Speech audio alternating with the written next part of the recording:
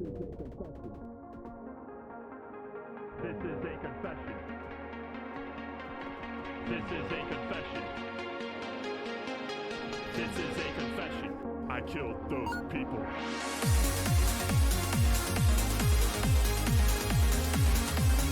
This is a confession. This is a confession. I killed those people. This is a confession. Confession. Killed. Ahoy. Ahoy. This is a confession. I'm sad. What's that? I'm sad. Why are you sad? There's We're not gonna be be- Jerry here. A quarter less Korean. I know, we lost our quarter Korean. Now what are we gonna do? Now We lost all I our haven't sex heard the term appeal. quarter Korean in so long. Jerry has ceased to exist today. just for this weekend, but maybe he'll be back in existence after this weekend. Depends on how hard they go for Solnal.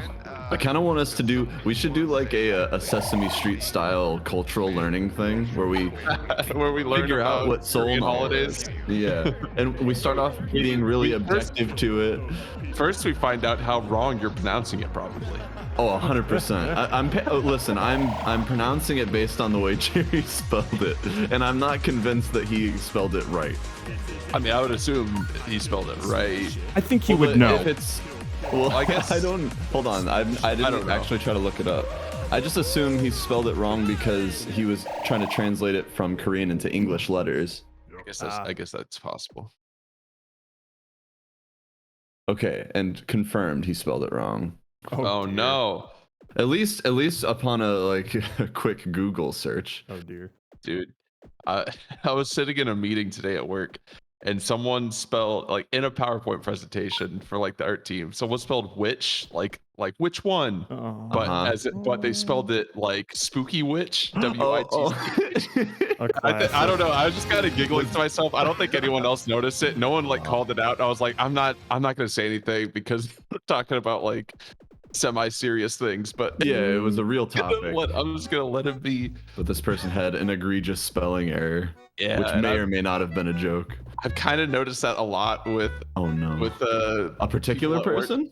Well, it's multiple people. It's two people in Okay. particular. Okay. Artists. This one was this one was my art director and like whatever. Oh, the but- art director? Come on, they're the Yeah. leader. Yeah, and then this other girl misspelled the name of our company twice in Oh Slack. no. So- No. So like we're doing like a little like day trip coming up this Thursday where we go and Ooh. we Where you go to going? like Virginia to play some. Basically, we're Sorry, going to what? casino. We're- How we're far going away to- is that? It's like 2.5 hours. Oh, okay. I don't We're know why I going- just assumed that it's. We're going to a Like a day casino trip. to like play, like test out some games and stuff. That sounds Um, actually pretty cool. Yeah, so we were trying to figure out the carpooling situation for Uh-huh. the people going, and then one of the girl asked like, "Doesn't company name have a van we could take?"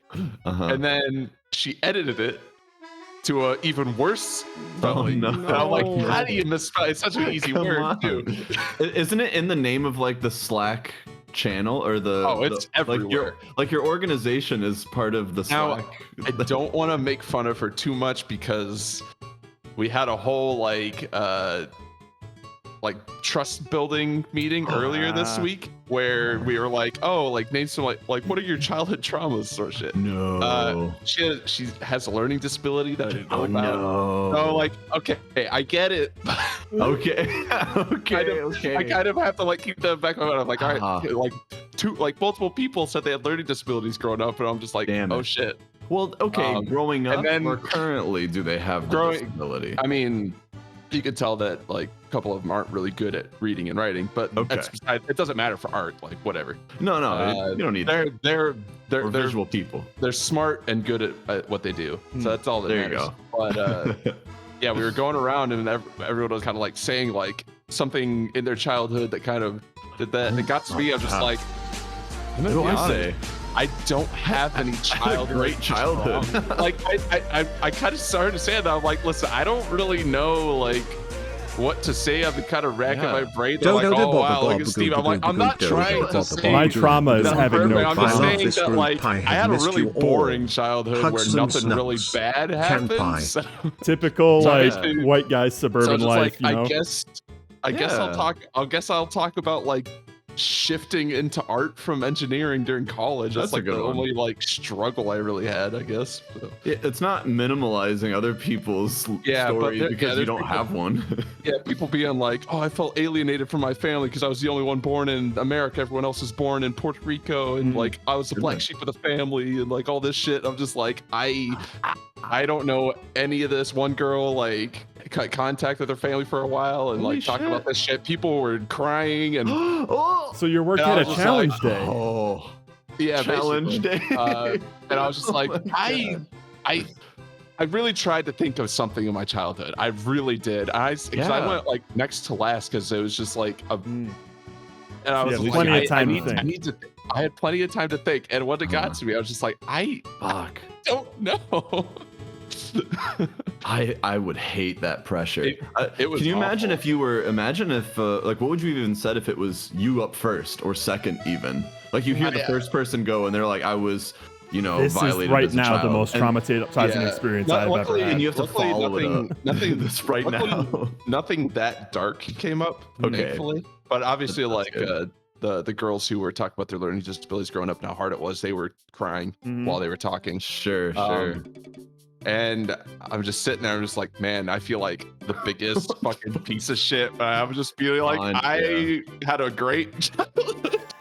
Yeah, I mean, what else are you supposed to say? I'm not gonna make up I a can't story. make something up. Like, No. like I did. My parents were like, I had good cool. parents. I They- had a good they were- family. I They were had a- I strict, had a but they great weren't dad, abusive. Like, Right. whose name was Mufasa.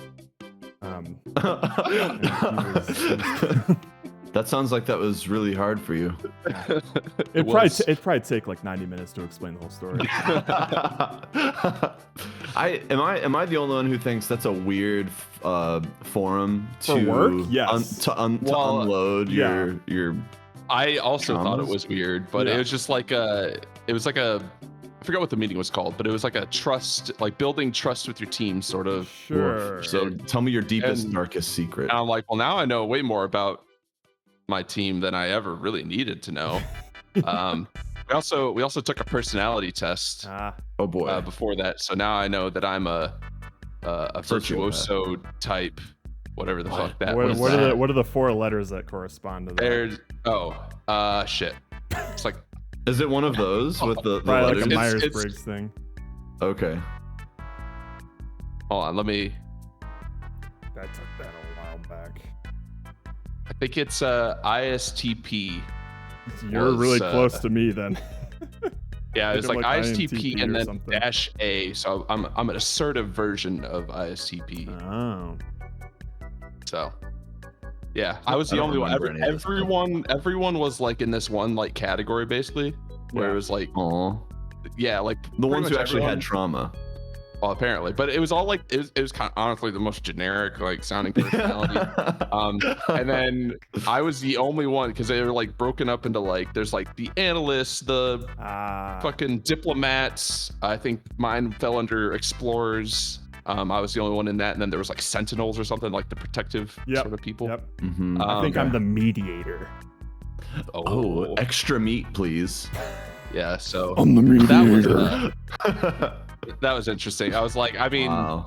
it kind of felt like I was reading because we like went through like strengths and weaknesses and all that stupid shit. I'm Yeah, like, this yeah. feels like I'm just reading off a Like a fucking horoscope? like A horoscope. or horoscope. something. A Yep. horoscope. That's 100% what it is. So I was like, yeah, like obviously these are gonna sound good. Like, sure, these could apply to me, but honestly, Yeah, none of anything them are could gonna apply be. And see, I always find that interesting. You would So- think that if there are categories, there are some objectively bad ones, but I've the fact that heard- that's not the case tells me it's all. There's no bad person. There's just like strengths and Yeah. weaknesses to each. I've heard Yeah, I like don't- the only justification one that I I've took, heard yeah. for these sorts of these personality tests is like, first of all, like throw out the idea that these are in any way like scientifically accurate or anything like that. Of It can course, be used of course. to definitively define anything.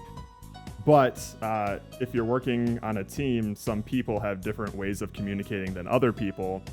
and having an idea of what that personality type is could give you a direction to maybe see how things might be going wrong or how to play to some strengths, but it should never be like, oh, I am INFP, so I don't do this thing. Like whatever result you get should be like the start of a conversation rather than the definitive conclusion, you know? Yeah. So it's more just like an open forgotten all of Well, that's the thing, bullet right? points. All the bullet points just kind of went right through my head. I'm like, yeah, like sure. I'm never gonna think about this again. No, Yeah. you're not. I'm not gonna remember. It's other not people's- important for most people. Maybe for Well, managers, because but even that's you stretching learn- it. You learned a lot more from just a conversation with someone than you did some 4-letter assembly of an approximation I of their think though personality. that some people need a 4-letter assembly to even Oh, they broach that definitely do. conversation. you might there's be right. You might be There's right. there's a comment section on the website, like what you can scroll down underneath the personality type. You see a bunch of people who are of the same personality type, like messaging like, "Oh, that fits me so well. Finally, someone gets me." Yeah, I Just don't- like I me, don't for like real, that. for real. How does whoever wrote this like get out of my head? I was like, shut the fuck up. No. It's like talking to a Losers. psychic. that- I get aggressive when I hear people bring these things up because they use them as rules similar to horoscopes. They don't use it as like, oh, that's interesting. They actually I'm a they let Sagittarius it too. What govern up? their life. Aquarius Yo, rise up. Sagittarius. I don't even know what I am. You're the but- dog, bitch. I'm a dog. Like a dog. Someone was telling me like a dog. Someone was telling me about a version of that for sleep, and there are these different categories of sleep, and they're associated with animals for some godforsaken reason. But this, and again, it's the all moon sort of was, it was in a certain space in the sky. That's why I'm this way. yeah. And of course, it's this another child of pseudoscience to tell you if you're a wolf you sleep like this and you are more productive at these times. Oh, and wolf. and my favorite part of Just this like so some, I like, forget what furry all shit. I forget what all of the animal categories were, Or but animorphs. the thing that immediately made me go like, oh, okay, all right, well now you've disproved the whole thing, is that there's a category called dolphin for just like if you don't fit into any of the other categories. You can be a Like, dolphin. Whoever was writing was like, shit. shit. Dolphins. Like, what's the point of having categories if one of the categories is you don't fit into a category? The dog of the That's the problem sea. with categories. Like, if you're And, trying to mathematically break apart how people are and how they behave, you should be able to do it pretty mathematically. And when you have to substitute a variable in there that has no meaning, it kind of ruins the whole equation. Yeah. So, and again, my whole problem is that people use those sort of simplified psychologies, like the things you see on Facebook for, oh, so that's how people work. Yeah. They actually use it for how to behave and how to communicate with people, and that frustrates me. Yeah. so that was a fun meeting, basically. Man, Sounds I've never fun. had How long was it? anything like It was that. a 2-hour meeting. I guess it could be worse. I actually thought it would It be was like a luckily whole day thing. it was luckily just like the 2 hours before lunch. So it was like, Oh, okay. I'm yeah, gonna go eat my sandwich. No. Yeah. pretty much, yeah. Oh God, man. That's But- how many people were in that meeting? Ooh, like 11. Oh God, So that's was pretty it, would you intimate. call it intimate? That sounds It's pretty fairly intimate. intimate, yeah. We're just in like a little conference room. It was like Was the it dead art silent team, too? Like just the art team, and then noise? 2 of like HR type people. Oh, They're God. basically like HR, but they're in charge of just training. Yeah. That's all they do, Okay. really. The HR Training people were stuff. probably like on the edge of their seats the whole time. waiting. Oh yeah. Well, a lot of those HR people, because they're not real, I mean, they maybe wanted to be psychologists. They're waiting for that one interesting thing to come out and be like, oh, I know exactly. That makes so much sense. Like someone's going off on their actual trauma and they're like, now I get it. I read a book once, so I'm pretty sure I know exactly. It's almost why. like HR people have a passion for their job. Well, they say they have a passion for their job, but what they really have is a passion for gossip. Oh, Yeah. absolutely. This is why I think a lot of people want to be psychologists. Is this idea of knowing shit about people that no one else knows. I feel like that has to be a Juicy. pretty seductive element about psychology. Maybe. It's like, ooh. So you're gonna tell me the secret that no one else knows? Lay it on me. I promise I'll listen with grace. He's what? Girl, Ooh. you dump him immediately. or they're just like waiting in that conference room with Steven for somebody to say like, my biggest tragedy actually happened within this office. Okay, let's shut this down. Yeah. Let's go. Oh, look at that. Look at the time. Lunchtime, guys. Oh, Well, I thought we were going until noon. Done. We're finished. done. We're done. Jared, have you ever had anything like that at Zynga? Did y'all ever do these types of sessions? Let me think. Nothing that intense. I feel like a tech company would be likely to do this, like a game company maybe. I think to be but, fair, like, my nothing that company is intense. like has like a huge boner for like company culture and like Okay. they don't say like everyone's a family, but that's what they mean when they're Yeah, saying a bunch want of shit. it to be They that want it to be that way, so Uh-huh. they're trying to get everyone like close and like building trust and everything. So sure. it's they got a huge hard on for that sort of thing. Yeah, that makes sense. Yeah, no, I never experienced anything like that. Like maybe I think I sat in one meeting in like my 4 years there where we were kind of just talking about like processes and like how certain things work and how certain things fall apart with like a small group of like just my pod of like 8 people, but nothing ever like personal, you know? Yeah. Um, No therapy session things. No group people therapy crying sessions. while telling their life story. That actually would traumatize. I would be uncomfortable made me- at work. I mean, I it don't made me want uncomfortable. to see people cry at work. That would freak me out. Luckily, like, I mean, people were pretty emotionally drained after that, but I just kind of just went back to work. Well, I got some time stuff to do, continue so- my Oh, yeah. trauma-free life. Ooh, got some animations I need to go do. See you guys. I'm gonna go do literally whatever I want because I have no problems. I have no traumas and I don't feel bad. Suck it. God. I saw this. It was like a cartoon once, like a newspaper cartoon. And it was a picture of like a girl like sitting in the window, like thinking she had like writer's block or something. She was writing and sitting in the windowsill. Yeah. And the like bubble that she said was something to the effect of she was angry at her parents for not giving her trauma to make her a better writer. That people basically rely on those stories to give them sort of the motivation or the skill, in their opinion, to be. Also, really I could creative. never really truly be an artist, like in the truest sense of the word. I'm not tortured enough to be like Yeah. artist. I think remember. about I'm a production artist, baby. Yeah. I remember Daniel Sloss would like touch on this every now and then. He's like, "How am I ever going to be like a great comedian? I haven't even been molested." Yeah. I am envious of people because like obviously when I think about 2D art and I was trying to work on something like a mural and my mind just doesn't work in that sort of mural-y way. Yeah. Like when I draw things, I draw fairly literally, like exactly what I'm thinking of. Yeah. So the idea of abstracting things in some poetic way is a foreign concept to me. I can't do it. I have to sort of force. It's not authentic when I do it. So I'm really jealous of people who just organically from their hand comes this poetry. Yeah. And I could be wrong and that all these people are also faking it, but you get the sense when you're looking at really good art, especially even like street art or murals, that there's some meaning from the artists and that they're using to construct this that I can't fathom. Yeah. But usually when like if you dissect a little bit, it's just their doodle hand go at work and it really does mean nothing. But I think in some cases it really is authentic and those people do have stories that you just can't compete with. Because again, had a pretty good childhood.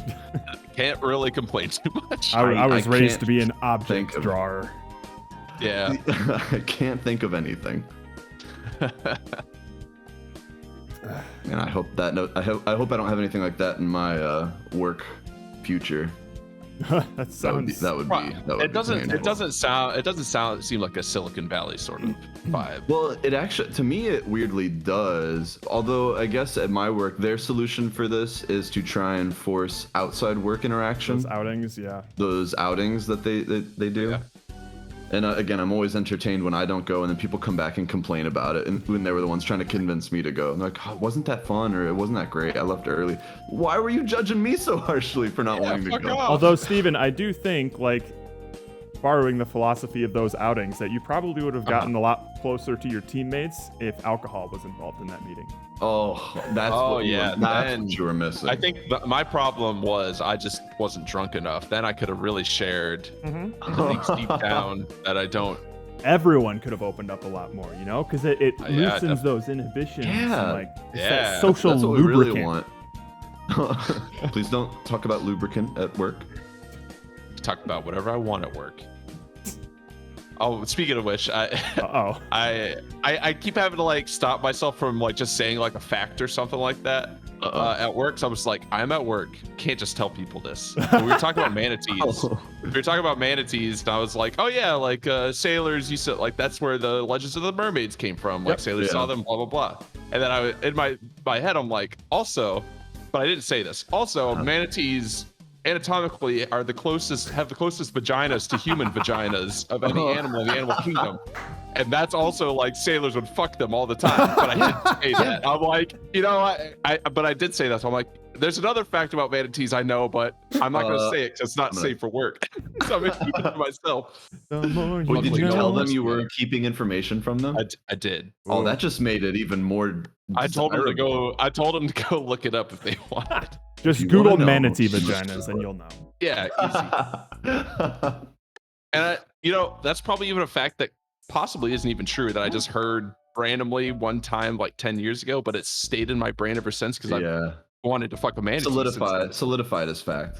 I wonder that on a lot of the things. These things are starting to look pretty sexy. I go to the zoo and I take my pants off. Let's get to work. This is why I'm scared of sailing.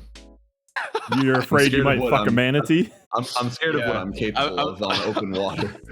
It reminds me of that international waters. It reminds me of that fucking like Vaporeon copy pasta where somebody goes in detail about how Vaporeon is like the most compatible to humans, the most fuckable. Yeah. What? Let me see if I can find this thing. I'm intrigued. Is this kind of like the Shark Boy Lava Girl fan art or fan fiction? God, I'm glad there wasn't art of that. Listen, that was heinous. I mean, I'm sure there was some. Don't doubt that it exists. In the thing that we were reading, it was just text, thankfully, but it was very vividly. It was vivid text. It was beautifully crafted. Yeah. Hold on to your pants. Those children. I'm about to recite poetry. Oh, here it is. Wait, can we put on appropriate music for this real quick? What kind of music would that be?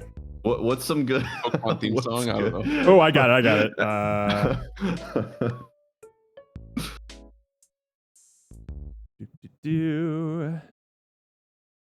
Just want to make sure people are in the right mood for this. All right. There we go. Hey guys, did you know that in terms of male human and female Pokemon breeding, Vaporeon is the most compatible Pokemon for humans? Not only are they in the field egg group, which is the most comprised of mammals, Vaporeon are on average of 3 feet 3 inches tall and 63.9 pounds. This means that they're large enough to be able to handle human dicks. And with their impressive base stats for HP and access to acid armor, you could be rough with one.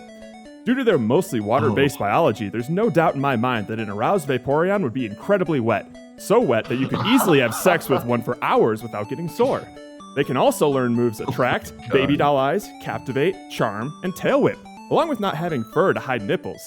So it'd be incredibly easy for one to get you in the mood. With their abilities, Water Absorb and Hydration, they can easily recover from fatigue with enough water. No other Pokemon comes close to this level of compatibility. Also, fun fact, if you pull out enough, you can make Vaporeon turn white. Vaporeon is literally built for human dick. Ungodly defense stat plus high HP pool plus acid armor means that it can take cock all day, all shapes and sizes, and still come for more. Oh my god. I have issues with some of the things that they said, though. You disagree with it? Doesn't seem factually correct. Last I checked, water wasn't a good lubricant. Yeah, it's not. True. Like salty water is not exactly something you want to.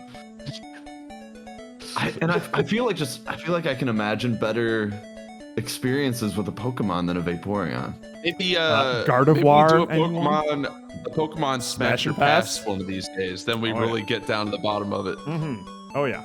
And we'll treat it like no, actually we won't treat it like a tier list. We'd all have to give our opinions and keep score of who's smashing the most Pokemon. We do. That's true. I bet Jerry would smash the most. Jerry Pokemon. would smash so many fucking Pokemon. He's told bet me he like smashed time and time and Charmander. again that he is just a hardcore furry. I remember him saying that. Yeah. He tries to keep it away from the stream because he doesn't want people to take it the wrong way. Yeah. And I'm Yeah, but bringing don't this tell up him we now told because I you know this. he'd be embarrassed if he was actually here. So he's, And if he's, anyone- he's into and if- like that like futanari shit, like Oh, hardcore, God. just tits Very and dicks on the serious. same wolf chick. Now, Pretty much everything that he looks at has a dick. Mm-hmm. Just no matter what, it's an like even like a clock got a dick on it. He's all about that anthropomorphizedness. It doesn't just have to be animals. He's specified No, that objects. with me like repeatedly. As long as they have a Many penis, times. it's fair game. it's weird how much he brings it up. I will direct people's attention to this picture we have of Jerry, which I think illustrates exactly what we're talking Look about. at the It also face he's shows- making in relation to that Charmander. That's Just that's saying. what he told me. It's his favorite Pokemon to fuck. And I mean, so normally you see full red shirt Jerry, but here you're starting to get a little peek under the red shirt at the true Jerry. Oh yeah. The inside of Jerry. And the true Jerry Penis has a there little Pokemon right above his penis at all times. Mm-hmm. Yep. He had a weird fascination with like the baby Pokemon in particular. That was kind of odd. Whenever he played Pokemon games, he just stayed at the daycare all day. Oh God. This is what you get, Jerry. Sorry, Jerry. This is what you get for having a holiday. Teach you to hang out with your family and enjoy your culture. Yeah. So anyway, we watched a movie. Oh. We did watch a movie. Eddie. I'm all... I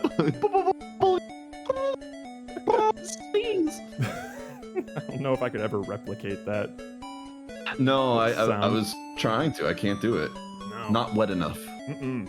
Not wabbity enough. Just try going and then shaking your head a bunch, I just go but high Nixon. pitched. Oh, hey, that kind of worked. Yeah. But you gotta say a P sound while you're doing it. That's the tough part. 'Cause you gotta like purse your lips to do that. How the fuck did that guy do it? I don't know. And he does it at the frequency of the little blows of air are not so fast that they're like you just blowing a raspberry. They're a little bit slower than that. Yeah. I saw pictures of the guy who voices Roger Rabbit, and apparently he would come to the set every day dressed in like a shitty Roger Rabbit cosplay Oh, that's Yikes. terrifying. every single I day hate that. This sounds scary. because he was never on camera. Serial killer. So he was just going like. Well, yeah, he might as well. It sounds like an odd man. Mm-hmm. Well, that's a great sort of example of my overall thesis of this movie, which is Ooh, scary. scary. Scary movie.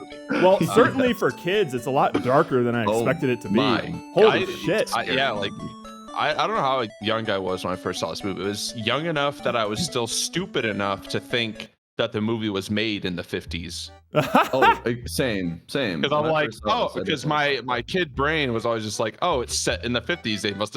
They must have filmed it in the 50s. That's how Not, movies it's work. an 80s movie Yeah. set back. I still think to this day I'm not sure if that 70s show was shot in the 70s or not. There's no way to know. Topher Grace is eternal.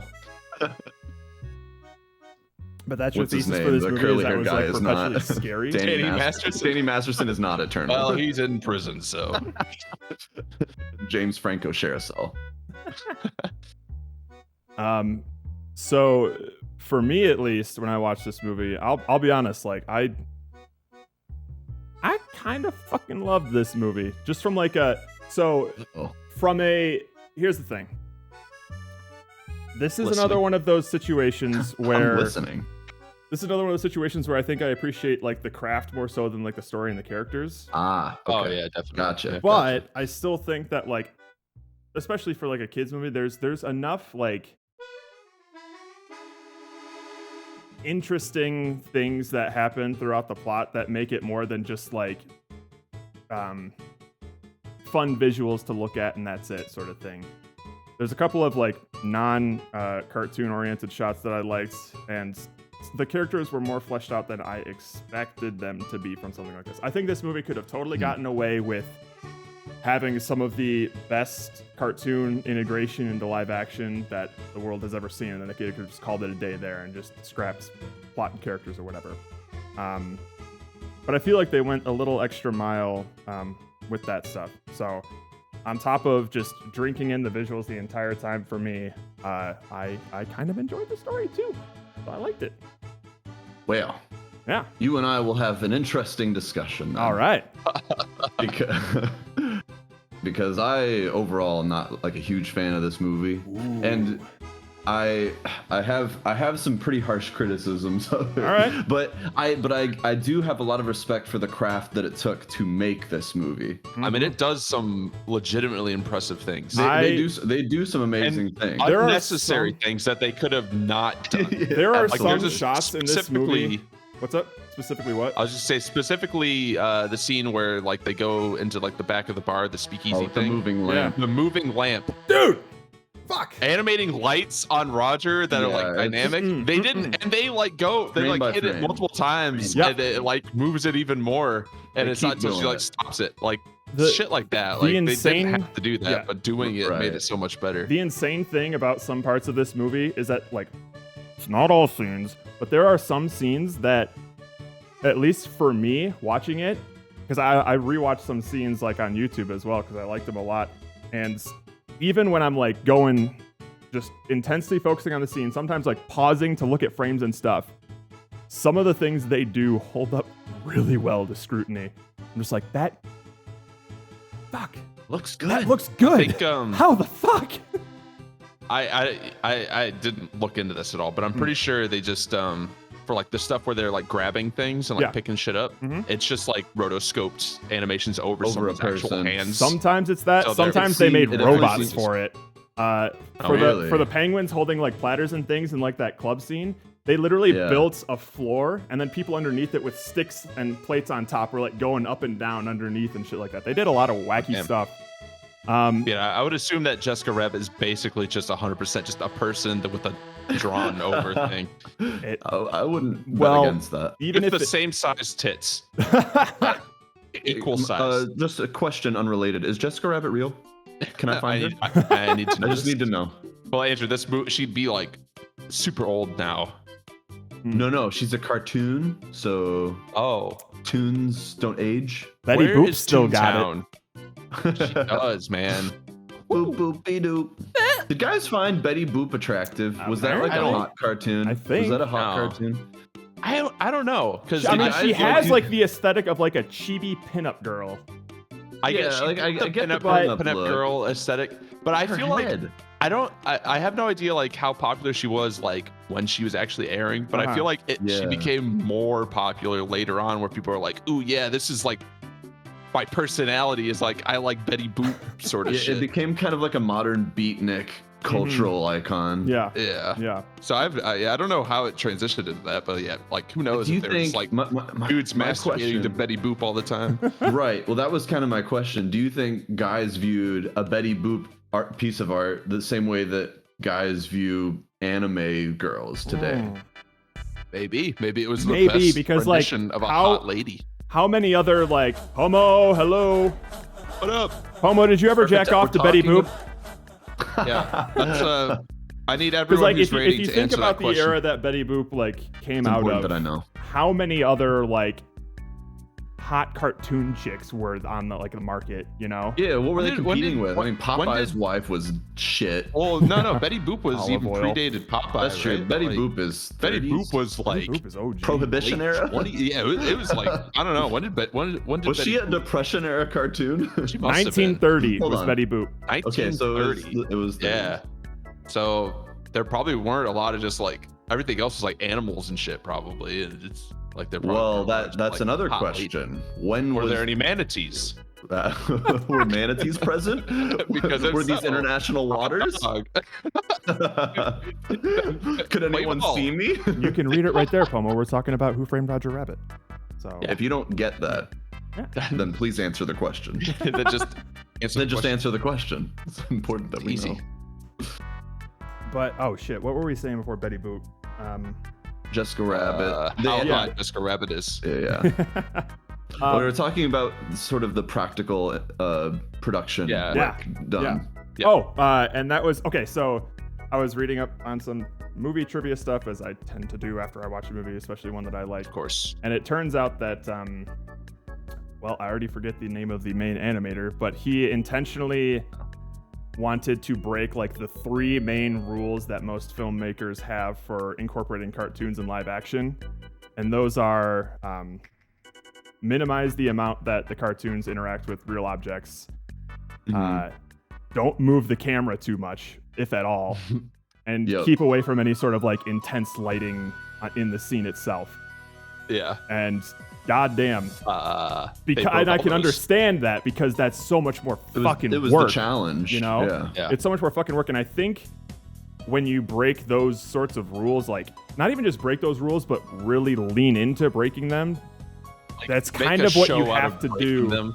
Yeah, that's kind of what Make you it have to do. I obvious that feel you're like to breaking like sell that these things are existing in the real world. Yeah, do you want to innovate on this medium or not? And I think that's kind of, again, like, I have to give credit to this team and the amount of work that they put in to challenge those existing paradigms. Yeah. Because they did innovate on a medium, which unfortunately no one has taken any lessons from, apparently, in modern animation. It's interesting that you say that, because, lads, I've done the unthinkable this week. Don't you dare. You did not watch. I you watched didn't 2 watch movies it. this week. You didn't watch it. Oh, did you? no. No. So you know, Why? No. I gotta do a little bit of talking here. Oh God! Oh God! Holy shit! Oh God! He Shit. watched it. I can't believe he watched it. I Dude. refuse to ever watch this movie. I have not Dude. seen this. Dude, this I movie won't watch this. made me fucking upset. How Yeah. dare, I'm how dare this. anybody even remotely compare this movie to Roger Rabbit? Even if you don't even like Roger Rabbit all that much, Oh, the fact that people are even just like, Absolutely. yeah, there's live cartoons in live action. This is like Roger Rabbit. No, Bitch, you no, don't know what no, the fuck you're no. talking about. no. Oh my God. I have a whole fucking list of things here. Hang on. Oh, boy. Okay, I'm prepared for this now, and I appreciate that you my did your God. homework. Dude, because I was... Oh my God! I I thought was, that was a bunch of notes that you took. No. Where is it here? There it is. Okay. It's just a couple things, but I will talk about them Okay. for a long time. So, first of all, just a little bit of context here. Chip 'n Dale Rescue Rangers. I remember watching it as a kid, and I remember the theme song, but I have like next to no nostalgia for these characters. I got nothing for this Chip and Dale. cartoon. I actually didn't even know that they had their own show. Yeah, it being was. honest. Well, that's The because you girl didn't have chipmunk cable. was hot. That's all I know. That was true of all of the female girlfriend characters in these old shows. It's true. They were all smoking hot. Let's Smurfette. I mean, come on. They designed her perfectly. let's get a couple of easy hits out of the way here. Basically, Okay, all hold of the on. Can I characters. ask, can I ask real quick? Did you watch this before or after? After Roger I'm Rabbit. sure after. Okay. I watched yeah, Roger okay, Rabbit okay. on Wednesday, and I watched this movie on Thursday. Okay. Wow. Yeah, because I was ahead of schedule, so I was like, I might as well Amazing. hurt myself a little bit. I want to Oh, like man, clap for Jared. I'm that's impressed. bold. I never expected you to watch 2 movies in a week, let Hell alone no. subject yourself to a bad Fucking way. dude, this like I was legit like almost like Grinch frowning by the end of this movie. Did you? Yeah. Did you have any hope in No. this being a good Well, movie when you went so into it? I was interested Or, in so like- after because I had, you know, kind of had an idea of how many people say like how impressive like the cartoon integration is for Roger Rabbit. And now that once I watched it, I kind of understood like I kind of got a good sense of how much work probably went into this thing. So I'm like, okay, I see the things that they did to try and make this feel believable, and I'll be damned, some of it felt pretty fucking believable. I wonder how Chip and Dale does it, and I wonder if I can notice how and why things don't work. Mm-hmm. God damn. Yes, I could. You noticed? Oh my Oh. God. Oh, So- you noticed. So here's Of the course, thing. I was nervous. The main things that I noticed, and you know what? How about I just pull up a fucking trailer to play in the background here, because it's so easy to point out. Help us be more familiar. I think I watched the trailer a long time ago It's before so this came out. fucking easy to see. But it's even don't like it's this. even easier to recognize in like when you're watching the movie Sure. because the trailer's trying to hide some things here and there. Mhm. You'll know. Okay, fucking all right. Let's just start with that opening shot there. Frame 1.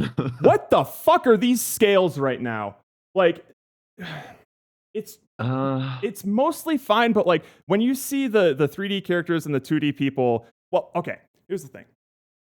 I'm seeing some shadows that are dog, pointing the wrong way. You're seeing some shadows that are pointing the wrong Don't way, worry and you're about not that. seeing anyone Don't worry fucking about lit. that fat You're not guy seeing in the anyone first fucking image. lit. Okay. That's the big thing. Like, okay, hang on. This little stork here, this duck thing on the right, you're gonna see it later. You're gonna see like a close up of it, and this is gonna be one of the few shot. Oh my god. Oh, look at it. Okay, that's a Oh big. my god, that's a, dude, no, a wait. big bird. Wait, what is this that we're watching? This that is was the the Chip- official trailer. This is the official trailer because Chippendales are those like male dancers or whatever. I This is in the hate trailer. how this is composited into the scene. Just completely flat lighting. I guess it's holding balloons. Why is the shadow so? Yeah, I'm a little confused. There's nothing that Uh-huh. makes me believe It's that got- this is even there. The kid's not even like Look at looking its up at shadow. the goose. Yeah, look at its shadow versus the real people's shadows. Yeah, I'm a little. I know the light is diffuse here, but It's they still have it's these still hard standing shadows out, right? on the goose. And like I think It really what's stands also out. making it like really stand out unnecessarily is that sure this is diffuse shadow, but like it's the cartoon itself is super fucking saturated, which just makes Yeah. it like Yeah, stand right out. Like if you compare it to like all the other colors, it's just not good. it's not really fitting the palette of the scene. And this is one of the few instances where you see like a cartoon interacting with real objects. Because what you're gonna see is that most of the times that these cartoons are interacting with stuff, it's fucking CG things, and it looks like a shitty little CG 3D thing. Well, can we just talk about this right here?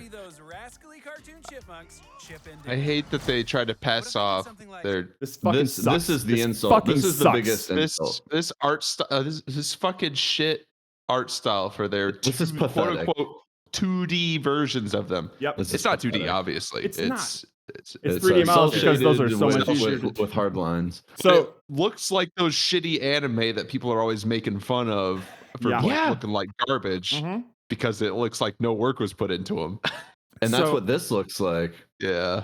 So another thing that really bummed me out was when I was watching through the credits of Roger Rabbit, there was a huge list of there were like painters and in-betweeners and like keyframers and stuff like that.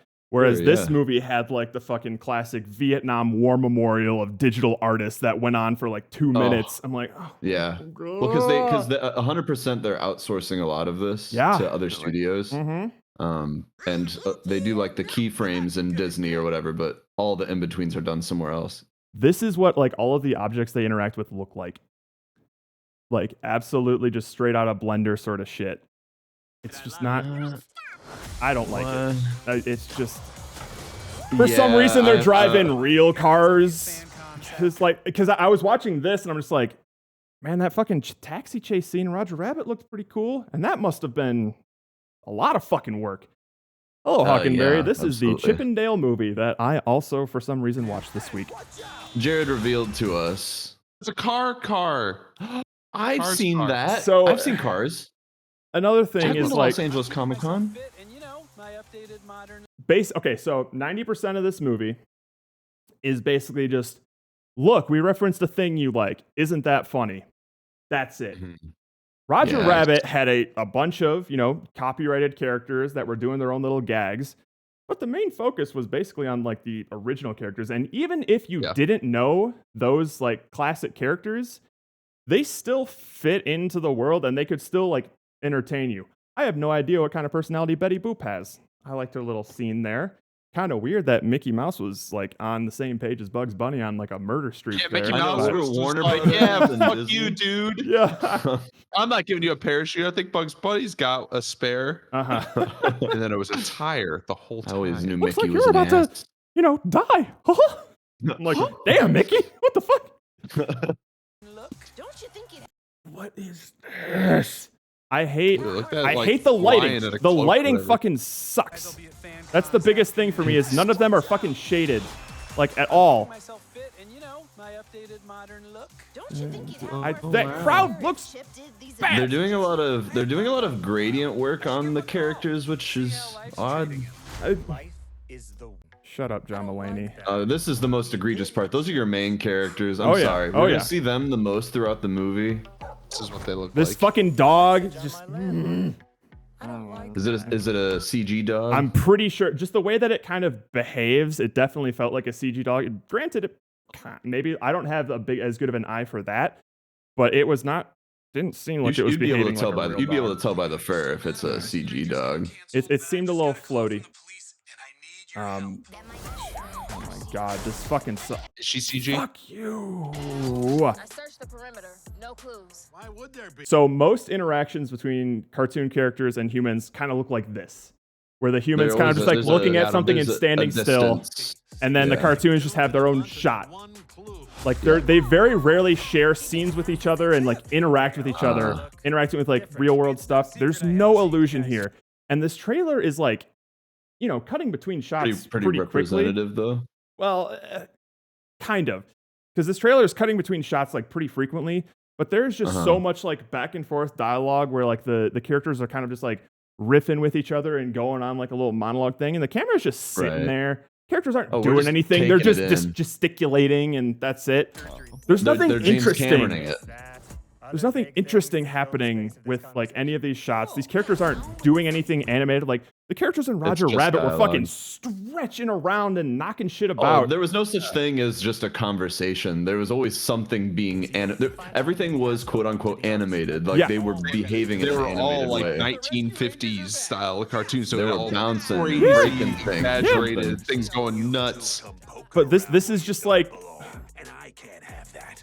oh my Peter god. Pan. Okay, all right. Why? I got some shit to say about Peter Pan. Okay, lay it on me. I didn't know this until I like read about it later. But here's some interesting stuff that I don't know if this was intentional or not, but it's in there. So, do you know who Bobby Driscoll is? I do not. Driscoll, no. He started as a child actor at Disney. He was like the poster child beloved child actor at Disney. I think he made his debut. Roka, what's up? God. No. Maybe you should mute the stream for a Okay, we little should while. probably just mute it just real quick. Oh, before it's you're too late. watching the trailer for my new favorite animated movie, Chip and Dale, Rescue Rangers. Hope nothing bad is being said about it or I'm going to be real mad. That's well, fine. So, Tune We're in. not going to say anything that's not true. Bobby Driscoll was There you like a prized child actor at Disney. He made his debut, I think, as a child actor on Song of the South, and he was basically the go-to kid for Walt Disney to put in to these child actor roles because he was just so cute and charismatic and blah blah blah blah blah. As he was growing up, I think one of his last roles was playing Peter Pan in the classic Disney animated movie. So he played Yep. Peter Pan. Everyone loved him for it. Can you bring up like his IMDb? I'm curious what like well- the history of this kid's voice. Well, oh sure, yeah. Unless that's a spoiler. It's a little bit of a spoiler. We'll get there. How about? Okay, we So- don't have to pull it up right now. So, shortly after Peter Pan, as most young boys do, he started growing up and going through puberty. He was starting, Gross. get like some patchy facial hair, and more prominently, he had a pretty bad like acne outbreak. And immediately, Disney was Ugly. like, "Ew, gross." So they like reneged a 2-year contract that they were about to offer him to like continue making movies at Disney, and they basically just like left him out to dry, and the kid could not find work to save his life after that. And after spending so Well, much time, I what's up? understand the voice, but why the fuck does his acting matter for voice acting? Isn't he voice act? Yeah, he's voice acting, right? And it's Well, not he was like they also had- starring in a lot of like live action stuff. Like he was the kid in Treasure Island and things like that. Okay. So okay. he was most prominently starring in a bunch of like live action things. But he was probably most well known for. Oh my god. Gross. Well, here's the thing, because shit's about to get fucked up. So All right. they throw him to the curb. He can't find any more work to save his life. When you spend that much time in the spotlight, he's still like a kid, right? So he's going to Yeah. school. Nobody really wants to be his friend. They sort of see him as like the other. And to cut a long, complicated story short, like this thing that went down with Disney basically sent his life down a spiral that just included a bunch of like drugs and failed relationships and all that kind of fun stuff. And eventually, his body was found in an abandoned warehouse at like 31 years old. Oh, And that's not even the worst part. So, yeah, because his corpse did not have any sort of identifying information on it, nobody actually knew who this guy was in the time that he was found. So, what the police apparently had to do is what they do with most like unidentified and like homeless people bodies that they find, is that they take them to, I think it's called Hart Island, and they just like have unmarked graves there, like just unmarked graves there. They just put him in there because they didn't know who he was. They probably thought he was some homeless dude. It wasn't until a year later when Bobby's mom was trying to get in contact with Bobby because she wanted to try to have one last moment with his father, who was on his deathbed. So she wanted to have them sort of reconnect. And it wasn't until when she went to the police to like search for this person, they pulled up some like fingerprint records and were like, "Oh shit, that was Bobby a year back." He big dead. So obviously Bobby didn't meet his dad, and his dad eventually passed away, and he was buried in a grave that apparently has Bobby's name on his dad's grave. But Bobby's corpse is still in an unmarked grave on Hart Island, just sitting there. So, hanging out. Yeah. So, and they probably don't even know which one it is. Like, there'd be no way to know. Yeah, probably. So let's. Because if they did, they would have taken the body and buried it properly, right? Yes.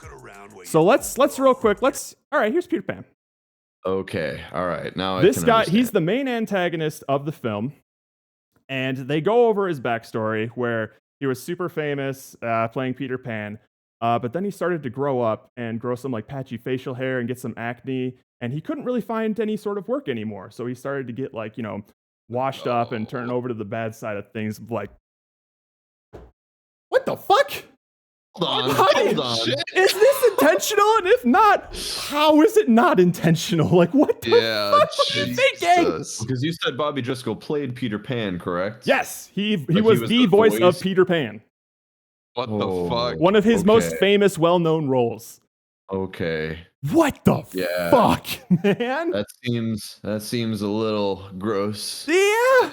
But isn't it funny though? Washed up child actors who die in the middle of a warehouse. That's pretty good. So yeah, that wasn't something that made me angry as I was watching it, but once Not insensitive at all. Something that you learn about. Once I learned about that, I'm like, what the fuck? Who thought of this? What a great punchline though.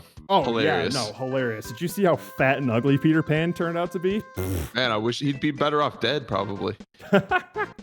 And something tells me that the movie doesn't draw like some conclusion that child acting and that sort of history is a bad thing. Oh, it no. More was just isn't it funny like how this guy turned into a villain? That's it. Yeah, he never has a redemption. Just through and through, he's always looks like that. Hang on, there was another shot that I wanted to try and see here.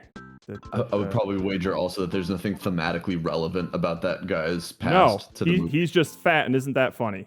That's all it is. Cool Disney. It's Good fucking job. Storytelling. I'm trying to find a certain creative work. Who wrote this movie? Because dude, should get a good long look inside themselves. What is? Give me the overall plot of this movie. I'm actually curious. Okay. If you can sum it. I don't think Oh, it's for even sure, possible. for sure. So, this has a similar premise to Roger Rabbit in the fact that like these tunes can also be like Hollywood stars and star in like a cartoon. Like Chip and Dale Rescue Rangers is a show that was actually filmed and distributed to audiences in the real world. Actual people watch this movie. Whoa. I watched this movie. Jared watched this movie. So, so it has a little history of like Chip and Dale like meeting and making this TV series. They have like a classic Hollywood falling out thing, and they go their separate ways to pursue different jobs or whatever. Chip is like an insurance salesman for some reason, and Dale is trying to relive his glory days by like being an actor still. Yeah. Oh He's Okay, remembered. so apparently there's some sort of like mob going around or some like crime boss who is like kidnapping these beloved cartoons and taking them to some mysterious place where he puts them through a machine that changes like their physical features that make them look kind of like themselves, but a different like bootleg. It's called bootlegging them. Yeah, it's called bootlegging them. Oh, it's like making knockoff versions. it's making of knockoff them. versions of them, and then that person is making bootleg movies and making a fortune. That's Okay. the premise. Interesting. Okay. Like, So it's all clicking now. I'm starting to get It why Peter barely- Pan is relevant, why Bobby Driscoll's in the movie. There's no other way they could have used a different character other than Peter Pan and Bobby Driscoll's story. It's a perfect poetic inclusion. But even like,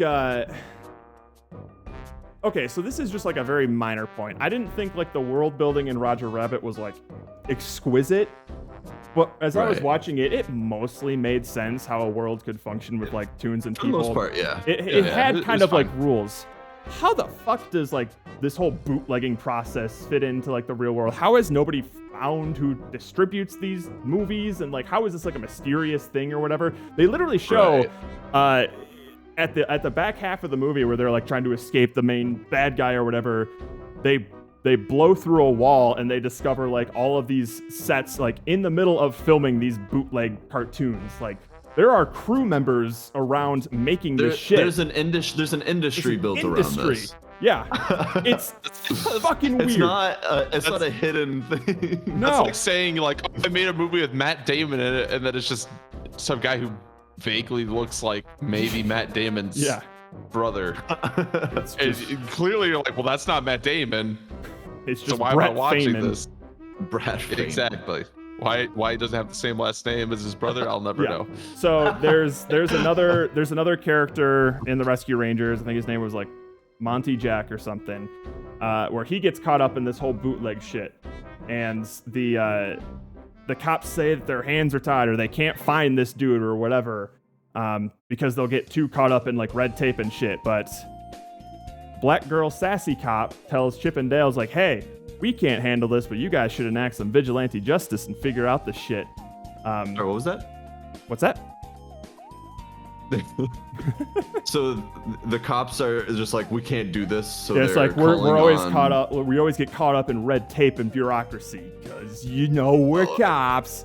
They don't explain that any further, but it's like, but you guys can go figure this out. That does bear a funny resemblance though to Who Framed Roger Rabbit, because the cops immediately are not a part of it and they just send some guy, Some PI, yeah. to hunt down. Yeah. Yeah, people. yeah. Or like the judge Doom, like he's not a cop. He's a just- judge. Yeah, He's why is the judge out here dipping people and just like murdering these cartoons? But anyways, we'll get to that later.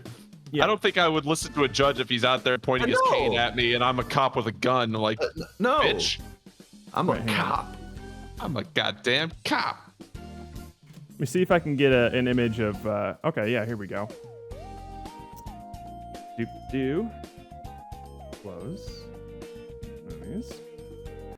Let's see what this this bootleg process looks like here. Oh, good. Here we go. And more. Okay, so how much of the movie is faked 2D? The like 90% of it. There are Oh, very you think that's- few like 2D characters, and Really? they look fucking. I think awful. any 2D Wait, hang character on, hang that on. is going to be interacted by a 3D character is going to be a 3D with a 2D changer. something There's interesting that one I'll probably- shot that I can that- point out as yeah. a likely reason for this is this movie was, I'm sure, not shot. That's a in, big dog. Yeah, it is a fake dog. Easy. Yeah. So I there's think one the, shot. I Go think ahead, the keep frame talking. rate of the movie would be the reason as well. Mm-hmm. The There's- amount of frames that you would have to draw. Like, look at these fucking cops. Like, Yeah, I it's know that bad. like there was some like floaty looking things in Roger Rabbit, particularly when the weasels were holding the guns that looked kind of goofy. But like, yeah, there's a they lot were of real floaty like tracking and guns. stuff. Like, it looked nice. This looks awful. Fuck you for putting Roger Rabbit in that scene. Oh, that is upsetting. There's Well, I one think shot that I'm what looking Roger for. Rabbit does is like the opposite. It takes like a cartoon thing, and then they make real objects that look exactly like the cartoon to switch between Yeah, instead of just being like, oh, everything's just fake. yeah. Like they like when he has his cartoon gun, when Eddie has his cartoon gun, when Yeah. he's like walking through like like close-ups, obviously it's a hand-drawn like Right. cartoon, but Or when they anything have like a further mallet or off, something. it's an actual like 3D like Mhm. like real prop. object that's just It's an actual prop. that's Yeah. just made to look like a cartoon. So Here's it's- another example of just like, let's take the easy way out here. He's shining a shoe. His cloth is animated. The dude's not reacting at all. He's just like, all right, just stay as still as possible. Yeah, And we're going to don't put move. a shoe shine right there. Just don't All move. right, sounds good. Sounds good. But there's one. Yeah, Seth Rogen's in this. Great. Seth Rogen, Hilarious. okay. Yep. Oh, look, Robert Zemeckis animation. Didn't Polar Express look weird? That's the joke. Ah. But there's one shot in particular that I can't show on Disney Plus because it'll just like black out the screen. But YMS used it in his review, and I saw it. I was like, yeah, that looked fucking awful. So I'm speeding through. Oh God. Oh my God. Oh God. Whoa. Peter This Pan. isn't even like the scene that I'm looking for, but this also really upset me. When there's like a chase scene through the convention hall, and just watch how Peter Pan moves through this fucking convention hall. Like, it's, Oh God. what Yeah. is that? Why? Okay, that camera is moving right there as he's like stand still. Why is he still moving forward? What the fuck is that? That it's just Yeah, and you'll notice that his feet were off This- camera. okay, so they there it weren't is. animating any of that. There it was. Okay, hang on. It was that hallway shot. So let's watch Peter Pan again. Let's just watch him go through. And immediately after that, there's one little bit of 2D animation that I noticed that looked fucking awful. So we got this little there goes Peter Pan. There he goes. Rest in peace, Bobby Driscoll. And then this guy's walking through the hallway and it's like, oh, I bumped into you. Sorry. Oh, sorry. Oh, about that. the guy didn't even No. They react didn't to even react. They basically just animated him like awkwardly, like doing this weird jig as he's walking by. It's just, oh my God. Like they should have showed that. Like they What? should have like had that guy like kind of get bumped. He or should get something out of the jostled. way. Yeah. He should get like- jostled. Yeah. Like, but that would take a lot of work, you know, a lot of coordination here. Let's just slow that down. Because he But- he does draw his shoulder. Oh no, he doesn't. No. His body's at a little bit of an angle for a second. That's it. That's it. That's all it is. Yeah, like it's one of the goats, Roka, but it was made in 1988. Yeah. Like, how is a movie made in what 2022 or whenever the fuck this came out? All right, Not all- not even at the bare minimum of that standard. Nope. It should at least be meeting that benchmark. Like, oh, look, it's Flounder. Oh, good. Especially if you're attempting to do this, you're obviously emulating something that's been done before. You should at It least upsets meet me, though, quality that of some that people are thing. just like, oh, this movie is good, actually. It's like a spiritual successor to Roger Rabbit. Fuck Your you. goddamn mouth. Erase his mouth. Cool. That's great. You can't do that. And then you That's put him in the cheating. little bootleg machine where like you change his features up a little bit, ship Oh, him off no. to. Oh wait, I forgot that they like ship him off somewhere because the bootleg Oh, they studio gave is him a like big literally in the same building. Fuck? The That's- small fish lady. funny. Isn't that funny? Because it looks like That's- the Little that's funny. Mermaid. You That's get it? funny. You get it? Pretty funny. Like a manatee? That's pretty funny. They Manatees were both like have mermaids. they both have the in it, so I think Disney could still sue. So, all right, let's get back to this here. Because I'm not done. Oh, there's more. There's more. So- there is more. Yeah, the characters Man, I only ever almost wish that we had CG all stuff. watched this now. I know, right? Should have been. a Although double I'm glad that I didn't have to. I mean, know I'm- that I I'm enjoy it. still never gonna watch If we ever do a hate watch wheel, you better believe I'm throwing this on there. Oh man, yeah, this is one that I would have avoided actually. Mm-hmm. So yeah, the characters aren't fucking lit at all. They only interact with CG stuff. There's barely any 2D animation, and when it's there, it looks awful. The shots are uninteresting. Bobby Driscoll, rest in peace. Yeah, the reference is basically a joke. They have ugly Sonic in this movie, and the only thing that's like Hilarious. they talk about is like, haha, I used to have teeth, remember that? And like, if you're like a kid, if you were born, say, in like, I don't know, 2012, and you're watching Who Framed Roger Rabbit, it would still be entertaining to you as a kid. If you're watching Yeah. this movie, 90% of the stuff they joke about, you don't know what it is. And if you don't know what it is, you don't get the joke. funny. Yeah. That's it. It's just fucking awful. How does the world work? Yep, it's just Roger Rabbit does have a Harvey reference, which I guarantee no kid That's got. true. Oh, I don't I think had even- no idea what was. I had to look Jared that one didn't up. even know what. Yeah. I had to look that up. Yeah. You don't know who Jimmy Stewart is? Dude, I've actually seen Harvey a weird amount of times. Really? Because that was one of the. For some reason, we owned a VHS of this movie at our parents' Yeah. house. I don't know why we own this movie. It's not like our What was the parents. other- Roger what was the Rabbit or other Jimmy- Harvey? Harvey. Oh my And God. we also Harvey. own Roger Rabbit. What was the other Jimmy Stewart movie that we watched? Oh shoot. I don't remember. I remember Harvey the most. Harvey for sure. I can never remember. It's not like Vertigo or not Vertigo. it wasn't one of the- It's not the one where he's watching Wasn't one of people the through his good ones. window. I I think can't that's remember, but there was another one. It was like a romance movie. Oh, Yeah. so sorry. I got Sounds distracted because I was trying to summarize the plot and got sidelined. So basically, they're trying to save Monty. Wait, who's Monty? Monty is like one of the characters that was on their show. Okay. He gets gotcha. in trouble with the mob or whatever. See, I don't. Oh, that was you made that big mustache guy, right? Yes, the big mustache guy. So you made a good point at the beginning that Chip and Dale was not this pervasive, iconic No. duo. Oh, Like I've heard of Chip and Dale, but I don't know anything about that show or their world or characters. Choose any other Disney property. This is a weird one to choose, in my opinion. yeah. So to me, it telegraphs that they actually don't give a shit because they would have done something. Tails instead. Well, they would have done something more like straight up Mickey or anything where everyone's Yeah. like, that's immediately Disney, and everything that you see is Disney related. now. Mickey's overplayed though. Maybe Yeah. that's true. Maybe He's that's old true. hat. But Chip and Dale though, come on, Yeah, I just don't make know. like a Goofy movie. They could have definitely done a Goofy movie. oh yeah, come on. But no, I don't think I want Disney they to were- make a Goofy movie right now, though. I think Well, I I don't think I want that. the current Disney climate, I don't want them anywhere near a Goofy movie. No, Okay, so because don't Goofy, touch a Goofy that. movie and an extremely Goofy movie are like classics. I They're like like it. I like perfection. these movies. They're good. I like They're these. great movies. Yep. And if they tried to make them now, I feel like they would. Just they would just ruin it. That's true. I don't want them. So I think it's fine that they did Chip and Dale because they didn't ruin anything that I love. Yeah, Right, I and that's don't what I'm care saying is about I like just think Chip I it's wanted to weird. make It's clear just that my strange. rage about this movie does not come from some they ruined these characters kind of thing. No. It's just these writers are not talented. So they're going to try and find Monty, and the first place that they go is like Main Street because Dale knows a bunch of connections here. This scene looks awful. Is that a Disney? Is that a Disney reference? Oh, Main watch Street this at little Disney Chinese World? food box.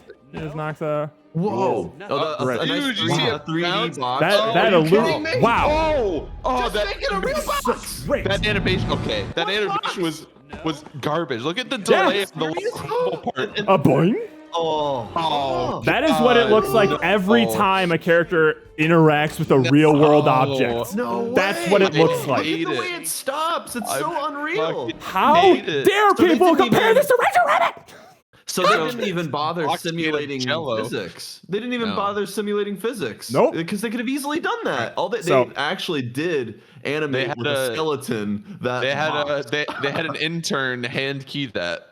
No freaking way. Great job. Great job. You did it. Oh, that's embarrassing. Listen, I'm not an animator, and I could learn Blender and do that better. Yeah. Fucking oh god, why am I already what's Roger Rabbit's wife's name again? I'm too Jessica. blinded by rage. Jessica, Jessica. Rabbit, the hot Jessica one. Rabbit. Yeah, just put on Let's sexy boobs. just indulge me. I've watched this Nice scene. I've watched this boobs. scene like 4 or 5 times since I've seen the movie, and not for all the reasons you'd think. Yeah, that's But that's this probably is like just a blend such an shape, Roka, where they just like Toontown, and he's standing in front of a car, and you Yes. can see the car through Yes, him. there's I was there's like, wait a another minute. shot I think when Jessica Rabbit's like walking I out of remember that. the warehouse where Acme was murdered, and as she's walking Yeah. towards the door, she's transparent as well. Yep. They're, Because they're doing this in film. It's Yeah. not Here's digital. the thing, is, like, so specifically- it's actually layers. Yeah, themselves. specifically with those there's some animation hiccups there where I'm just like, oh, that could have looked better. But for some reason, when I notice like those transparency things, I almost find it like weirdly charming because it reminds me like how hard these people must have worked to make this even happen. So it's very much like just a personal enjoyment thing for me where I don't mind like those obvious mistakes. But yeah, I don't know. Let's take a look at Oh, that. and then we come back to let's it. take a look at that Chinese food box again, real quick. Here's the illusion. They're I setting don't up. like it. Boink. Because Oh, A boing. Are you Great. serious? great. Main Street. Keyframes is that whole Look animation. at this shit! What is this? Oh, Oh, What is hate this? kind of nice. This looks like Roger Rabbit. It's worse. It's a bunch of wow. criminals trading on their whole It's amazing. public image to keep the cops away. And What bring is you the that? slimiest backwater They bazaar of really just do not contraband this fit in the side of scene at Guadalajara. all. Yeah, look at the way this barber cuts this dude's Trading on hair. their It looks whole like public so image to real. keep the cops away and bring you the slimiest backwater Wow. bazaar Oh, of cool. contraband Nice. this side of Guadalajara. CG hair. About that? Oh, okay. These bubbles here. Watch this. They're trying to make a dog look like he's blowing bubbles. Dog's blowing bubbles. Wait, They were just those? put a fucking bubble machine up there and then just drew the dog. No bubbles are coming out of his stick. Slimiest backwater bazaar of contraband Yeah, this what- side of Guadalajara. Sure about that? That dog's blowing bubbles. Oh, for it's re- coming wait, out of for his real? neck. For real? Where the bubbles coming from? That's a great fucking question, When, Roka. when are they coming from? Yeah, maybe when? they're bubbles from Miller's Planet.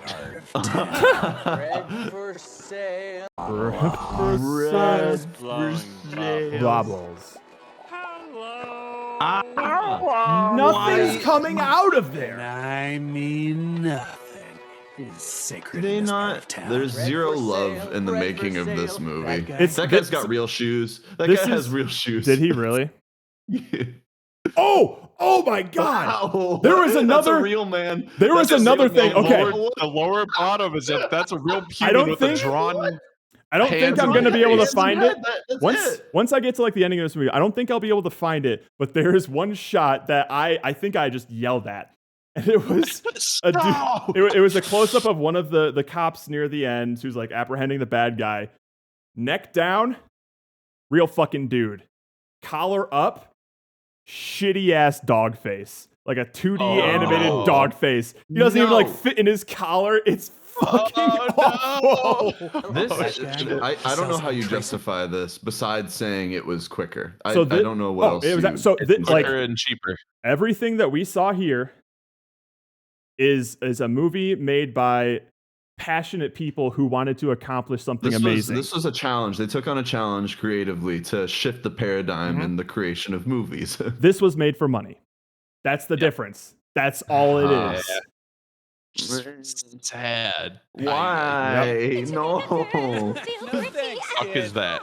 Muppet fights. Okay, why do What? you know all this? Well, He's pointing out all these cute characters and how they're like connected to like the dark world. What is this? What is that? What was that? It wasn't composited into anything. So, okay. So they go to Main Street and they talk to some Muppet dude who takes them to the Uncanny Valley, which is basically just like hang on, let me turn clever. this down. Yeah, it's basically just like a section of the city where like there's like janky 3D animations. You have this dude stuck in a walk cycle walking into a fire hydrant, and this is where they meet up with the Robert Zemeckis animated Viking, played by the affable Seth Rogen, of course. And A true actor, if there ever was one. it's just one of those things where, like, if you don't know who Robert Zemeckis Seth Rogen. is, and if Robert you don't know Zemeckis. like Polar Express in that era of movies, that's not a joke you're gonna get. So cool. He's a main character. He's one of the bad guys' henchmen. Sweet. And so they go into, his name is Sweet Pete. They go into Sweet Pete's office and have a chat with him, where we get his tragic, totally fictional, made-up backstory. And then oh my god, I keep remembering these things. It keeps coming up. Let's see here. This is another moment where I was just like, fuck you, movie.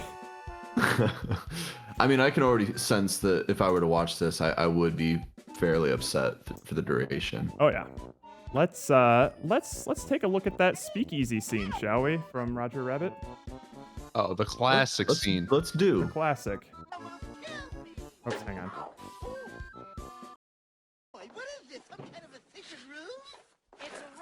Yeah, it's You fuckers. you Look at fuckers, all man. those frames. You notice how like the drawn characters also have like this little bit of texture and grain to them, and it's not heavy-handed. It's just they mesh into the actual film. It kind this of is blends them 650. Yes, into fuck the this. That world a was little bit Yeah. more. Yeah, I guess we have to go with 480p. Why not? That are pointing the wrong direction. Yeah. So just so like let's Lazy. I can't. Especially when you're rendering these characters with There's like, no excuse for that. how are you getting this so wrong? They're Well, not. they They're not gotta having to do escape frame from to frame Sweet Pea. anything. Everything's No. 3D something. Yada yada yada. They get into the bathroom and they knock the lamp in the bathroom. Oh no, lighting's going crazy. Let's see how it looks. Oh, they actually do a bump the lamp scene. Oh, that looks great. Wow. This is And then they looking don't even real show the good. characters. This is looking real good. I don't even see any really influence on the characters. There's except they're just, nothing! like gradients from like light Are to you dark kidding? a little bit. There's fucking nothing. Oh, that's a joke. If you were to just isolate the character, you would notice no light changing on them. I know. No, it's only the walls behind them, which is the only real part of the Oh scene. my god, this is Why setting even so bother? much. That's hilarious. So fucking stupid. You better pray they don't make it out of there alive. Oh, this movie is Yay. inspired. It's Oh wow, sucks. this is just like Roger Rabbit. Oh, fuck off, man. So, What happened to all the craftsmen? I don't know, man. Do they not work at Disney anymore? Probably not. Did all the Disney- old did all the They old don't work geniuses on the die straight and then to their Disney Plus fucking stuff. entitled kids got their jobs and they just phoned it in so they can go on their trips to Thailand after? Oh, it's Yeah, so like nice of you, Roka, to call it the 2D one. That's I'm sure you've made someone very happy saying that. Quote unquote 2D. So they escape that place. Right. So now they need to try and figure out because they've already confirmed that Sweet Pete's the one who's responsible for kidnapping all these people, but now they need to find where his hideout is. And the way that they figure out where his hideout is they have to find a way to steal his Fitbit because that tracks positional data. Oh boy. Oh. Yeah. Yeah. So Cool. they go to some like bathhouse spa place where they tend to frequent for Hot. some reason. And they get the Fitbit. Somehow there's a rapping sequence. I don't fucking care. Whoa, they rap? They rap. Yeah, a rap happens. But that's gotta be so exciting. And then Come they get the Fitbit. They go to wherever it is and they call the cops in for like backup and stuff. And they explore the place. Turns out it is like the headquarters where people get bootleg and they find like the bootlegging machine thing. Oh. I guess let me pull this up for context. Shutdown bootleg. So there's a whole like action sequence where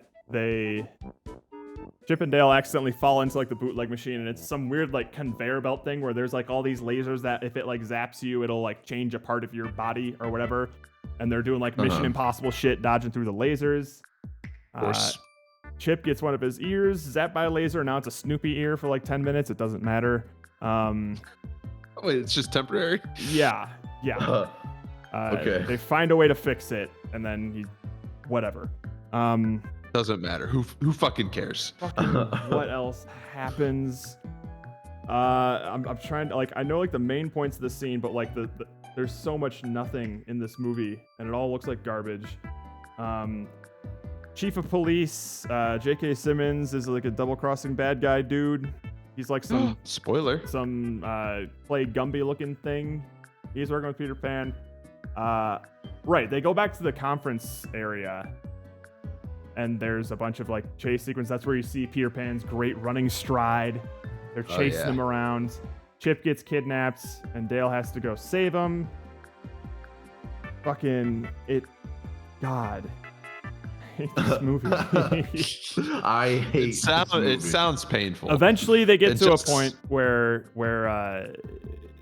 he confronts the Peter Pan dude at the headquarters. I'm gonna watch the movie Blind too, but I sadly have eyes. They destroy the bootleg machine, but not before it goes berserk and starts shooting up Peter Pan with a bunch of shit.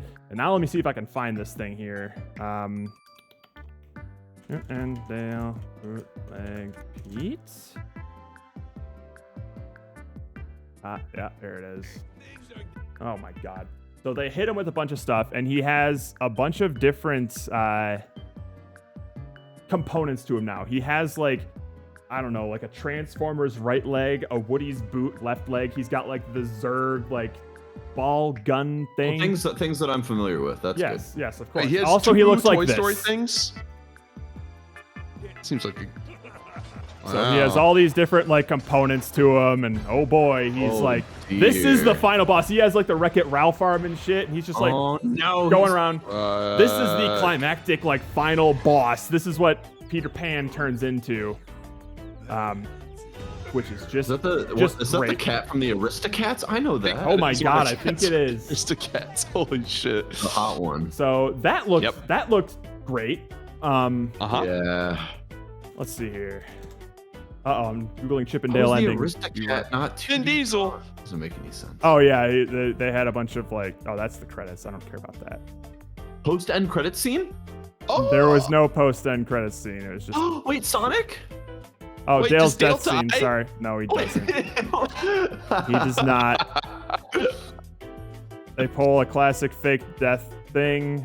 Am I really supposed to care about the Rescue Rangers? Oh, here comes like Which the one's whole Jet? going through the bootleg studios. This is funny. You Whoa, know what look these at characters are fat supposed to look like, poo. right? That's not Homer. Boy. That's let's see here. Roma. Look at how creative they are. They're so creative that they just took things that exist and messed them I'm up. just hoping that I get a peek at shitty furry cop guy. That's all I want to see. Oh no, furry cop. I've been saying this forever. Our whole cop situation would be solved if more cops were furries. Oh wait, That's true. I think Look how she. buff the turtle kid from Robin Hood is. Holy shit. He's jacked, man. Shit. Damn. Oh, good eye. Damn, They're he got- they're It put, seems like sexual fan art. they're putting like a comfort blanket on whatever this thing is. This thing is skipping around a Massive bunch blanket. to like I'm assuming avoid copyright, but she gives that evidence bag to that furry cop dude, so we don't see it, which sucks. Oh, that's a bummer. It looks really bad. I mean, I saw the Baker guy, so I trust you on. Oh, on it this. looked like. One of those comments said, "Is anyone else hoping for a sequel?" Whoa, that's a lie. People right? loved this movie. A bunch of people were like, "This movie was better." The trailers looked like shit, but this movie was better than I thought it was Chip and gonna Dale be. reunite and reconcile. Shut the fuck up. What? I mean, it's the same like This people, entire- when we were looking at the comment section of those Twilight. Oh, exactly. Named my People are so child after the fucking Loch Ness delusional. monster. The Loch Ness monster. Probably the greatest scene in Not cinema. gonna lie, what an intense scene. I couldn't That was- believe Bella This- was so strong. Wow. This whole But I'm movie- kind of on Jacob's side. Like, it is just a wolf thing. This whole movie He's was not- made. He's not just in there banging babies. This It's not a entire pedophile thing. You guys movie need to was actually made read for the book. videos like this, where it's like all the cameos and Easter eggs you might have missed in Chip and Dale. Perfect. Let's take a It's- freeze and frame it's on a- this crowd shot and look at all these different IPs they were able to fit into this movie. That Well, means and it's good. God. So, long Yeah, you story have short, to credit Who Framed Roger Rabbit for being much more restrained in that respect. the Yeah. plot was There's a lot of ass. like The animation original was characters, or ass. at least they didn't use a ton of like super specific things for important characters. They obviously had different. Like, Well, there's references. They funny. happen. I mean, there's this like Dumbo just shows up. Dumbo just shows up. happens. Daffy and Donald and have a spat on Daffy. stage. Like, But but if you your even if you entertainment don't is know not those dependent on that. characters, their scenes are still funny on their own. They're entertaining I on their still own.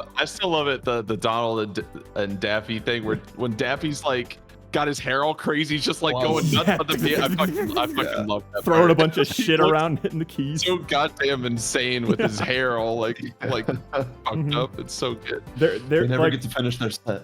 the way They never do. that those like copyrighted characters are used are done in a way that we're like just in a vacuum. Their scenes are entertaining. You don't need to know who Bugs Bunny is to laugh at that spare parachute scene. You don't need to know Yeah. who Donald and Daffy are to not find like their piano war thing to be like goofy and entertaining. There's I think there's very few instances where like you need to know the character to get the joke. You could maybe argue Betty Boop, but like all she talks about is since cartoons moved to color, she's black and white. All right, cool. That's all I need to know. I don't have to, because honestly, I don't think I know anything about the actual cartoon Betty Boop. I've never seen a single cartoon from talk of her, one of the moving pictures. So I don't know what goes on in those, but obviously, like, things moving to color was big for the cartoon industry. So they just make a comment on that. And she's the vessel for it. Perfect. All right. Yeah. Makes sense to me. So yeah, Roger Rabbit is a parody of cartoons in general, whereas this Chip and Dale movie is a parody of individual internet memes that you're familiar with. Yep. Yeah. So animation looked garbage. The plot was nothing. Voice actors were ass. I was just a grouch at the end of this movie. Oh. And fuck anybody who compares this to Roger Rabbit. It's a 1 out of 10. I hate this movie. Oh, I think we found a place where you can see Dog Cop. Oh, fuck yeah. Let's go. So is John Mulaney the voice of one of the... John Mulaney voices this polo shirt guy, and then Andy Samberg does the Hawaiian shirt. Another thing that upsets me is, like, I like John Mulaney. So the thought that they're taking someone I liked and then attaching them to something I hate. Oh yeah, Sonic. Ugly Sonic saves the day at the end or some shit. Yada yada yada. Yeah. Oh, I see. There's a dog. Well, this isn't okay. This might not be the scene. Yeah, well, yeah. Here's all these shitty cops. It's not that what one. the fuck? It's not that one because that has that has a 3D head. This dude has a shittily drawn 2D head from the neck up. Oh. It's real bad. You know what? I can probably look it up on Disney Plus and take a picture of it. I guess you don't need to see it in motion. That's fine if you just take a picture with your phone. Yeah. Oh, it's Darkwing Duck. They got him. They got him. Wow. Yeah. How'd they do got it? him. Let's see here. I'm actually not sure if I'm logged Yeah, I in. agree. Yeah. The running FBI agent was pretty bad. All right. Again, there's just no love in the... You can tell when things are made with I need to add passion this and real love. quick. And that was I mean, not made with it. Was this? It was made no, for this money. wasn't a straight to Disney Plus, was it? It was. It was. Was it? Okay. Oh, I mean, it showed. It showed. No theatrical release. It shows. No theatrical Okay. release. I need to look up your login credentials again, Andrew. For some reason, I was imagining, like, man, I can't imagine paying money to go see this movie. Dude. No, God, I'd be upset. But this is the If kind I of had kids content and that they're kids wanted to pumping go out see it. to make Disney Plus seem like an appealing package. Right. Well, they're not doing a Just good just job like with the that, I just guess. like the National Treasure series. I mean, there's got to be better ways to do this. I'm gonna find this and subject myself. Sorry if I fuck up your recommendations, Andrew. No. No, you watch Chip and Dale Rescue Rangers on Andrew's account? What have you done? I've only seen Encanto and Chip and Dale Rescue Rangers. I know Soul. exactly what to recommend to you. Let's see here. Yada yada yada. All right, I just need to see you hand off that fucking evidence Just bag. hand over the evidence already. Do it. Yada yada yada. Dale's not dead. I know this. Wow, that really goes on for a while. All right, let's see here. Yep, you freed the bootlegs. Good job. There's a Pegasus It's Bambi. just like the polar bear. It doesn't actually exist. Never occurred in the movie whatsoever. I got this shit. Oh, look, Monty was in there the whole time, and he's got Dumbo ears. Fuck you, movie. Wow, Monty. He was just a bootleg. He wasn't missing. Oh my God! I love how the threat of it is just like, we're gonna like basically kidnap you and turn you into like a movie slave. Yep. But isn't that what they already are? But like no one notices that the real person disappeared. Yeah, these famous actors in their world. Wow. All right, Because I brought like, I'll just use Matt Damon as that. Like, imagine someone kidnapped Matt Damon and gave him some plastic surgery to make him just look just slightly different enough. But the real Matt Damon is gone. And then they try to put this new Matt Damon into movies. Like his name is All right, it's on the Matt Discord. Damon. Well, actually, I feel like what's his name? The High School Musical guy, Zac Efron, is a great example of this. Oh, yeah. Isn't he like a bootleg version of himself now? Basically. think so. Nat Damon. All right, I posted on the Matt Discord. Damon. What the fuck? Yeah, he when he's in motion and he grabs that bag of evidence, it looks did Why is it not cut know off how to on figure top? that out. Did I cut it off on the photo, or is it actually? No, oh my like, God! I It's think cut off what on is top. that I drop think- down thing. Oh no, that's the dust on your screen. Okay. Okay, Here's all what, right. here's what was happening. I thought It's the that dust dust on my screen, you're was right. stars in the Stars. sky. I thought it was Yeah. too when I was zooming Why in on the it, and fuck- it's like, oh no, my photo Why just the captured the fuck dust. did they cut his ears off and her head with this weird bar? That makes no sense. I get what I see what happened now. This only gives you a little taste of it. I lied. In motion, it looks way worse because he's like grabbing the believe bag, you. and they do not know how to keep his head on that uniform. Yeah, I trust you. It is This reminds me of crime. like kids just starting off in school that like they want to be animators, but they really just love drawing cats and dogs. So all of their portfolio is cat and dog animations. They still haven't quite figured it out yet, but like they really want to animate cats and dogs for whatever reason, you know? Yeah. So, that was Chippendale. We watched Man, Roger Rabbit. That's Yeah. brutal. That's brutal. I am appreciative that you watched it so that we didn't have to. God, Yeah, Jared took the bullet for the rest of us. I did it for the Big content. sacrifice. And this is the guy who does not electively watch movies ever. No, I just had to. I just had Moments to like know. these that make me think that Jared's just gonna start hating movies. Just Dude. I know, Dude. Well, no, Like, that's the he's thing getting because burned too much. as much as Andrew, you said you're gonna have your opinions about Roger Rabbit. I I really will. fucking loved this movie, and I would absolutely watch it again anytime. I really enjoyed it. right now, watch Um, it again right now. Fuck Chip and Dale. I just needed to know An origin story. because 1988 versus 2022. It's an alien situation where We theoretically should be way better than this now. I think No? we deserve. Well, no. Here's the thing: we don't deserve good movies anymore as a culture because we don't know how to appreciate it apparently, and that's why we keep getting this kind of shit. It upset me, and I think I was mostly like a lot of my rage came from a mild opinion that I've been hearing online. I was like, wow, the Chip and Dale movie was better than I thought it was. It was kind of like a modern day Roger Rabbit. So I went into really this will have movie such knowing that people held low that standards. opinion, and I'm just like, so, ugh. and I think it's a classic one of those things where like when people try to make a game that's like inspired by Silent Hill 2. Oh, And yes. these people know Tormented that souls. these people know that they enjoyed this piece of media, but they don't understand why they liked it. So they're just like, oh, right. cartoons in a live action world. That's like Roger Rabbit. And that's all Equals that's good. the only impressive thing that movie did. Well, no, well, it's kind of like you said, Jared. It takes a lot to invest in a movie. Mm-hmm. So I think a lot of these people that are taking away such shallow reviews from the movie, they don't care about anything past that aesthetic level. All the But the only thing they see is like the cartoon characters being. But in the shock is it's so shallow that they only see even the concept. It's almost like they see the written words of a description of that movie. Yeah. Because see the even if tagline on the poster. even if you were excited to see 2D in a 3D world and that was the thing that was going to sell you and it didn't matter what they did with it, just look at the trailer alone to tell you that the quality is not good. And that you don't have to be an animator, an artist to notice that, in my opinion. There's enough content out there that shows you how good animation is supposed to look, right? It's not that hard.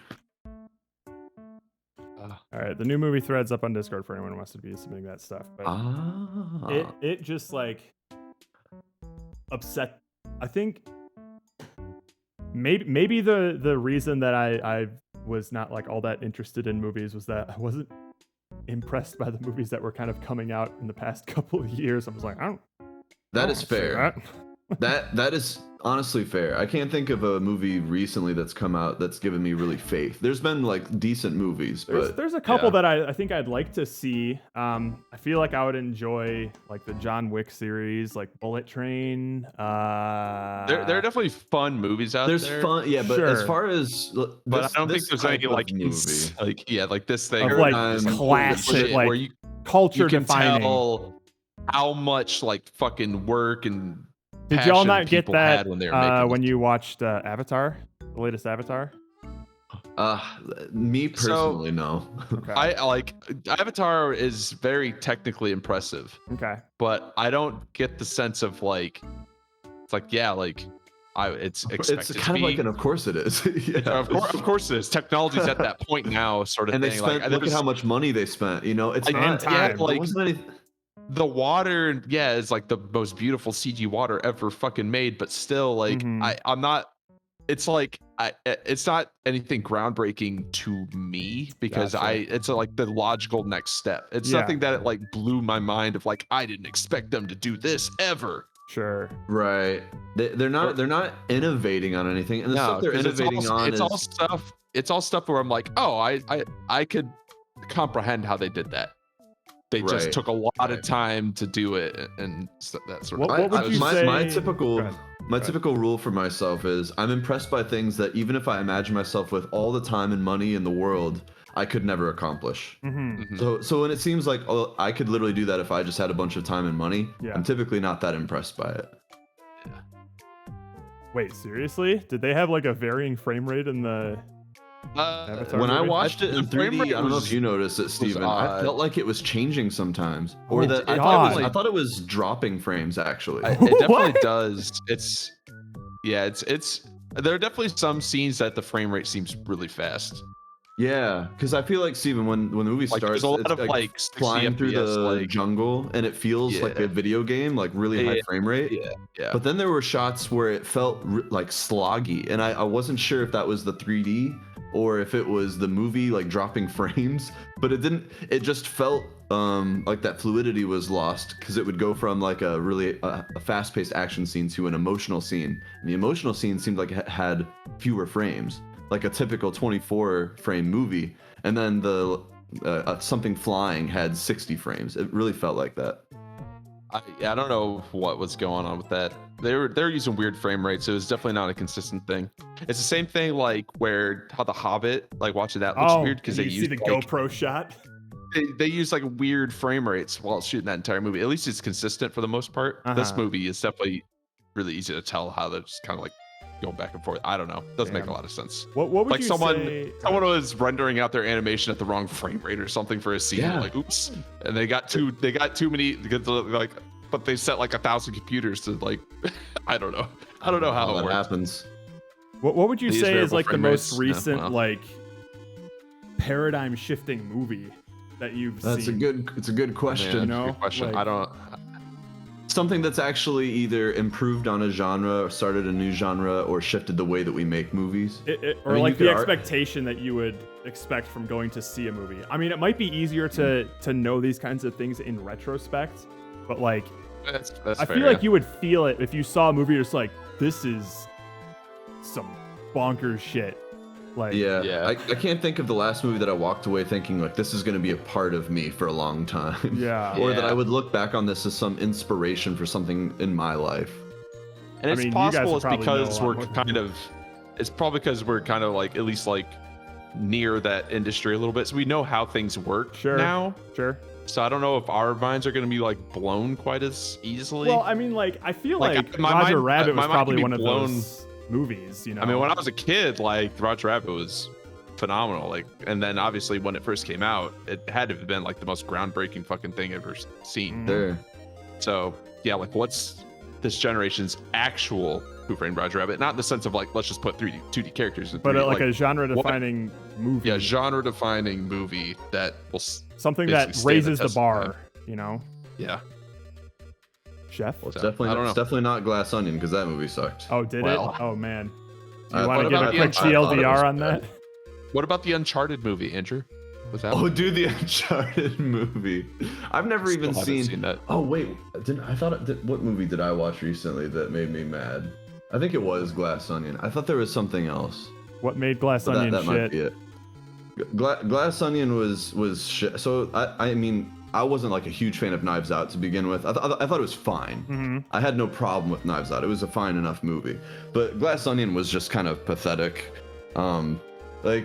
My biggest issue with Glass Onion is it did a lot of the typical like mystery Agatha Christie tropes, which I expect from this type of movie. Yeah. But then it did them in such weird ways. So like the whole idea or that mechanic of you show a bunch of stuff with a missing detail and then you go back and show it with that detail added to show you like, oh wow.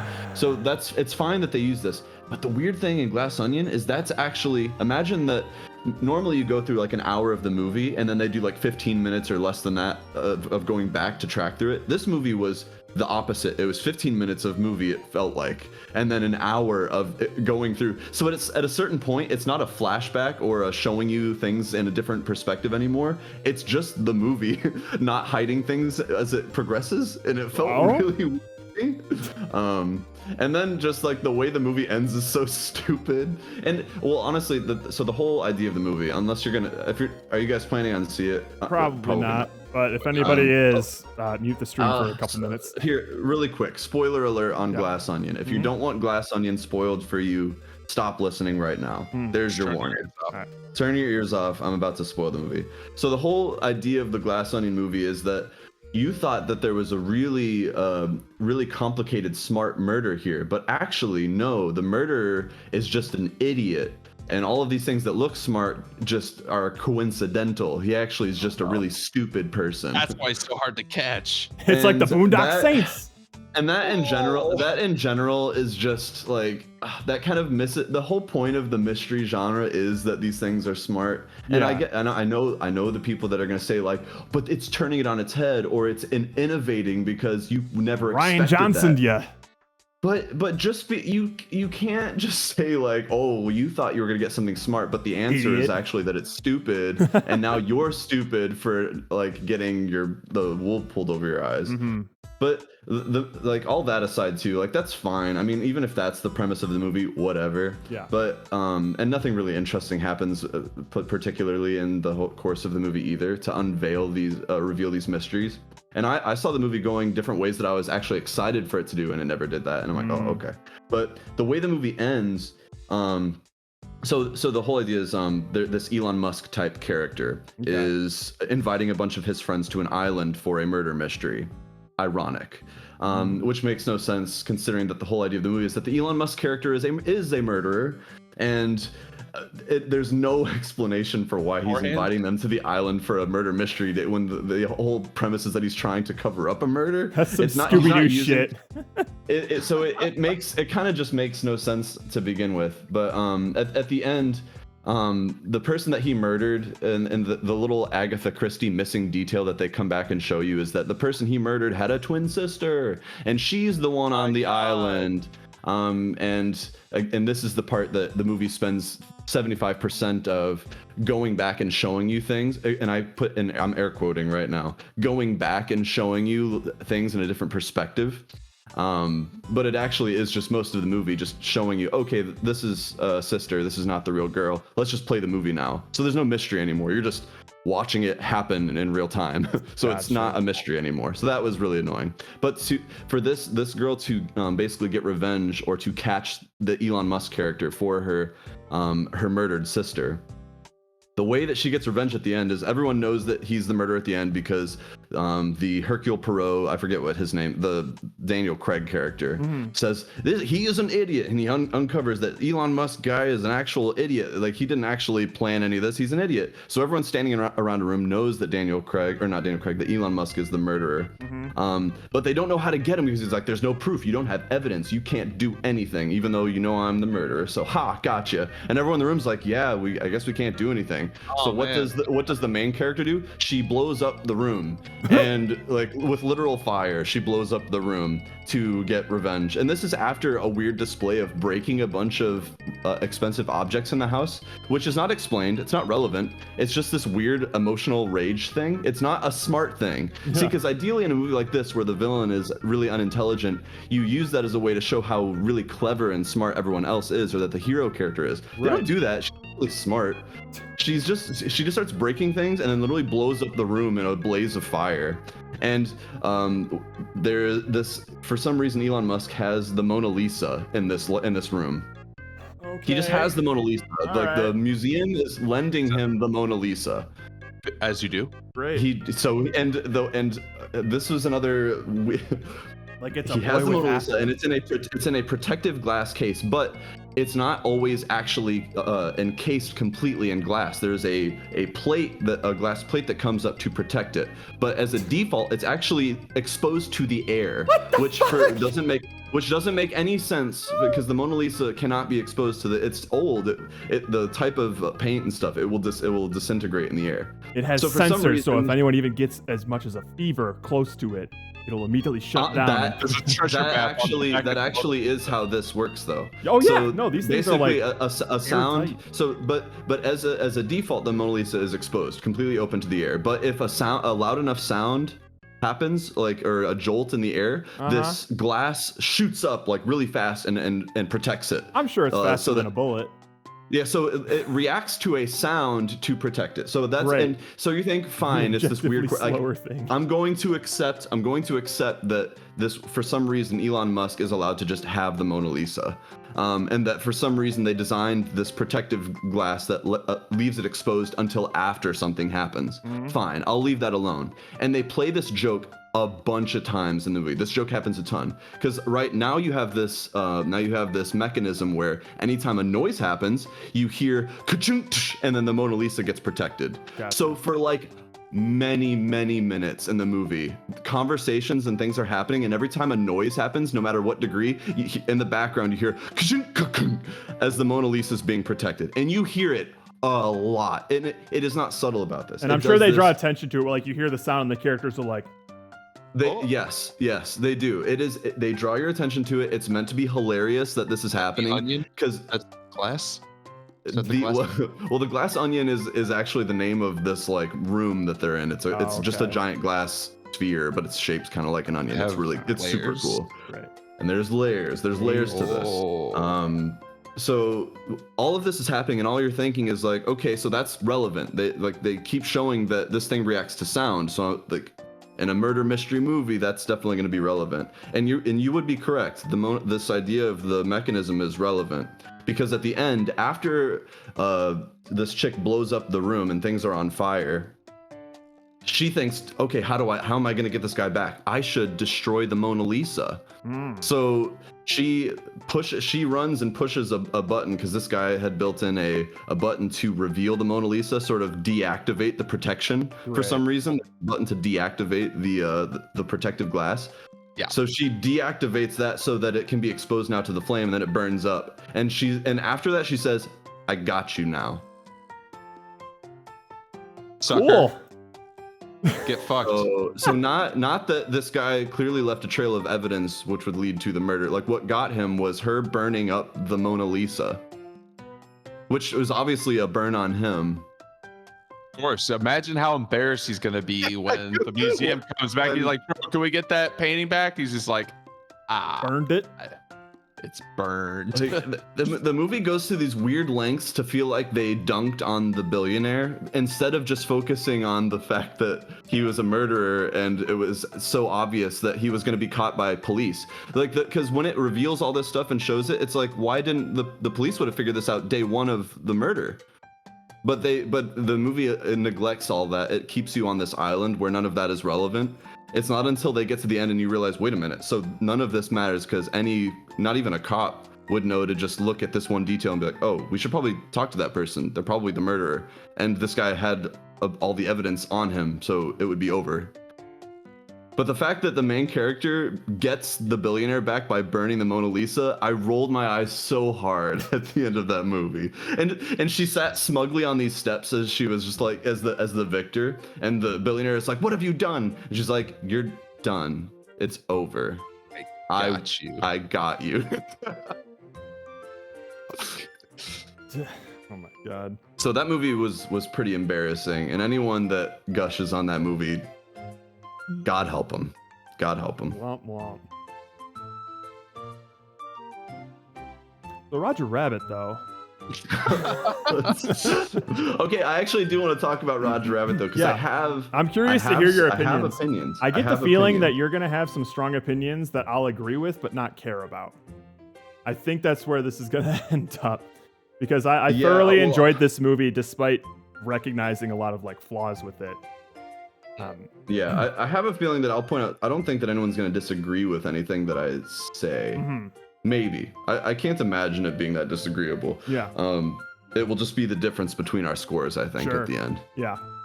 I'm very much an emotional grader. And so like I said, I would always start off a review of this movie by just giving so much credit to the production. It fucking I think looks. where my- That's like really the only thing you could really talk about with this movie. Honestly, is just how impressive that I is. just can't believe that a movie made in 1988 still looks this fucking good and like impressive. Like it's to still me. like it could still kind of make me forget that it's a cartoon character interacting with a thing like Yeah. that's drawn. The Like on- I'm just the like, only, oh, wow, like- it's just touching that thing. Obviously, that's not the whole movie, Yeah. but there are definitely certain instances where I'm like, that's amazing. I was hyper focused on like whenever these characters would be interacting with real life stuff. Like I was constantly trying to pay attention to it. And yet there were still some times where like I forgot that these characters aren't real until I see like, oops, I can see the background behind their drawing. Like that would like snap me back into reality, just be like, oh shit. There are some really talented people behind this. Even when I was like Yeah. trying to pay attention to it as much as I could, sometimes I'd get lost. So how about you kick us off here, Andrew? Do we want to go? Do we want to go through the movie, or do we just want to rant about some things? We can How are y'all rant about feeling some about things. it? Because I can start ranting about it. Yeah, you, I mean, you can, I feel like honestly, the movie doesn't have a ton of like major like story beats to it. Mhm. It's Not going to really. be mostly just like jumping from rant to rant. I feel like I will with this say, Yeah, like, I before think we that's go on like rant fair. mode, I think one of the scenes that we might skip over that I wanted to highlight in terms of, I liked this even when there weren't any cartoon characters on screen. I think one of my favorite, just strictly live action shots was when Valiant gets back to his office for the first time and he drinks himself into a stupor and it pans like over his desk with like the Dusty Brother shit Here's his and all the dead brother. newspaper stuff, and then when it gets back to him, it's the next day. I'm like, oh, that was kind of neat. So I like that. Yeah. So yeah, I don't know. What did you think? What I did don't you know think? how much I like the whole just like dead, like, oh man, my brother died.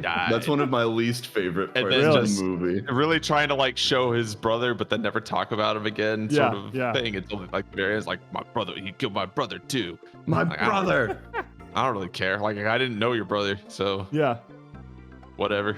No, okay. Maybe, So maybe here, if I met so- the brother before and then we saw him die at the beginning of the movie, maybe I would care. I didn't a little care. bit, I didn't but- care too much about the brother, but I thought it was kind of neat how the duo of them used to be super goofy characters who were basically like the crime fighters for Toons, and then that it basically just gives you a reason as to why this guy is more of a deadbeat who hates them. So the brother was less important than Sure. like the goofiness that was killed along with it for him, which I yeah. Okay. So here's I like here's the one more. thing, and this is probably one of the bigger points that I'll make that clash with the story. sure.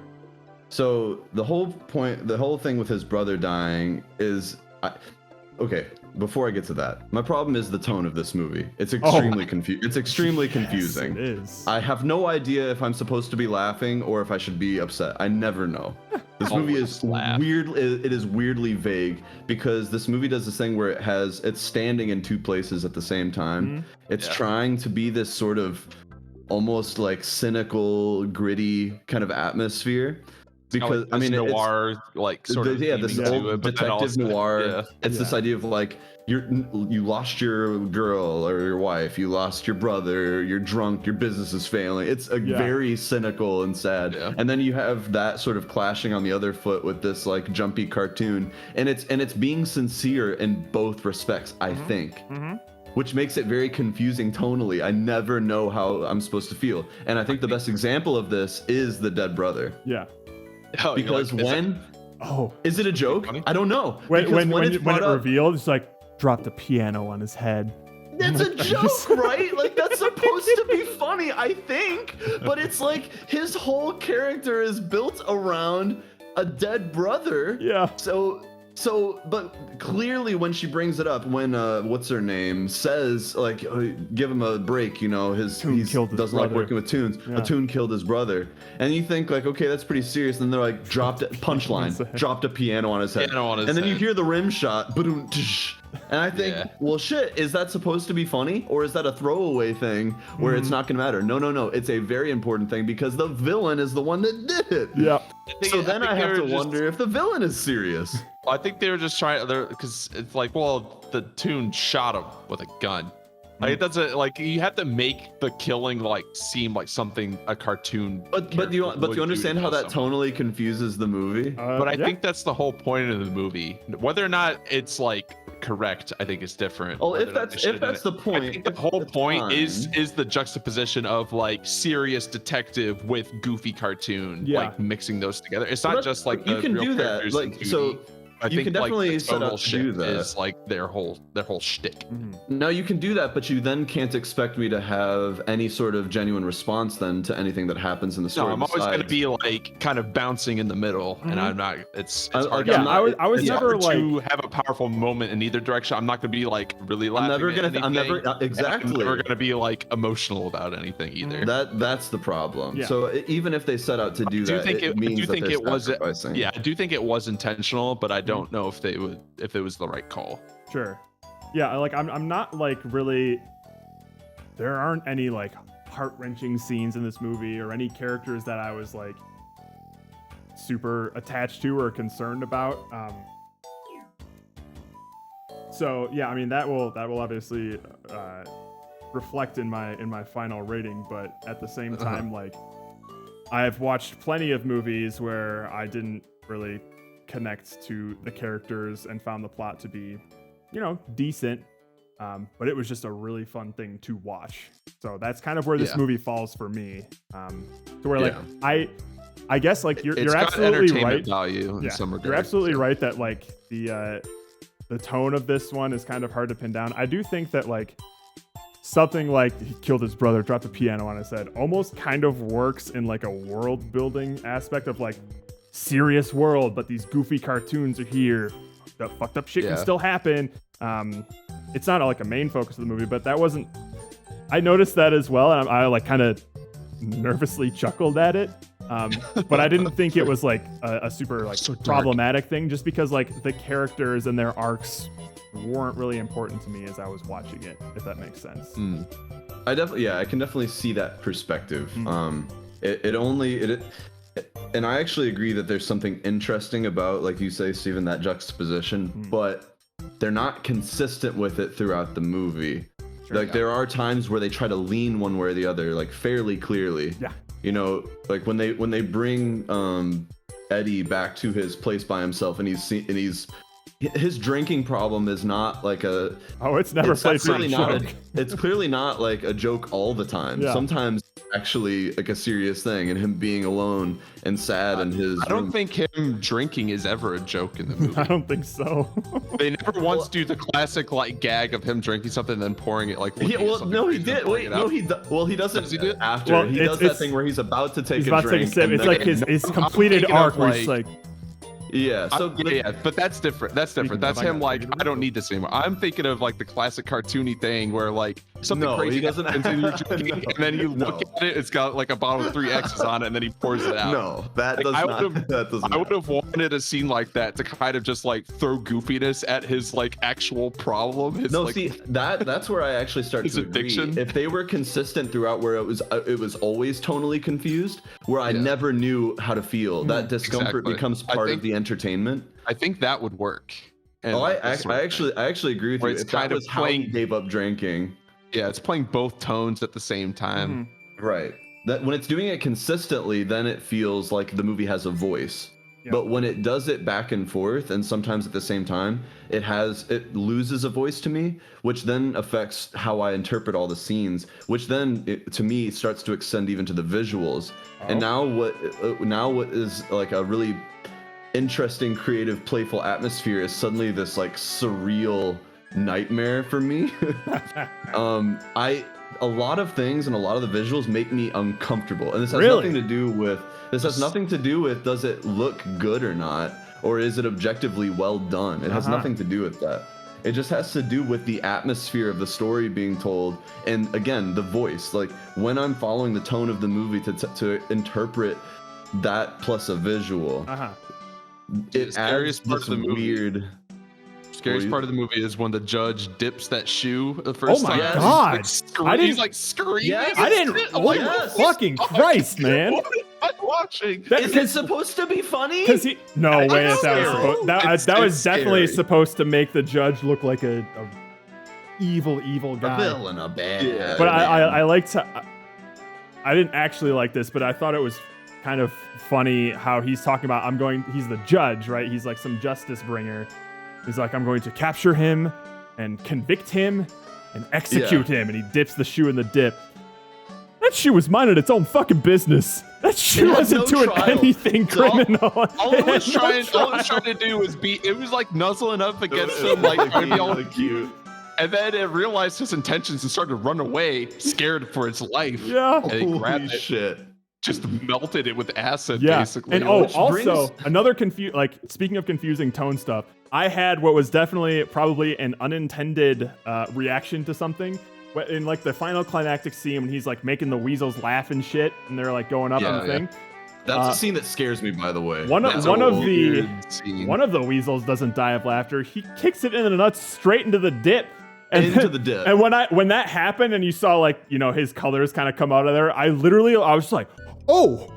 Like, It's fucked up, because man. those Yeah. weasels, sure, they were like the bad guy minions, but they were still toons. Like they were just susceptible to like laughter and shit. Like They still had some quote unquote humanity, right? Yeah, Like they had. he just you were fucking- snuffing out a life. he just punted him into the dip and just boom, gone. I was like, oh, I kind of still Well, I'd thought of rather- that thing as like a happy-go-lucky guy. Oh, I'd rather it be like that, like semi-instantaneous, than be Oh, the it judge was just like- sort of slowly melting. and you metal. see like the redness of the shoe still on his glove. Yeah. Holy Like fuck, shit. dude, what the hell? I was like, this is Puddle kids at the end. movie. This is kids movie. Yeah. I want to point out that this brings up some interesting questions about just the world of the movie, Oh, right? yeah. So first of all, like, who is this judge and why do the cops say he's in charge? Yeah. That's a good one. Sure. And But they did say that he won the because the judges are elected apparently or whatever the Yeah. fuck. So he bought out, like he bribed people to win that election, which they're talking but about. he's still a judge though. Yeah, he became a judge It's by the being elected into 50s. being a judge. So he. No, I understand that, but why is the judge in charge of, like, the police are like, no, he's Oh. the one in Well, I charge. mean, I guess I like technically judges are like cops have to like I guess. No. They're never on the crime cop scene. enforces the law, and then the judge Well, I'm not interprets saying. whether or Yeah, I'm not not saying the judge should ever be like an at a crime scene, executioner. but like I guess like if they want a warrant or anything, they have to go to a judge, that sort of thing. So they have some sort of like authority, a Purview little bit over the operation. over some like something. But they took it to the extreme in this, and they're like, he's king. He is the like His role in law enforcement is strange at best. He's incomprehensible. He's an It reminds executioner, me- and he can do whatever the fuck he wants, and it doesn't matter. It kind of reminds me of Mr. the Plague in Hackers when he tells the CIA agents to like leave the room so he can like Oh, and they roughhouse listen. real cool. Yeah. Yes. I was like, why do you have authority here? that's so true. That's exactly what it's like. So that aside, right? That aside, the fact that he just openly in front of everybody murders a tune, Yeah. So, and that he- wasn't and doing he's not- anything wrong. and he's not, and he says that there would be a trial. Like, Yeah. the cops are investigating. There is typical police work being done for Yeah. this murder investigation, but for Roger, he said there would be a trial. Yeah. But for this tune that he just picked up and murdered, there was none of that, and there was no consequence for him murdering that tune. For what it's Clearly, worth, Andrew, it does seem like there are some like minor classist overtones to this movie where like the tunes are like the lesser population. But see, where if people don't that's care about it the as much. thing, then why go through all this trouble? Like, he already has the dip. Just straight up go into two-time. He said it would take minutes. That's Just probably go- the most just go do cartoony. it. That's probably the most He had cartoony to part of the movie own where Toontown he had to first, wait Andrew. until midnight for him to do this monstrous thing. That's when the sale to yeah, go that's through, when the will to become I null. know, the will but is like, null, like regardless it is if you did this at cartoony. like There's a time limit. 11:50 or midnight, He could have just You could wrecked just the go fucking do it. place. Yeah, but You just what do if it. someone Like caught him? You never suddenly know. now that he owns this city, it's legal for him to just commit genocide. I Like- know. So You like, own all there's the no residents there's in no difference to me between him, because the fact that he murdered that tune in front of all of the law enforcement, there were witnesses everywhere. So it's condoned, right? The Yeah. idea of murdering a tune is not a problem. Yeah. So what's holding him back from just going and doing this? He didn't need to purchase anything. Something that always weirded me out when I was a kid was like they're talking like there's no roads that go past Toontown, all that sort of shit. I'm like, so is Toontown just like an infinite thing in that The end of the direction? And world? if so, Right. what's the point of building a highway if like If there's what are you nothing on the other end. Like, what are you deleting? Yeah. Basically, Yeah. like what is What are you this- opening Build up? around What it, is dipshit. What is this space? I also Like, thought 'cause like, go ahead. I always imagined it as like you get into Toontown and that's just Toontown as far as you can go. Or you just Yeah, like like, it's it's like like- that it's more like a tunnel. That universe. tunnel is like a portal to another world. Right, or- right. Yeah. Oh, yeah. which fun That sounds fact? like a bridge. Once Another. you start building a highway through it, what What's on the, happens? where are you going? Can you dip the sky? Yeah, like it's a whole fucking world. Like what the hell? Another Yeah, interesting that's piece true, of it affected trivia. everything. Another interesting piece of trivia that I read is that the tunnel to get into Toontown, that is the same tunnel From Back to the Future? from Back to the Future. Yes! With Biff and Marty Oh! McFly like spatting around. No way! Yeah, that's That's the awesome. same tunnel. Oh.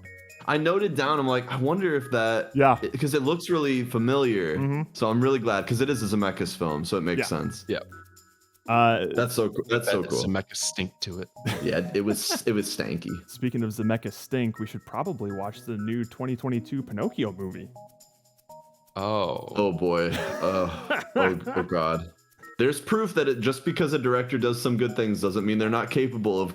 Well, I Travis think Knight it's more of shit just like things. stapling a well-known good director on a property doesn't mean that they're probably not to the whims of the company that hired them, you know? Yeah, but but a I good feel director. like Zemeckis is director big would turn- enough. He doesn't need to do that. He could turn a movie like that down and True. be He self-aware could. enough. I think like, it would be on him to turn it I think down. the problem He's is not that he beholden took to that this. project and then made it into what Hmm. what it is. That's the issue. No, sorry. That's unforgivable, Zemeckis. You don't get a pass to Zemeckis just because you made Back to the Future. Yeah. Well, I would say that probably most of the creative decisions in that movie were probably pressured by Disney, but you're right in the fact that he That should have just looked at the contract and just I be wouldn't like, want my name on it. fuck off. I'm a Why are you I remaking? have passion about my craft. I don't need a paycheck. Yeah. Yeah. So Like clearly he does the projects that he has taken on. I mean, there's examples of not so great stuff, but he clearly takes on interesting things. yeah. Yeah, That's so why for I him almost to- like kind of applaud or not applaud, but like I just smile a little bit when I see news headlines of like Edgar Wright was kicked off of Ant-Man because he didn't fit Good. Disney's vision. I'm like, cool. Good. All right. So Yeah. he didn't Good. compromise on Good. what his like style of movie is. Yeah, like he And I wants like- to make his movies. And Say Disney's what like, you want about "Mm, any director. I'd much prefer them, even if they make like shit movies, if it's their own style and voice, like just be That's why consistent I with that have a and always weird be that. respect for M. Night Shyamalan, even though I do not vibe with his movies. He doesn't. Yeah, he doesn't concede anything. He just Mm-hmm. makes whatever he wants. He has Well, an I don't know undeniable what voice. happened. I don't know who conceded or what happened with the last Airbender movie, but something tells me he Yo, wasn't. What? Maybe his What is his original attachment to ideas. I don't know. Yeah. Like why? Why? That is a movie I Just- refuse to watch. That you've Never seen it, seen right? it. No, Andrew Never hasn't seen it, seen never it. seen it. But you've seen the, I'm the the only- I'm the series, only right? one- Seen it. And oh man, it's bad. Like it's I've bad seen on clips. a level. It's bad on a level incomprehensible. Like Well, I've isn't it? It's seen- basically the example that people point to of a bad movie. yeah, Hang on. I tried rewatching it like maybe last year or something. Oh, really? I couldn't get through even like 30 minutes of it. It was just so painful. Were you trying to give it another chance? I was just like, how bad could it really be? Because I remembered it being bad. I remember people shitting on it. I'm like, you know what? I'm just gonna watch it for the lulls. Whatever. Let's see what happens. All right, hang on. And then There's only I, only like, fell one asleep. scene that I've seen from this movie, and it's pretty good representation. Oh I man, think. the fucking Earthbenders. Yes. I want you to pay attention, Andrew, to how much effort versus power level that you see from these Earthbenders and what they're capable of doing. Because you've seen the show, correct? Yeah. Yeah. Yeah. All right. Prepare to get upset. All right, here we go. Earthbenders. Yeah, turn it up. They're so strong. Wait, is this muted? Oh, it's muted. Sorry. Can't hear anything. We're good. There we And go. I'm the Avatar. Look at my henna tattoo. My name's I ran On. away, but I'm back now. But I'm back now. Oh my God, is that Momo? It's time for you to stop doing That is this. Momo. Oh, The okay. So Avatar the would acting have to be isn't an great. airbender. Oh, the acting Are you an is airbender, horrible boy? across the board. Leave him alone. Cartoon Hey, Avatar was hotter. I mean, what? Whoa! What? How is he doing that? Oh, yeah. This, don't wanna hurt this kid's anyone. pretty awkward. All airbenders should be dead. Kill him! Firebender! Oh, is that M. Night Shyamalan? All airbenders should be dead. Kill him. Hey, Sokka, what the Everybody fuck? can help us now! Also, he's not funny in this movie. No! Oh, firebenders need a source of fire to bend, by the way. They can't just They conjure can't it. just. I can't conjure it. Okay. Yeah, that wasn't bad. That was pretty good earthbending. Yep. But hang on now. Are we earthbending now? Here we go. I want to see it. I want to see it happen. Her acting is so fucking funny.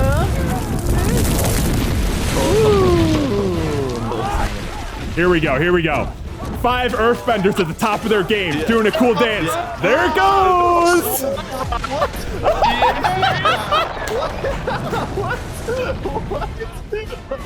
Let's see that again. That is some A+ direction right there. Am I misinterpreting the scene? You're not misinterpreting it. It does take at least 7 guys to throw one small-sized rock at another But these dude. guys are like picking up the earth by themselves. The original show, the directors behind the original show literally researched different forms of martial arts and based each of the bendings out of those different forms to make them look distinct and realistic. These guys are doing a Yeah. fucking step dance to move a little boulder. They were Oh, it's the choreography was transcendent. genius. Like at least, I mean, if you're putting up that chorus of men, that should have manifested some pretty serious. That should have rock moved damage. a fucking mountain. Like, I The would earth in think half so. with that sort of dance. The shooting, honestly, the directing in that's pretty bad. It's All one of of that those that movies where Shyamalan stickiness. it's kind of bad. Like every movie, they at least can do something right. This movie Yeah. across the board does everything exactly wrong. Like it gets every answer on the multiple choice like You have answer to thing. try. To get it That's right. pretty impressive. The most incorrect answer on each question. And I don't know how they did it. It's like they knew how to make the perfect movie and they just did the opposite of that at every fucking turn. Man. So, That sounds definitely worth hilarious, a- but also too painful for me to watch. well, that's what I'm saying. Hate wheel. If we ever do that, that one's immediately going on there. The airbenders are supposed to be dead. Kill him. The only part of that scene that I had ever seen was that fucking Yeah, the dance. part there. yeah. I didn't And then the like hear one- any of like the that- dialogue right. That It looked That part's moving at pretty like hilarious, 2 but- miles an hour. that looked Yeah. edited. It looked bad enough that I thought it was a joke edit. No, that's real. That's in the movie. Because especially because the rock comes from the left side of the screen where you can't see where it started and just travels all all the way across the It screen could uninterrupted. easily been It's taken so out. slow too. It's so It looks like an edit, but I don't know. yeah. No, that's I guarantee I can That's assure you real. that's in the movie. Somebody thought that looked good. Oh boy. They really knew what they were doing, huh? Man, we are doing a stellar job like diverting Talking from this about review. Who Framed Yeah. Roger Rabbit. But I don't feel nearly as No. guilty about that because this is my movie I picked and I choose what we talk about.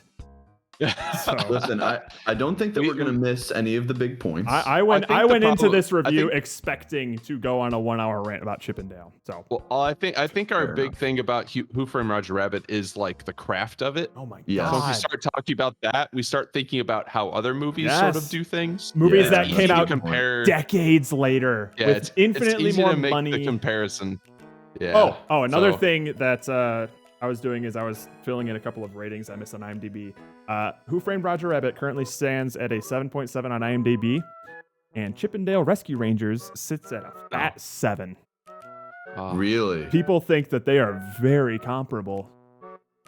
Only like Oh. 0.7 points away. Oh my God. IMDb scores are pretty upsetting. They're so generous. Dude. They're very generous. What the Super fuck, generous. man. I mean, like a 5 on IMDb scale is like a really bad movie. yeah. The problem Oh, is yeah. that their scores feel like they're just kind of based on popular opinion. Absolutely. Because absolutely. the movies that get really low scores are the ones where it's just culturally accepted as a joke. If a movie has Morbius. any sort of fan base, it doesn't get a bad grade. No. Well, there's always going to be people out there who have really bad taste too. Fateful Yeah, and Findings there's a sitting at a lot of those 4.3. Cowards. That's a horrible Cowards. fucking. That's a mistake. That's a typo. I think. Mm, I think the algorithm got that one wrong. that is not true. Public opinion can fucking suck it. Suck it. I am kind of upset though that, or I'm a little disappointed that this review has been so heavy into like the craftsmanship of animation and how great it looked and how shit some things in the modern day look. And we don't have a formally educated animator to weigh in on some of these topics. He's too busy celebrating Damn it, shit with Jerry. his family. What a selfish piece of shit. I was really looking forward to hearing his thoughts on this. I would like to hear Jerry talk about this Because movie. I'm also curious to see if, like, it seems for like the past 2 or 3 movies, we've been introducing Jerry to like some things that he never heard of in his life and just automatically loves. I feel like he would have Doubt really he's seen appreciated Who this. Framed movie. Roger Rabbit. Yeah, that's what I'm saying. And as somebody who's like, you know, trained in animation, I feel like he'd have a lot of interesting insights. But he just had to be Korean. Damn it, Jerry. Damn Koreans. Not being so Korean for once, and then Tone it down a little bit or something. So yeah, that was just a little aside thing is when you pointed out why we keep tangenting. But I am All right, let me not opposed to it at all.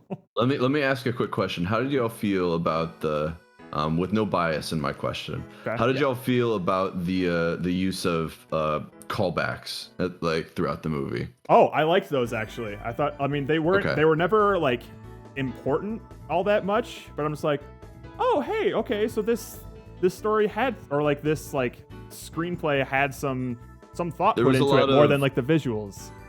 There was a lot of setup and payoff Yeah. in the movie. I was honestly shocked that that weird rotating wall in that dude's office came back for a thing. I'm like, oh. Yeah. I think my favorite kinds of like callbacks and reincorporation stuff are things that aren't something that they like hold to the camera. I'm like, okay, so that's going to be important later. Cool. Like most of the time that it happened in Roger Rabbit for me, I'm just like, oh, hey, that's kind of neat. Like it was never like Yeah. when it was first introduced, I could tell it was going to be important. yeah.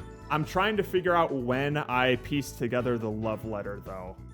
Because I knew that the love before letter's that. a fun. The love letter's a funny one because man, they whip it out 10 times. They do. Yeah, They do. why is he carrying around this stupid fucking love letter? Yeah, yeah. It makes there's the only reason for him to keep it is like, okay, it's gonna be relevant later. But I didn't even blink an eye. I didn't even blink an eye at like the disappearing ink thing that was that the Acme dude just sprayed on him just Yeah. because like No, I as mean, a kid that's who like grew up with those Unforgettable. at the kid Yeah. who grew up with like cartoons like that, I'm just like, oh, it's kind of like the Looney Tunes, and I thought like that's No, That was all it was. That's Just all the it way they was. introduced the Yeah. character. Um, Okay, but on that note, that brings up a plot hole. okay. Uh-oh. Because the whole idea is that the will was rendered invisible by disappearing, reappearing ink, correct? Yeah. Why was it visible in the pocket of Acme in the photos that he took? Was it in an envelope or no? No. It was just a raw piece of Okay. paper with the Another title thing sticking- He another had thing to just say freshly written it He right just there. wrote it. Put it in his pocket. right before playing After patty he did cake. after he did the patty cake, like, you know, all that shit, then it went invisible. So there and is then Roger found it. How did Roger find this piece of paper that Yeah. was, you know, like, it is a lot that doesn't make one sense. The story has problems. on, Okay? on the topic of that like photograph stuff. I think one of the like criticisms that I can say about the animation stuff in terms of it's like I didn't like it was less of like I see the cracks but it makes me appreciate it more, and it was more just like that doesn't look right. A lot of stuff I think had to do with Jessica Rabbit, where like for some reason it almost seemed like in a lot of shots she was off model. Like particularly for like the pictures, if you look at those pictures, I thought when I was seeing them, it's like that looks pretty different from like when she first got introduced. And as I was like, you know, browsing through IMDb trivia, apparently those photos like used prior designs of Jessica Rabbit. So like they. Oh, that's what you mean. Okay. Yeah. So she looks like Interesting. different in those photos. And then I would also notice like when she first went to see Valiant, and then she like walks out after she gets walked in on, and Valiant just like slaps her titties with his head. Of course. Great part. Ba-boom. Yeah. You had Valiant and God, what's her name? Like Deborah or something.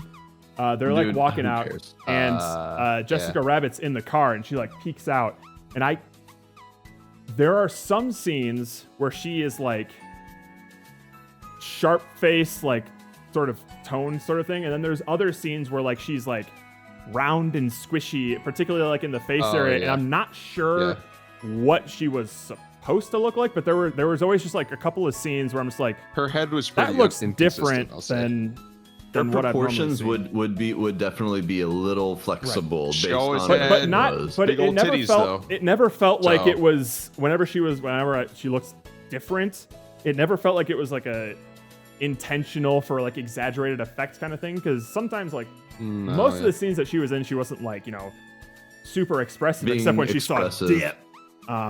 Okay, that was can we agree that's a scary moment? It is scary. The animation coupled with the voice acting there is a actually terrifying moment. Like it triggers panic in me when I hear her scream. I think another terrifying moment where I'm just like, oh, kids movie, was when the cab was driving out of Toontown and he drives over the dip. It's just like, ah! Oh yeah, and basically burns off his fingertips. I'm sorry, because I expected when he went through that he was just gonna be like a motorcyclist on a freeway and just. Erased down. Holy shit. That's But what even it seems like. even his screams, he was going by. I'm just like, oh, god damn. Yeah. But So, again, just from the tone of it, that Jessica Rabbit scream, it actually induces panic in me. Yeah. I forgot about a thing about Chippendale. Oh god. Boy. Chip is kidnapped and he is in the headquarters where they do the bootleg stuff. They just like tape him to a whiteboard and then Pete starts monologuing.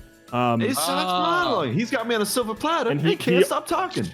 He opens up like his little like tool belt of all these little like torture devices stuff, and he's going for the eraser, but he's like browsing through them, and right next to the eraser before he picks it up is a little vial that's labeled dip. And I'm like, fuck you, movie! No. It's all references. That's all it referencing is. the thing that they want to be. All it is.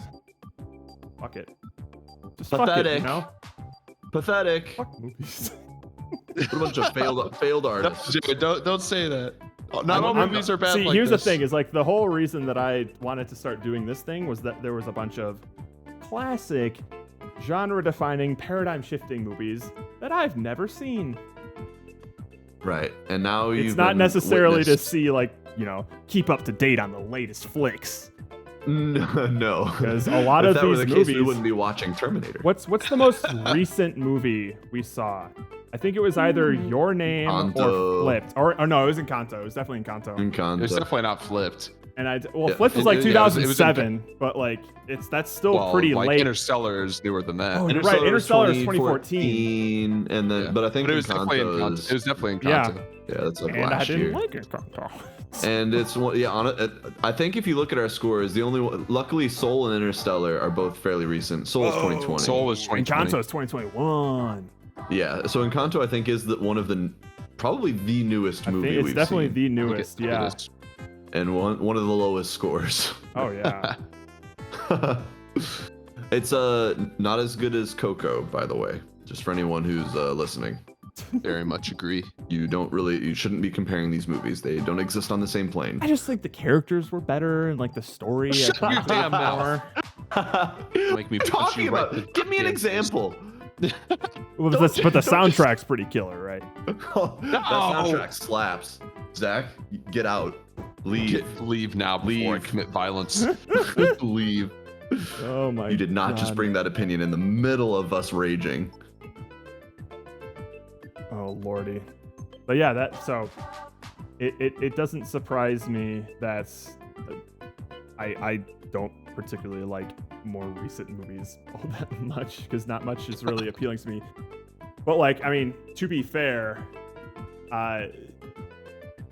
there's decades and decades of movies that go back where like I'm sure somebody who was alive and watching movies around the time that like Alien came out or Who Framed Roger Rabbit came out, like 90% of the other movies are probably garbage. And that was like the one shining The one gem like there. standout. Right. Yeah. So now you When you just think take about- like 50 years of worth of movies and just condense it down to the greatest hits. Of course, you're probably going to have more movies that are worth watching than like the past year or two, you know? Yeah, Absolutely. I sometimes think about this. I don't know if y'all do the same. Where you think about people listening to music back in like Yup. the 60s, Mhm. and people losing their mind are like the Beatles are the best band in the world. I'm like, how many bands are there? How many bands? How many bands? How many bands are there? Like, well, like I know there's like 6, 7. Like the earlier or the later you go back in time, I mean, obviously people, music existed everywhere, right? But you didn't have access to all of it. Yeah. So at best, you were listening to a lot of local music or whatever was on the radio, and the radio was playing just the same stuff because it was broadcast from Playing the one Beatles. place. Yeah. So it was the Beatles. It's just the thing And you heard the not- most.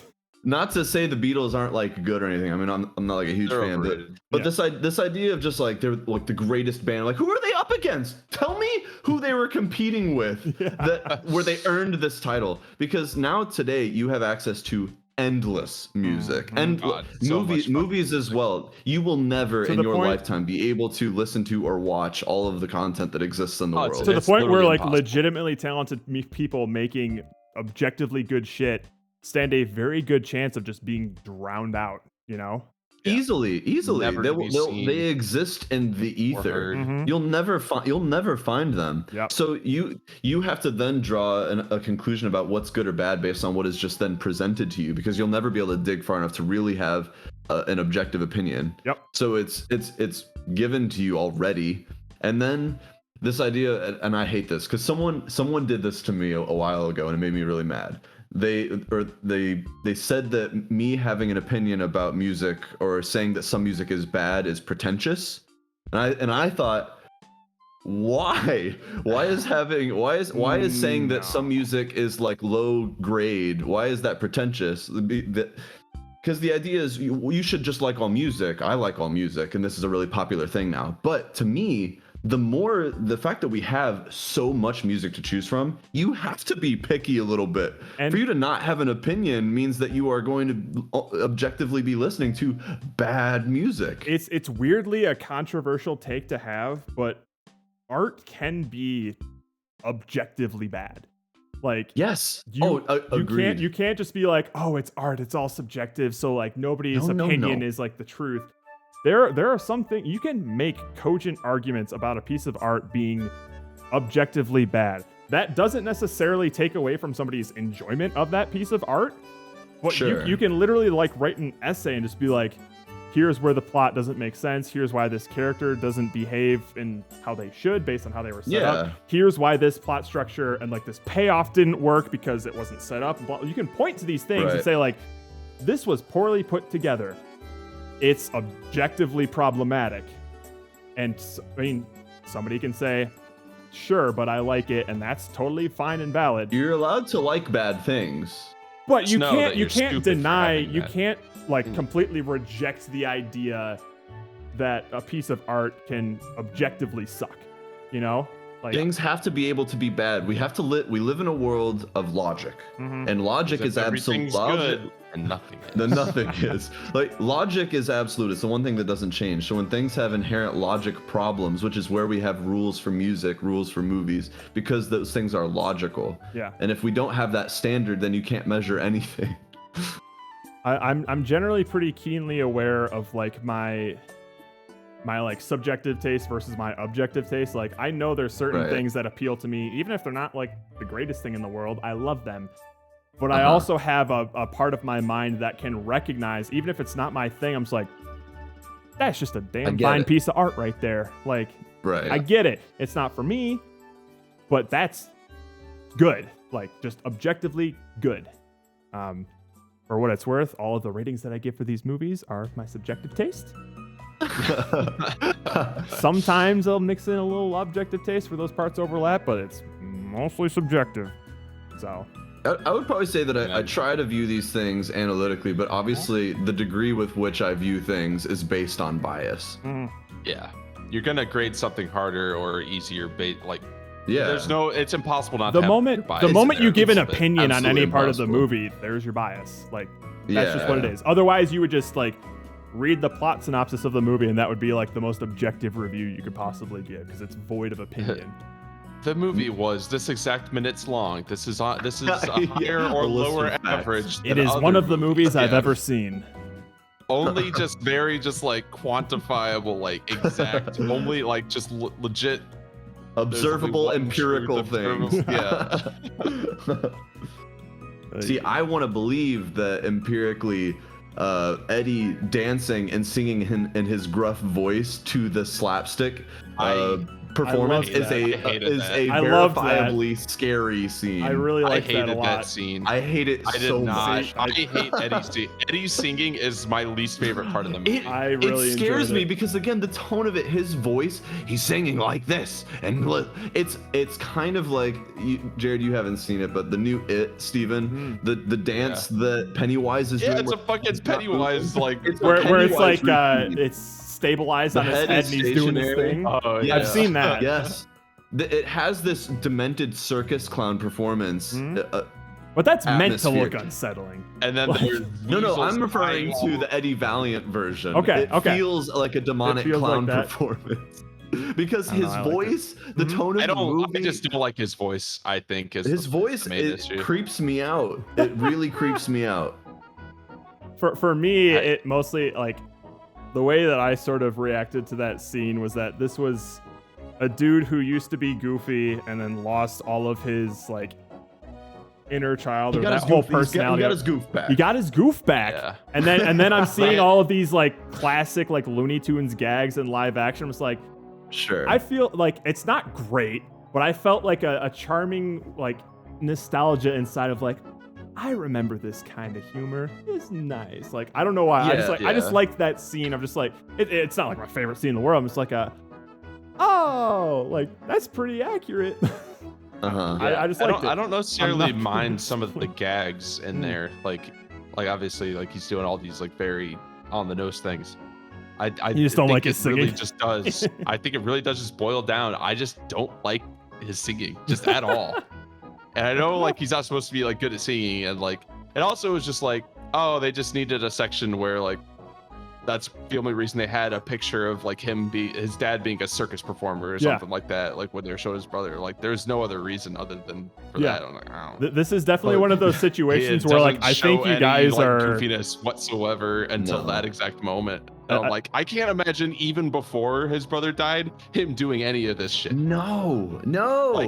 Because he doesn't It's weird. he doesn't play a happy goofy guy well at all. yeah. No, that actor. It's probably the actor's fault. It's but probably there's the something about him that him being goofy and stuff creeps me out. Yeah. It just creeps me out. I think this is definitely one of those points where I think y'all are objectively correct, and I just don't care. Yeah, I mean that's fine. That's absolutely fine and understandable. I thought I would be the only one that found it creepy or freaky. No, but- I've I'm more always- than happy to agree I've with always you on found that that. scene creepy. It's just not important to me. I What enjoyed am I thinking of? I'm thinking of either a show or a movie where someone is picturing their significant other, like who is a girl, as this guy, and they're getting turned off by it. What am I thinking of? Steven, do you know what I'm talking about? As this actor like shows up as like as the gym coach. What am I thinking of? It's Because they start to like the their actual significant other- actor himself. Yeah. Yeah, the actual actor shows up. Okay. Because they had a memory of they grew up and had a gym class with this guy was their gym teacher, and then they found out when they grew up and their significant other is acting in a way that reminds them of this gym teacher. Shit. What am I thinking of, Steven? And Son of the Mask? I don't know. I'm going through his IMDb. It was a show. Was it a Oh, it was TV show? Okay. I think it was. Hang on. What was That this? helps me narrow it down. I almost was thinking it was Always Sunny, but I don't think it's Always Sunny. No, it definitely Someone- wasn't Always Sunny. Oh my God, he I- played Mario in the Super Mario Brothers He movie. did. He Oh my did. God. Mario. He's goofy in that. Oh, he was a voice in Balto. Balto. Wow, that was a movie I watched a ton as a kid and don't remember anything about. Is it like What am that I- 70s show or something? I don't know. What am I thinking of? What's this actor's name? Bob Hoskins. Hoskins. It's definitely a TV show. This is gonna bother me. Now I have to find it. He was a voice named Winston in Garfield: A Tale of Two Kitties. Oh my! The name of that's Wow. incredible. Can you Yeah, I don't separate? know. You can't. I tried to separate TV shows, but I guess. Oh, you can't. Frasier. Frasier. He was in Frasier. Frasier. Coach Fuller in one Yes. episode of Frasier. That was his gym coach. Okay, I knew Yeah, it was yeah. something you and I watched together. Okay. Yeah. All right, I feel better now. I know what it was. But this guy just he's got the creepiness to him, and it's fine. I think it fits everywhere else. But as soon as you have him doing goofy things and that gruff, scratchy voice, that coupled, it's another great example of the juxtaposition of this like grittiness and griminess coupled with the whimsical, fluffy stuff. I think- and when you put them together, it's like a dirty Q-tip. It's uncomfortable. It definitely It's seems grating. like it was that juxtaposition was meant to be the source of entertainment. Yeah, and but it also you're supposed seems to find it. Yeah. It's supposed to be more whimsical than creepy, but it only comes through as creepy for me. Yeah, you see this like straight-laced, like serious dude playing the goofball for this one scene. I think that's meant to be the gag, but it probably doesn't play well to everyone. I think I'm just the aesthetic of old cartoons and old cartoon humor. I think just as a rule is awkward and creepy. I There's dislike always it. there's been something about old like post World War II cartoons. Man, I grew up hardcore watching Looney Tunes and Tom and Jerry, which now that I think about it, I would honestly be interested to see what this generations of kids how they What's would their react to cartoon? this how they would react to this movie, because maybe my nostalgia for those classic like what are those things called? Warner Brothers cartoons. Warner or- Brothers cartoons, or like Merry Melodies, those like Looney Tunes, Tom and Jerry shit. If they don't have the nostalgia for that, would they still find this movie funny? Originally, before I started thinking about it, my immediate answer was yeah, because their only other alternative is Chip and Dale. But That's all you get. maybe I enjoyed this movie a lot more because I have nostalgia for that like era of animation and cartoons. I don't know. I'd really be interested to see what the perception of this movie is to a recent generation of kids. The younger audience. I legitimately Kids don't know. watching these days. Mr. Yeah, Beast. they're only watching TikToks. We just need to split it up into a bunch of different TikTok. The kids these videos. days are just working on their Riz, you know. Getting that Some of them Riz. got W. What? W. W. Riz. W Riz. Riz. What's like L Riz or something? L Is that, Riz. like, Yeah, the opposite? L Riz is like the Gen Z equivalent of like a beta cuck now. Like that's just what they say. Now, It's what like, is you L got plus L Riz. ratio? L plus ratio means like that. It's a Twitter thing. You like that's an L take, and then a ratio is essentially you have more like comments than you have likes.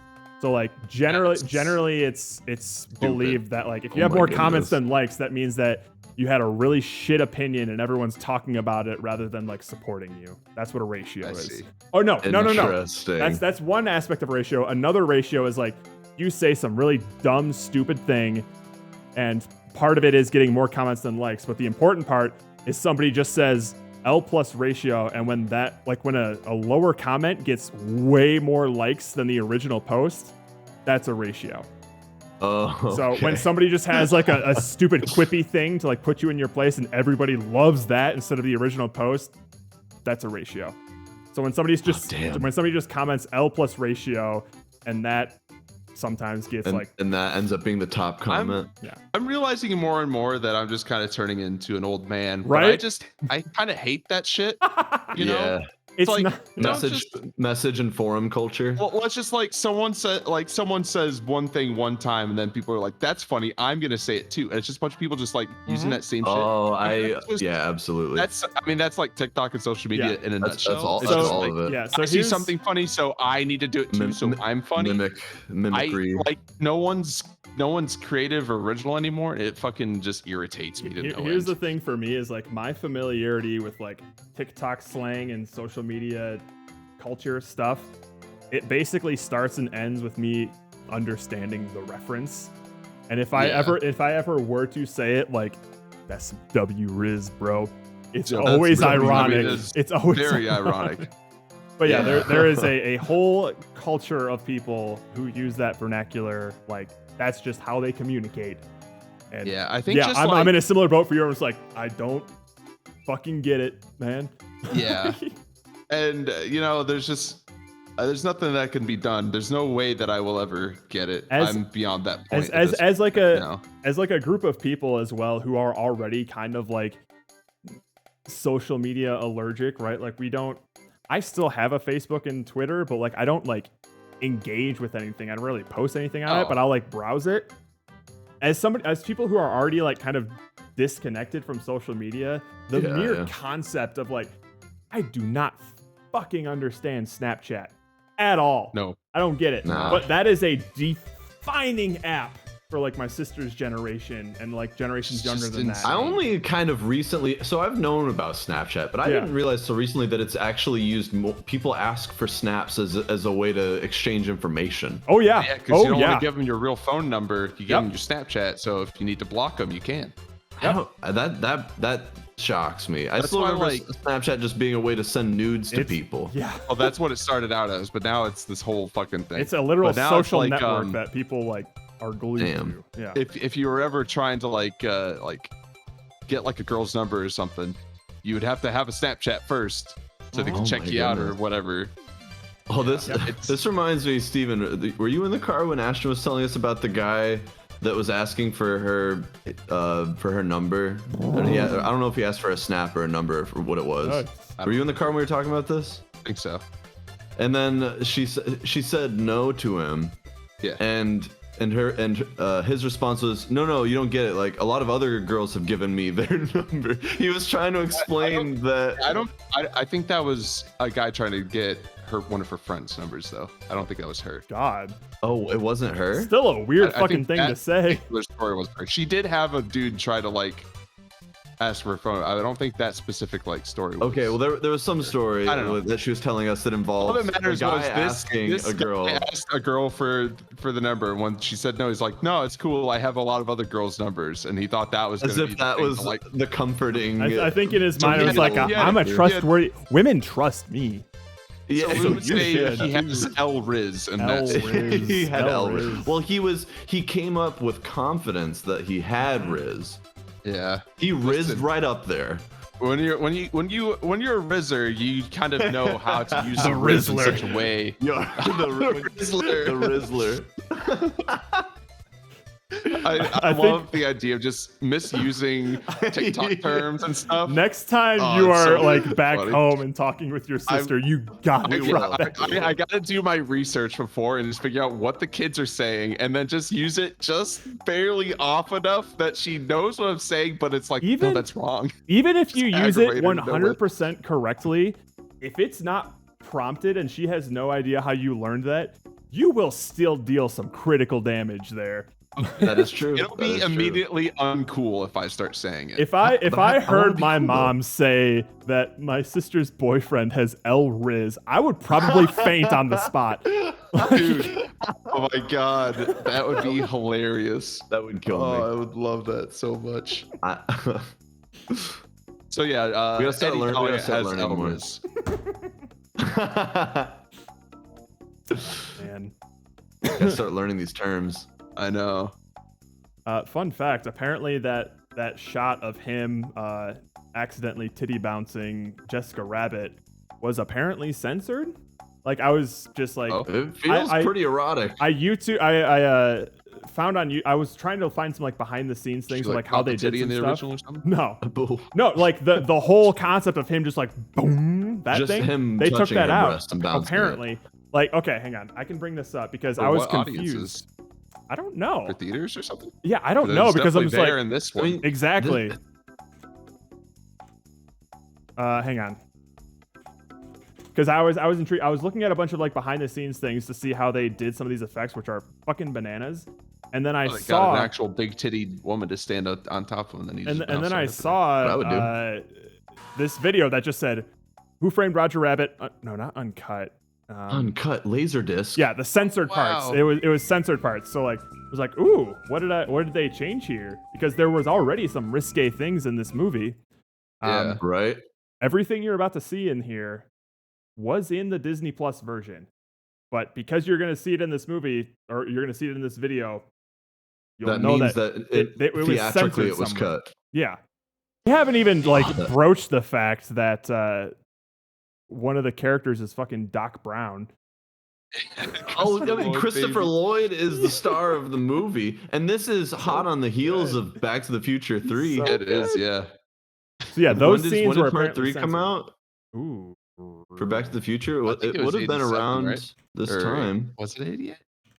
No, part It 3 wasn't was 90. It wasn't 90, was I think it was it? 1990. It yeah. was 90. Wow. Okay. So this was in Oh! the midst of Back to the Future. Another fun Yeah. fact about Back to the Future that I had no idea about. Okay, so we've always pointed out how weird and dumb it is that the opening of Back to the Future Part 2 was obviously reshot. Do you know why it was reshot? Never understand. Explain. Why? Because, well, one of the major reasons was that they needed to make up for the fact that that movie was shot 5 years after the first one, so the characters looked obviously older. Okay. But the main reason was that Marty's girlfriend was played by a different actress. I'm sorry. What? What? Yeah! What? What? Hold on. How have I never noticed That's that? what I said. So, all right, so let's see here. The first Back to the Future. What was her name? Jennifer. Jennifer Parker. Claudia Wells. Okay. And then let's go to Jennifer Wells and then Elizabeth Shue. It's a different actress. Why did she die? I don't know. But that was How the would you main jump reason ship why they on the that was the biggest main movie? reason Wait, why wait, they wait. reshot it. The 5-year gap to make up That's for like they breaking looked my at brain right But now. also- Can we show that? I want to see. I need to see Yeah. like a frame from the movie. Maybe this will work. Yeah, okay. Da. You Show me okay? Jennifer. Okay, so yeah, She this is. is the Is Jennifer everything I'm alright? familiar with. Peace Diesel. Yep. Bye bye, D's. Oh yeah. Let's go to like the part that's actually Marty! reshot. You've got to come back with me. Where? Back to the future. This is the original. This is is the from original. Back to the Future. Okay. Yep. Yeah. Wait a minute. So there what are she you do- is. All right. We got Yeah. enough of Okay. that. Like I'm familiar with that face. I know. They look and sound very similar. Oh God. am I about This to- is gonna blow my mind. I'm about to just like have to never come back. Oh, here we What do I go. do with There, this? this is Oh, perfect. Why didn't I just do this? Okay. Oh my god, I just saw her face. Now I realize they are completely different people. What the fuck? Hold on. Right? Hold on. And obviously oh, he shit. looks I mean, this older. hair is obviously So different. yeah. How about a ride, mister? How about a ride, mister? Jennifer. Okay. From a my distance. From a God. distance. Oh, you a sight for sore eyes. Let me look. It's- Oh my God. Marty, you're acting like you haven't seen me in a week. I haven't. Oh. I haven't. You okay? All right, OG Jennifer, way better than. Everything Well, yeah. She's Yeah. way more attractive. But when you see them side by yeah. side, just like, oh yeah, those are different people. Everything is great. Holy shit! How did I never notice this? I literally never noticed. That's shot. Look at how much younger the first Jennifer looks than the new Jennifer. Bring back old Jennifer. You've got to come That back is to so with me. freaking It's bothering wild. me that this is flipped 180. Future. It's to avoid copyright, I'm sure. Well, you can also definitely Oh my tell like goodness. the Okay, age difference as well. So now, I mean, I was thinking I was familiar with the Jennifer on the left, but I'm actually familiar with the Jennifer on the right in the second Back to the Future. Yeah, yeah. Just because she Wow. just had straight up more screen time in those movies. Yeah, too. I guess that's true. Look at that. They're definitely similar. They're though. very That's- similar. They're Like, very similar. because I never noticed, they were absolutely very similar. Well, holy shit. What? When I heard that, I was like, no fucking way. No fucking way did I never notice that. Because obviously, how. you know Insane. immediately, How? it's like, oh, this is a reshoot. But for some reason, even though I knew that, I never noticed that they changed actresses. I think Never. It's like things Never. are different, are just different enough that I'm just like, I just assume she's just slightly different too. Yeah. So my brain just doesn't connect that it's a completely different fucking person. Jesus. That Wow, blew okay. my fucking mind. I'll never be the same. Right. Every Thanksgiving, that's gonna come up. Well, clearly, I do not pay as much attention as I thought I did in movies. I thought I knew I thought I everything was a about fan those of these fucking movies. I'll Guess never I'm not as say big of a fan another as I word. I'll never say another word when someone misses something that was clearly in the movie if they just paid attention because I missed this. Years. Unforgivable. How many times have I seen these fucking movies back to back? Oh dear. You know that like Marty's daughter is just Marty in drag. You know all these different little bits and pieces of Yeah. it. But you don't know that they just fucking changed actresses on you. in Jesus. these movies. Oh, I don't like that. I don't like that at all.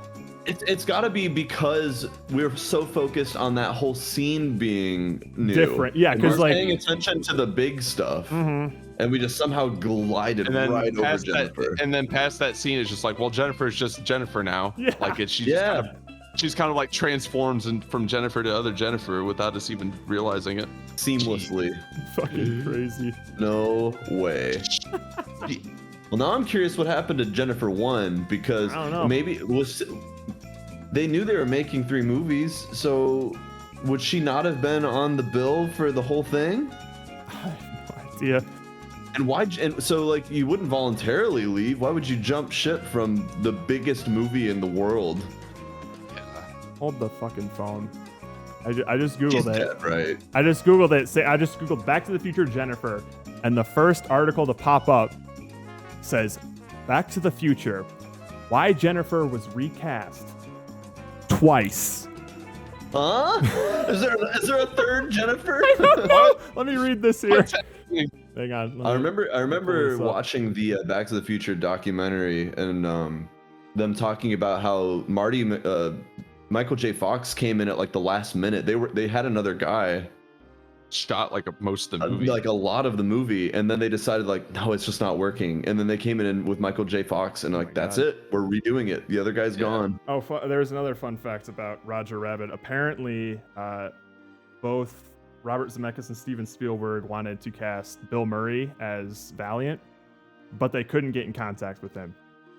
And Didn't apparently, answer the phone. when that was divulged in like an interview, and then apparently when Bill Murray was reading that interview in public, he just like fucking screamed because he said he would have immediately taken the role.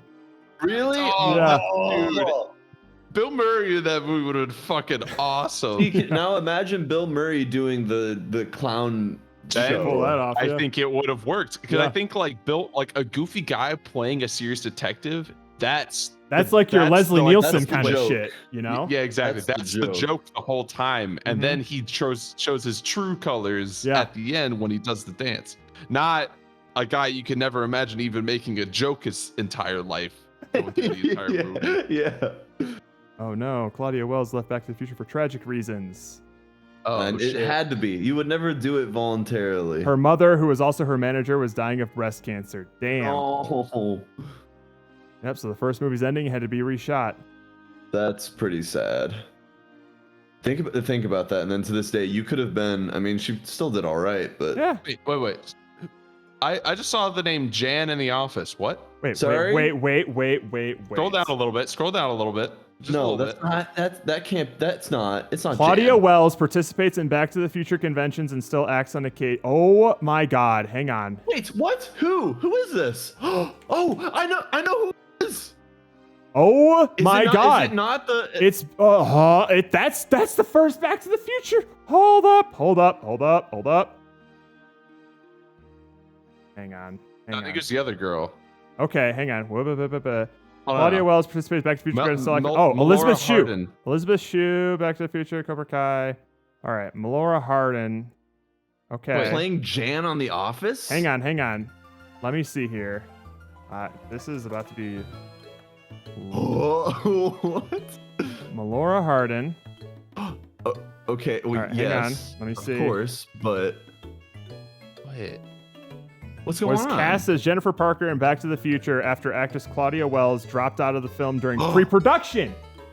So they- she she was never in the actual movie at all. Well, let's see. So when they said recast, If you read further in that fucking trivia description, it Okay. said she never shot a single frame of the movie. Okay, where was that?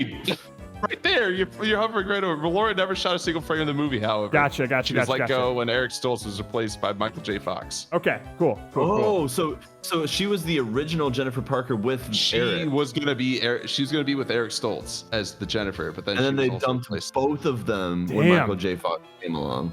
Yeah. Okay. She was That weirded me considered out for a too second. tall to be his girlfriend. That's amazing! Rip. That's amazing! Wow! Holy shit! No way! It is insane Is to that- think that she is even remotely related to anything Back to the Future. She has a relationship with Back to the Future. That's crazy. That's absurd. Think about this: like you were just too tall to be in probably one of the biggest franchises ever. Dude, that would suck. Holy shit! I'm still I trying don't know, to what did figure out. what did she look like back in the 80s? I don't know. Well, she's probably hot. But she was smoking. I mean, I'm sure she was I was seriously 19. considered for the role, and she's like, "Sorry, your reasons were good, but hers were bigger." No, hers were smaller because she Yeah. shorter. Okay, so Elizabeth Shue, I think she played Jennifer in both of the movies. Oh, come on now. You know which one I'm looking for. You know exactly what I'm trying to do. Don't play coy with me. There you are. Okay, so I don't know why. Oh, recast twice, as in like the first recast was before they actually released the film. Before the movie. Yeah, actually yeah, was yeah. out So, of but yeah. so Jan from The Office was the first consideration. That's kind of She was interesting. number one. She was number one. She That's was crazy. number one. And didn't make it because she was too tall for Michael J. Fox. That's fucking Whoops. hilarious. You know what else No is way. fucking hilarious is that the title of this stream is called "This Stream is About Roger Rabbit." At least it was accurate earlier when it wasn't about Roger Rabbit. That's true. For a moment, we were telling the truth. Just a brief moment. I actually had a hotkey set to like when it shows Jared rants about Chippendale. It turns that on, it turns the flame on, and it also changes the stream title to all no caps way. say, "This is about Chippendale now." I did see that. I didn't know- I didn't know. I You, didn't I didn't know you had that hotkeyed. Yeah. That's awesome. I came The amount prepared. of work that you put in this Fuck week yeah. for the is impressive. God, Not man. only did you watch what I assume was close to a 2-hour movie. Wouldn't recommend it. Yeah, it was like an hour 40 minutes. I think 48 Ugh. minutes. I forget. It was Yikes. bad. I hated it. I did not Well, enjoy it. But because of it, now you have a greater sense of danger in film. My God. Yeah. And I will, by golly, I will subject you guys to it the moment I decide when we're doing a hate wheel, because we will. Whenever a hate wheel happens. Steven's gonna be real upset because we're gonna be thrown on Chippendale and Hoodwinked. Yeah, I don't like that. And the Avatar throw up movie, the and Avatar After movie. Earth. After Earth's Well, gonna be on After there. Earth, I'm down for that. Fuck off, so. After Earth, man. God Cypher damn it. Rage. Cypher Rage. Oh, I will hold my opinions until we inevitably watch it, I'm sure. God damn it. I was really hoping when I first watched Interstellar that he would make it back to Earth to realize that that all the animals had evolved to such a level that they were like hunting humans. Hunting humans. Yeah, And they the only way evolved to that hunt they a could species that survive- hasn't existed for millions of years. That's yeah, good. And the That's only a way good that you plot could device. survive is if you could just shut you just don't show any fear at all, Yeah. no emotions Yeah, and whatsoever. you know what we 'cause should that's do? how they sense you. You know who we should get to portray a person who is meant to be an emotionless, stoic character? Let's get the most charismatic guy in Hollywood right now. Let's get him and tell him to be emotionless for the whole fucking movie. Yeah. Good idea. And let's make his son the actual star of it. He's really good. Well, because he's a big up and comer. He's gonna be the next big thing. You just Let's- wait. In yeah. a few years, he's gonna take Hollywood by storm. Let's get Clearly a He's gonna genius. play his own dad. Let's get Oh the my kid who writes goodness. all of his sentences by capitalizing every single word. Let's get him. He's good. Yeah. Let's get the kid who makes the exact same face in every single photo he's taken in. I just don't like Hey, this. he's uncovering the Illuminati. He's doing the Lord's Sure. work. Oh my god. Whatever. That's a man with W Riz if I've ever seen one.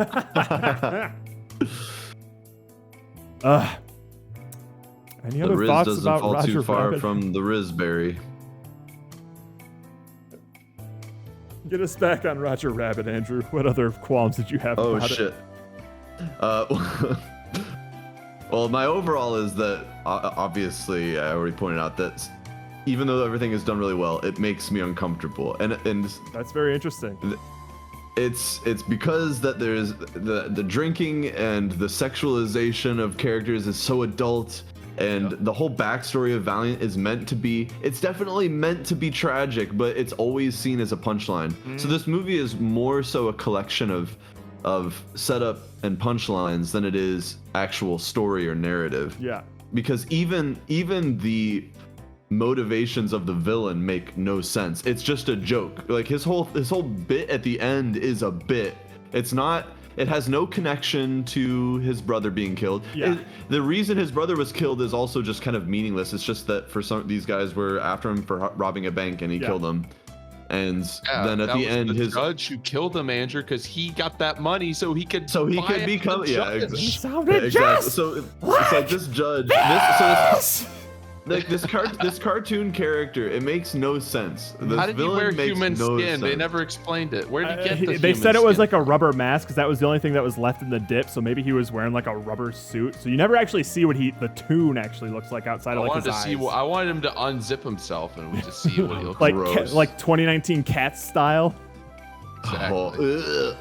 So Oh, fun someone's gonna have fact! to There was a explain- Cats reference in Chippendale, so that was Wait, what? cool. Oh. Yeah, there were yeah. two 2019 cats like fighting each other in an alley in the Uncanny Valley. Oh my goodness. Did they have buttholes? Doesn't matter. Release the butthole cut. I want the butthole cut. They showed the cats and haha funny. Those looked bad in the 2019 movie, right? Moving on. All right, we got that joke out of the way. I will Joke landed. at least in Roger Rabbit, the jokes seem at least tied to the story. Yeah. Yeah. Like the punchlines were about things happening in the scene. It The wasn't just punchline some is not. external. Look, it's Mickey and Bugs in the same shot. Oh, No, Another and fun- like like talking about the Daffy and Donald's thing. It's great that you recognize these characters and they're both ducks, but that could have been any two cartoon ducks doing the same thing because the idea is making a parody of cartoon violence, and that's the joke, is that this is entertainment. another fun fact about the movie is apparently Disney and Warner Brothers agreed to allow the studio to use their copyrighted characters, provided that the properties got equal screen time. Like Disney characters got just as much screen time as the Warner Brothers characters, which is why you have Daffy and Donald, Eh, Mickey and Bugs Bunny, Mickey and Bugs. and Porky Pig and Tinkerbell at the end. Oh, Yeah. shit. all right. Oh, that's interesting. Yeah. So they're just like, all right, fuck it, we'll that's just all, put folks. them in the same thing or in the same scene. Which is, I did find it like, I guess maybe it's just like my perception of who Mickey is now, but I found him to be weirdly mean-spirited in this movie. That's what I'm saying. I'm That's just why, like, that's why Been everything like that felt. in anything. That's why everything feels kind of off. It feels surreal and Yeah. in an almost edge of the nightmare kind of way. Like you're almost in a bad trip. You're starting to interpret things that should be good as bad. It messes with me the whole movie. so this movie was like an entire movie of like pink elephants on parade for you. Yeah, there's something that because of course that animation style just does things. The way things bounce and move is kind of creepy, and then placed in the context of reality, then making these things come to life, and then the way that people behave so normally around them is a very disturbing thing to me. But again, all of that would shift if the movie just chose to have a single voice, but it kind of jumps around. Gotcha. Because the tone is so confusing, it makes that awkwardness of the merging remain awkward. It doesn't actually evolve into something static and stable. Gotcha. So that's just my only kind of beef with it. But back to the villain. I need someone to help explain to me why it's okay for this villain to just. Why is this cartoon? He's a cartoon, and fine, he's an evil cartoon because those can exist. Yeah. But his whole thing, and he had a long plan. I kind of want to comment on that when you're done. Okay, I'll just go through. I'll just summarize it so that you can talk about it. And the plan was. First, step one, rob a bank. Rob that bank to get money. Use that money to gain power. Use that power to take over Hollywood, essentially. And after taking over Hollywood, erase Toontown. Yeah. Yeah. He is himself a cartoon. Erase Toontown. Why, though? Well, to build clearly a freeway. He hates tunes. Right, just to build a freeway. And the end of it is erase it to build a highway. And why build a highway? Because he imagines the suburban sprawl as a dream, as a vision. Yeah. So here's the thing about that's the part that I had some interesting thoughts on in terms of like, at the end of the day, this movie, despite its tonal disparities or whatever, it's meant to be a kids movie, right? Like it's meant for kids to watch and enjoy. But Christopher Lloyd talks about like freeways and like suburban sprawl and all of these things that really only make sense to adults and hotels for like and 5 minutes. Like, and this is the main motivation of this character. And I can see kids just going like, what? Like they don't. What are you there's no goofy visuals going on the screen. No, this dude's just talking about he's talking about infrastructure in this big climactic moment. I thought it was funny, but there ain't no way a kid is going to find this entertaining. When I was a kid, I heard highway and I was like, that's bad. That's it.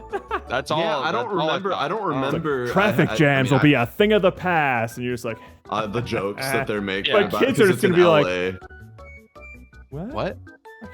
It's just because it's literally talking about building the 405 between like Pasadena and and it's literally talking about just like the highest traffic things. I thought it was kind of funny, but ain't no way a kid's gonna be in trouble by this. No. But see, and that's fine. It could be like a throwaway joke, but it's like a 5-minute monologue of him talking about this. But it's also this. it's the entire movie is dependent on the things he's about to say, and everything he unloads is a punchline that is confined to this scene. It has no relevance outside of this scene, which means that the whole movie is based on nonsense. Well, and he bought out the public transit. So that's a foreshadow. So streetcars anymore. So that people wouldn't use public transit and they would buy cars to use the freeway. Yeah. Because that is another thing that happens in real life of like public transit gets demonetized because for the sake of developing car infrastructure. Like that's just a thing that happened throughout history in the real world. So like they're playing on that. That's not what this movie is about. Right, and I'm not saying that that's a good thing. I'm more saying I'm just like they're referencing all of these things that happened in history and they're making a joke out of it. The majority of the target audience isn't gonna get that. Listen, okay, and that's fine, but no other part of the movie is concerned about this changing times. It's not like the whole idea of tunes in real life is not about the times are changing. It has nothing to do with that. It has. I have no idea what his motivation is. Like, it's just like, I guess he wants to build this highway and shit for money, but what's his end game? He already had money. He made a bunch of money. Like he stole zillions of whatever from the Toon Bank, so like, he's good. He's set. So I don't know what the hell this where this tune came from. First of all, like why he's doing any of this? Why does they should have had this is a kids. If this is a kids movie, which I think it is, I think it is. if this is a kids movie, Like despite what the halfway. patty cake scene would lead you to believe. Dude, they were moaning. they and shit. should have Oh. played into the idea of cliche cartoon stuff and had this idea of like a cartoon villain bringing his cartoonish problems or cartoonish thinking into the real world and what that looks like in the real world, and then having to then be in conflict between this idea of what is a cartoon and what is real, and that the characters are having to reconcile this and teaching kids about this idea of reality and fantasy and how like some fantasies can lead to problems, whereas some fantasies can lead to dreams and happiness. And it's like, this is a good movie, not this. Unfortunately, what we have here is just an amazing concept for producing a story or telling a story, and that the story being told is just kind of muddled purely because of a lack of voice and tone. Yeah. But then also you do things like you attach, unfortunately not Bill Murray, to the lead actor, and then you're meant to see a character arc. There is a character arc, but there is no payoff for it for me because it's all just being spoon-fed. It's a chef thing, Jared. It's basically I get that him finding his goof is right and it's supposed to happen, and it makes sense because the movie is telling me that it makes sense. But when I look at the everything else, it doesn't feel justified for him to be the way that he is. So here's an interesting thing, and if this is not meant to be like a counter argument or to like invalidate anything that you said, but it's something that came across my mind in terms of like this is probably why it is the way it is. Just like, I think the fact that this movie is such an ambitious thing, like visually, and the fact that they had to, shoot all of the live action stuff before they even painted a single frame of animation. I wonder how much stuff they inadvertently sort of like set in stone that they weren't able to like fix or rewrite or reshoot or anything like that. That maybe a lot of these sorts of problems kind of stemmed from. So like some things are a bit more incoherent or not as greatly developed because like they had to finalize a lot of things before they started making like the second half of the movie, right? Like all the animation stuff. I did read one little bit of trivia where like apparently the way that this movie was constructed, timing and like the number of frames was like so important that if they ever had to make like an unexpected cut in the scene or like cut out a specific segment, they had to scrap the whole scene because like animators were planning around it, taking this many frames to do this many things and stuff like that. Oh, that's so true. Yeah. So I'm wondering. So like I said, that doesn't excuse the problems that you have because they exist and they are objectively there. But I'm curious as to if those things were if that's a part of the movie because was taken away, would it be different? Yeah, because of their ambition, the movie suffered in these sorts of aspects. I have no idea. Yeah. I would imagine. I mean, yes. I think just fix the villain, and honestly, this movie gets so much better because at least at the end, that feels like there's a reward, not just a joke. There at the needs end. to be some sort of payoff. Give me for something. the story. Give me some more significant. Like the idea that this guy killed his brother. There should be something that personal seems there. important. Yeah. Yeah, So but it's not just that he's like he killed my brother, but he says doesn't that, even like, go at the into like very a fit end, of and- rage or anything. Like he's just No. like, Oh. Hey, you're that guy I'm looking for. Oh yeah, you killed my brother, didn't you? Whatever. Well, the important thing is I don't want that highway. Yeah, that that's highway the outta thing here. they're trying to stop. He actually, I don't know, get why he cared. If anything, he would be like, yeah, fuck Toontown. You know, like my brother's Well, dead, he and drew- and now that he knows Drew it's a the tune tunes again, Andrew. Well, but now here's this tune literally saying like I'm about to destroy everything, and he's more concerned about saving Toontown than taking out this guy. But here's but another he already got question. his Why goof back isn't- at that point. Why wasn't He's Valiant again. actively looking for this guy? Nowhere in the movie it doesn't.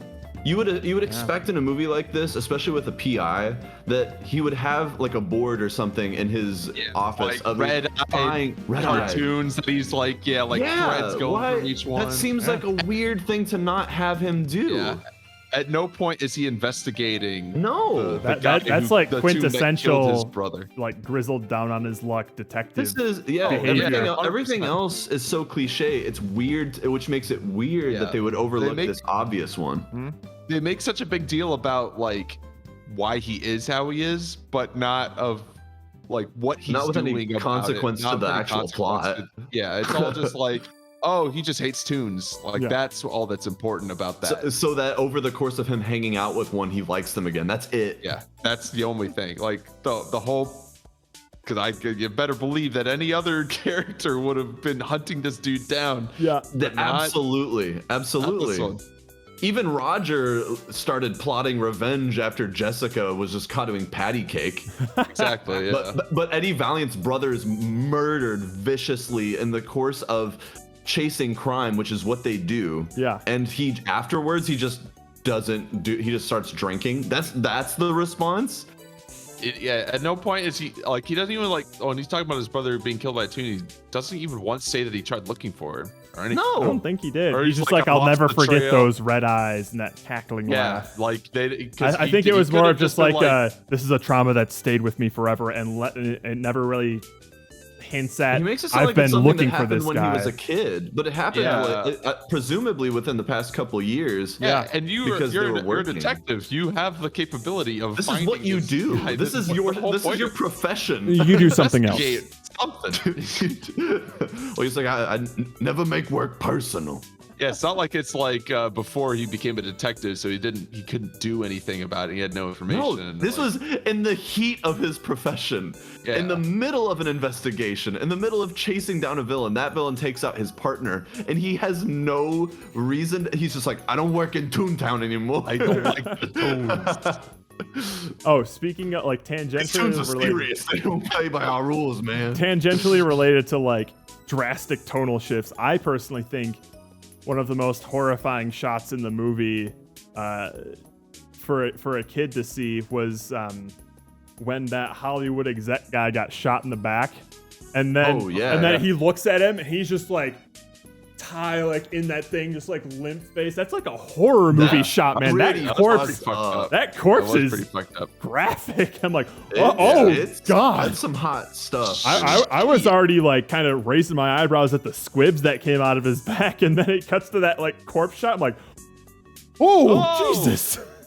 That's where again, like in something this, and again, this is just the way I interpret when I'm watching. But because of the surreal atmosphere, Yeah. when he's dead, he doesn't feel dead to me. So it feels like just like a prop corpse to me. Ah. Like everything is some sort of punchline. So I'm waiting for the joke, but like, no, that's just a dead man who got Like, shot. It doesn't feel like there's any consequences. for anything, No, really. because of the cartoon aspect and things feeling invincible, it makes the consequences sort of dissipate, which turns the dark ones into these nightmares. Because I think that it can only get worse from here.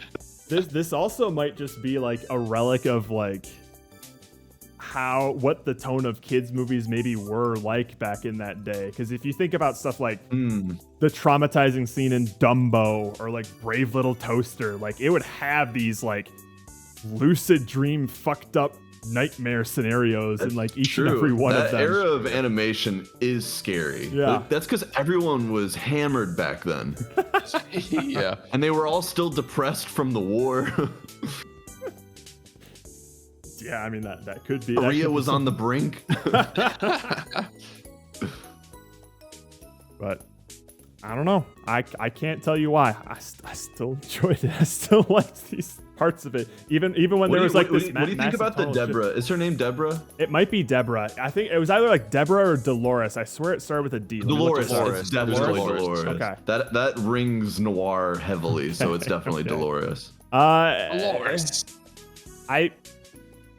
I didn't think too much of her. Like she was definitely sort of billed as like the strong, independent woman who don't need no man but has a heart of gold kind of cliched character thing. You got that from her? Kind of. I got nothing from her. Well, more She was more of just kind like of a pointless. she was a walking cliche. Like that's the trope that I think they were going for.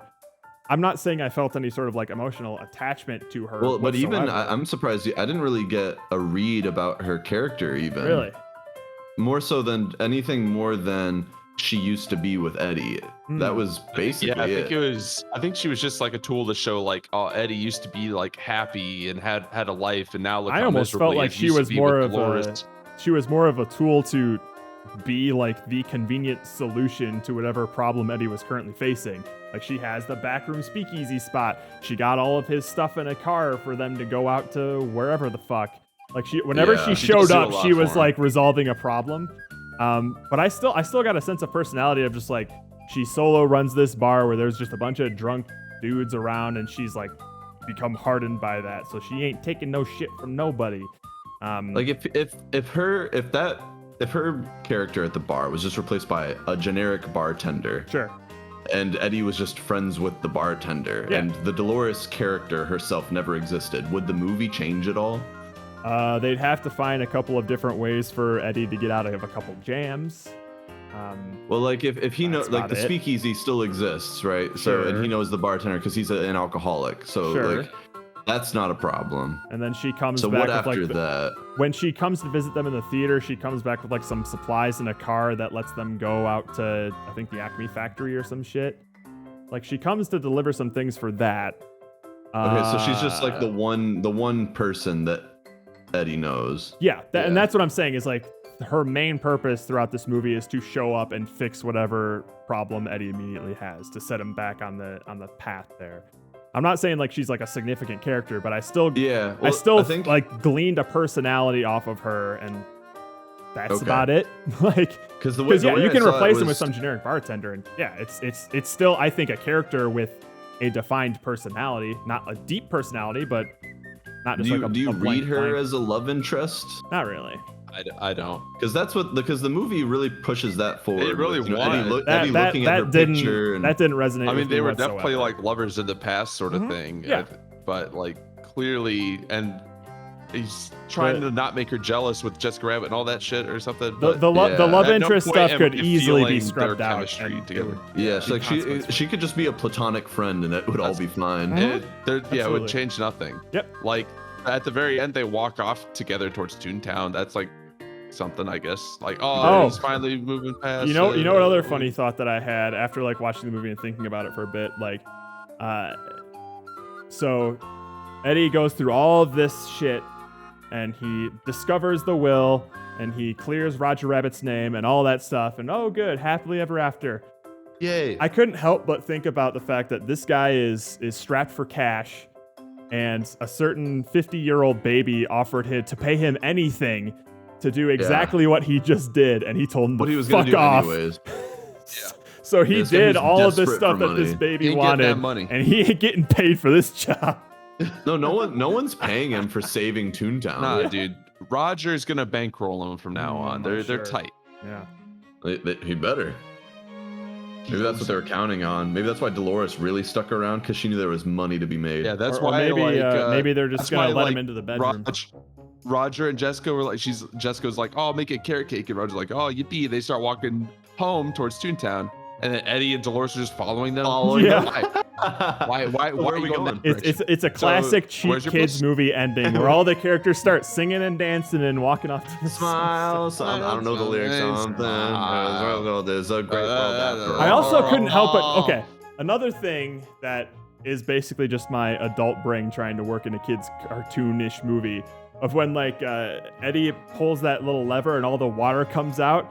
That water is on for like 5 seconds. He's like, all right, cool. Dip's all gone. It's Yeah, like, it's that's good. liquid. That shit's just mixed in there now. Ain't no No, way. they I'm touching showed the drain, Jared. and Sure, so they it's showed the fine. drain. It all drained But- away. But around the judge's corpse is very prominent green stuff, still and all the green. I animated still see characters are like green. stepping all over. It's like, whoa, Ew, he's what's dead. this? Like, For how toxic that stuff is, there's no way it was diluted enough to not still be viscous, poisonous Ah, it's chemicals. fine. So that was just a funny thing that I just couldn't not think Quick about. trivia: what 3 chemicals make up dip? Acetone, turpentine, and like oh, fuck, what's benzene the or something. third? Yeah, Fucking that's Benzene? it. Nice. Is it benzene? Yeah. That's fucking hilarious. my God, it's Let's look up that scene actually. The only time she shows emotion in the entire I movie. promise you, that is the scariest thing in the movie. It is pretty fucking scary. You're making it sound like it's a large Marge moment for you. Is that the same kind of reaction? The way it's her voice, the way her animation shifts for the first time ever. Into Oh yeah, this is the demonish- first time you've ever seen her emote. And she carries it way higher than you think she's gonna carry it. Yeah. It feels like genuine terror. I almost said Christopher Nolan. Christopher Nolan. Christopher Lloyd. Christopher Lloyd. As a sort of like acting choice, does not blink in any scene where he's on camera. Because he wanted to Really? sell that kind of like uncanny evil effect about him. Freaky, cartoonish. Like, well, Yeah. since his eyes were fake. Yeah. So he never blinks whenever he's. That's crazy. Here's a good example of Jessica Rabbit's face being off model, like you were That's sort what of I'm saying. saying. Yeah, this looks too round Her and proportions soft. of her eyes you know? and things are kind of wrong. Especially when she's Her in the boobs car. look a little bit smaller. That's Yeah, that's I the don't- I biggest don't think problem. I'm not you a know? big fan of that. Like those aren't the boobs I'm used Yeah, to. those are the boobs that signed up for. Okay. The animators I fought always for these? seems to like not exactly know what her model was. It's she's- very flexible, and I think Mhm. part of it seems like it's because sometimes she's over a person, she's rotoscoped a little bit, Sure. and sometimes she's just free drawn. Yeah. And her face is meant to have a very specific kind of illustration, and that face is not built for emoting. Yeah. And anytime it would emote at all, they had to like tune it up Mhm. because it wasn't flexible. Yeah. Like you can't take those slit kind of eyes, that sort of Art Nouveau eye those line with the droopy, two, like, two lid dots for a eyelids. nose. Mhm. Yeah, you're not going to get a lot of out of that. You Yeah. need the big eyes. But like regardless of the reason, it's pretty clear that it was not like an artistic choice, you know. No. It was Because a Roger limitation Rabbit's of the made out artist. of like fucking rubber. He's stretching and squashing all over the place, but he still looks on model whenever Right. he's He like looked on like screen. Roger Rabbit. Yeah. No matter what. Whereas like you got like Jessica Rabbit and like Jessie Hare or some shit. Like, she got and boom I legs. think that's shit. That strikes me as like a constant struggle of 2D animation is staying on model, especially yeah. when you have a lot. Oh, yeah. But more so even with just a human character, because the number of traits that they have that are obvious. That's why when people, that's why caricature artists always seem like they're so good at what they do, even though they're not really good artists. Yeah. They just because they can exaggerate all these things, it feels like it looks like the person. Yeah. But that's because they're overly exaggerating everything. Mhm. But Jessica And I only Rabbit's need to draw one character frame is at more one angle. subtle and only to draw one frame. Yeah, imagine having to do that thousands of times. And Over then 85,000 that character- frames were painted for this movie. Jeez. Holy shit! That's insane. Oh, I did want to point out at the beginning of the movie with the baby character, Yeah. that whole animation scene. That Love is some that incredible whole 2D sequence, Oh, man. yeah, I'm like, that- holy Yeah, the actual like shit. animated thing. That is that's so well incredible. done. a Do you see perfect way to some- rope me specifically, and I'm just like, I'm All hooked. right. This is wonderful to Impressive. look at. Holy shit. Yeah. Again, like animating reflections, not mirroring things. They not mirroring, having an actual reflection on the ground in a different perspective that would act like a mirror, and then also rotating a camera around that at the same time. And if you notice those matte paintings in the background, where it would be one really large matte painting. There was were no blown matte out. paintings in this movie. Robert Well, Zemeckis there- specifically said, it's like, we were thinking about throwing one in for shits because we've used every other visual trick in the book, but no, apparently there's no matte painting. I mean, I guess It maybe would te- maybe it would for like the te- live action stuff, but thing- I guess there's probably you would Well, the- classify matte paintings for like the backgrounds of the animated sequence, right? Yeah, and the 2D sequence at the beginning, that Yeah. would be, unless they have a different name for that back then, like Yeah, that's who knows? that's technically a matte painting. Maybe a matte Like, painting in like the film they is probably like would call it, the they'd probably call it background. a layout painting. Who knows? But the way that they have multiple dimensions in that painting, so Yeah. that they can move the camera in one plane over that, but it looks like it's moving in these crazy dramatic ways. Oh my I God. always am blown away by that because And it he's takes just, like, a lot of running planning. around in circles with that like pot on his head and shit. Yeah, so it makes Oh, yeah, the that was space feel good. 3D, even though it's a 2D painting. God, Super cool. it's so good. It's so good. But Oh my god. if Chip and Dale were to do it, I think it'd be a 3D. and they could actually just rotate the camera on. So that's better, I think. Oh It's yeah, easier. that's so much easier because we have the technology now. So because we have so many options open to us and have no reason to like push ourselves to meet constraints, that I think means that's it's part of the better. problem. It I is. think It the absolutely tools are is. the Too easy problem. now. And it's, No one it's- has to innovate on anything. It's No one has to it's the same challenge. thing with games too. Of like you have these engines Yeah. that you can just fart out any game you want, whereas like the people who were originally making games for like NES, SNES, they had to down to the They were bite wizards. know Invent. exactly where they're storing like their sprites, their animations, their Right. audio, all Yeah. that shit, and they also had to make a good game on top of that. So it forced them to be really creative within their constraints because constraints breed creativity. You listen to me, Ludum Dare theme suggesters, please. Everyone always believes that the more freedom you have, the more creative you'll be, but that's really not true. No, I've never because it seen doesn't I've never force seen you to evidence have of that. good. It doesn't force you to be creative. You're just like, I want to make Silent Hill 2.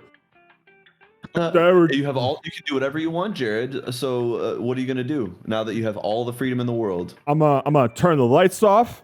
I'm gonna add Uh-huh. some fog, Okay, and cool. those are my favorite parts of Silent Hill 2.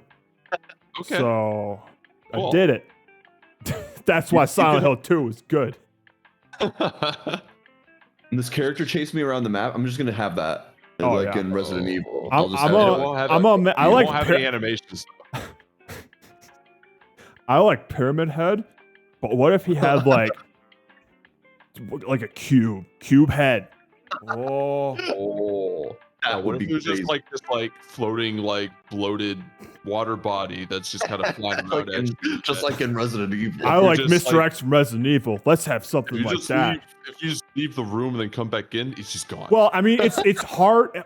If you want the character to like chase you around a bunch of rooms, that's hard because That's we're hard. loading each of these rooms individually. So I think it's pretty much the same. Like this character is gonna show up randomly, and that's what made Mr. X scary. So job done. Yeah, guess we'll Wow. call it a day. Have That's- I higher feel- standards. This is how people attack creativity, though. They hit a wall where they actually are forced to have work ethic, and Yeah, that's when all of their ambition goes out the I window. know, and that's another like it's that It's combined unfortunate. with liking this property but not understanding why, which means you don't understand like how much work went into making it, and once you're confronted by even a fraction of that work, you're just like, I'm no. gonna do it the easy way. Well, but it's not even like consciously like I'm gonna pick the easy way. It's more of just like okay, but I still want to do this thing that they did. Okay, here's how I do it. Like they're not thinking about how they did it and why that made it No. effective. They're just like that thing. There it is. Okay, Got it. Done. and then they make fucking Chippendale. Ah. Imagine how that. moved the light in that movie. So that's pretty. So this is I think this is advice to people that Jared would probably give about gaming. Is this idea of imagine your dream is to make big games and like you want to invent, you want to innovate, you want to create something totally new. Then you go and you work in a big studio and then this is what you have to work on. Imagine that. Dude. Like I can believe that there are animators at Disney that worked on this. That there's no way that they enjoyed working on this. Oh no, yeah, No. there are probably a bunch of miserable people working on it. That has to really suck, you know. God, man. But at the same time, you have like, and this is my main, this is my theory about why a lot of pieces of modern media tend to suck these days or feel very derivative. Well, you can make a really good argument that it's just a bunch of corporate suits chasing money. But you can also, I can almost guarantee you that there is a large swath of people, just even in like the digital artist section of the credits of Chip and Dale, who are like, I'm part of the next generation's Roger Rabbit. This is looking great. Like there are studios filled with teams of people who are literally the surface level appreciators of the things that they love. Like you can love a game or love a movie and not understand why you love it. That's totally fine. But if you are trying to like create something in that Capture medium, how good it is. you need to understand why certain things work and why certain decisions were made and how much work went into it. If you are planning to contribute to this medium and feel like you're really like adding something to it, you can't just be the kind of person who watches a movie and enjoys it and that's it. They don't think about it anymore. Yeah, you can't that's be so that. true. But there's a lot Yeah. of people, I think, on these teams who are just that. You know, That's it. you have people working on like the Callisto Protocol who really love Dead Space and they Oh, truly no. believe that like this is the next Dead Space, and they legitimately just don't they're shocked by the fact that this game is getting like middling reviews and people are like don't like it. It's like, but it's so much like Dead Space. Like they had this thing in Dead Space and we have kinesis in Callisto Protocol. This is why don't you like this? Like, I think it part of it is due to the like corporate suits like going for safe bets, but I think another part of it is like the people making these things don't have the same creative vision as you see from like, I don't know, Christopher Nolan or Robert Zemeckis for Who Framed Roger Rabbit, or like any of these like people who understand the craft and the medium.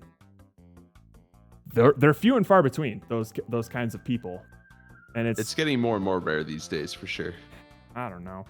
That's just something I think about a lot in terms of like when I get more like entrenched in the game industry specifically, it's not the same sort of like industry of like visionaries that you kind of imagine as a kid, you know? Yep. It's the people, because these some of these products aren't made like maliciously or cynically. It's sometimes these people are legitimately trying their best to capture the feeling of something they loved, and they just fundamentally don't understand why they loved it. That I don't know how I trailed off into this tangent of a tangent. Well, it's but- something I feel passionate about this too, because I think we live in a world full of consumers who think they're creators. God, that struck me in my heart. Yeah. Oh man. I wish but again, back in the day, like it wasn't so easy to access this, so consumers were always outside of the gate. They had to stay consumers. But the floodgates opened when Blender came around. And now everyone can Too easy. You know, Unreal Engine There's and all so these many things. tools out there that are so- free and easy to use My that people can goodness. use to make shitty It's things. great. Listen, I love that we I have like all this I like stuff. the accessibility of it, but I But think we need what- to. What needs to change is that our standards need to raise with it. We can't suddenly drop our standards just because the access is easier. And you know what? Yeah. You know what really upsets me about all of this is that like I'm aware of all of this stuff and I have these opinions, but I'm not a fucking, from my perspective, I'm not a fucking Robert Zemeckis or Christopher Nolan or Ken Levine, BioShock director. Like I don't have the wisdom or frankly even the talent to make the kinds of like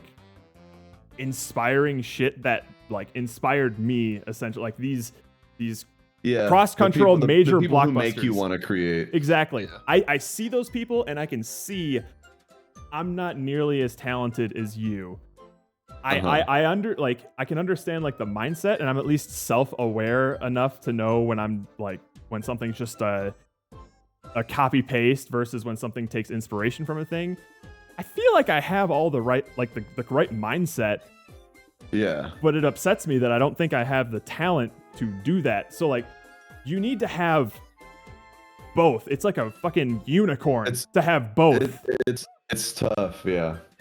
So Well, and it's also kind of contradictory because they say like what you say, you shouldn't be saying stuff like that to begin with, because obviously I think you're capable of doing these things. Sure. But I think Not right I think now, the for difference, sure, like but, what like, makes a Zemeckis or any of these guys is they don't question. They just make stuff, and I pure think that's passion. why. And I think that's why a lot of these guys will make absolute shit sometimes too, because Like, they don't you're not question gonna- it. You're not gonna bullseye everything. Sometimes Yeah. you're gonna get some misses in there. For sure. But I Right. think what The motivation. sets them apart is being able to just kind of just keep making shit. because I Yeah, think they'll just make another thing. I think something that's Yeah. inherent to that passion is a sort of like self-reflection of like they're constantly trying to improve their craft because they love it so Yes. much. Yes. And I think that's probably a key component that's missing. Like maybe in like a decade or so, I can reach the same level as that Yeah. if I apply the same sort of passion and work ethic that they have. But there are, I feel like the large majority of people, self-reflection is hard to come by. It is. Well, it's something that I think everyone feels compelled to reflect. I think people don't. I think people actively avoid it because they're not. It's hard to they're not face- equipped. They're not it's hard equipped to to face the handle it. facts sometimes for people. Most people these So- days are not raised with shame and consequences, so they're not able to give it to themselves when they need it. And that's what No, just kind no. of upsets me about like modern media as a whole, is because like the people that are in charge of these projects aren't going to reach. I think anybody can have like the potential to reach the sort of talent that like these big name people have, Disagree. but in terms in terms of just like tactile like skill, but you need to have the self-reflection to pursue Yeah, that sort of there's- improvement. Yeah. That's the key component that's missing, because I think anybody can like learn how to like Oh yeah. make Anybody things can learn exceptionally. something learn, But you need anybody to- can learn a skill, but you can't learn the talent or like the mindset. Yes. that's you necessary to you succeed. can't learn like effectively it's- without like thinking about like recognizing when you fail, thinking about why you failed and how you can fix that. Like these are all like things that you need to, they're difficult things that you need to confront about yourself that are unpleasant to confront. So I understand why and people they're avoid really it, but hard like to if you want teach to and be the learn next big that sort of shot, stuff. Yeah, you You have can't. to. And see, The people that you kind of idolize, they're just kind of built that way. yeah, They're I from- agree. I agree from the with this. get-go. Mhm. And And I think it's really hard to switch your brain into being like I'm not an entrepreneur. I can't just like Right, be like same. I'm gonna take some like no matter what people think. I can't just take some classes and become an entrepreneur. I No. don't have that sort of mindset. Mhm. So like it's just I think it's just like one of those things that it's maybe it's not fair, but it is what it is. it is what it is. It is what it is. It Yeah. is what It's it ju- is. I think I that's just a really get- unpopular opinion these days too, is saying that certain people are just equipped to do things that other people aren't, no matter how much they learn or try. It's And it's no true, one like- wants to admit that, and you have to be able to do this. You need to admit that you can't do everything. You are not like I know that sucks and I'm sorry, but just because you love something does not guarantee that just with the right amount of work that you will that you'd be, able to the It best takes at it. it takes Yeah. a hell of a lot more than love to It does. to It contribute to some sort of it like takes medium that you obsession like. for the Oh my like God. usually. I've had this. It takes like the perfect balance of like naivete and like overconfidence, as well as like self-reflection. Like you have to truly believe that you can accomplish this insane shit. I still don't know how I like put together like Cypher in a single summer and did all that shit by myself. But I do Yeah. remember the headspace that I was in, where I'm just like, yeah, it's my first game. I'm just gonna fucking do I it. need to make this. Like this is gonna be great. I'm gonna love it. Uh-huh. It's still the thing that I'm most proud of because I just had the confidence that I could do that shit.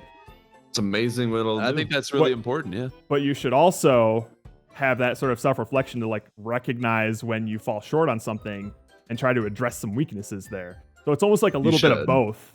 Where like Yeah. you kind of Well, yeah. you kind of need to be like stupid confident, like to the point where like it's naive.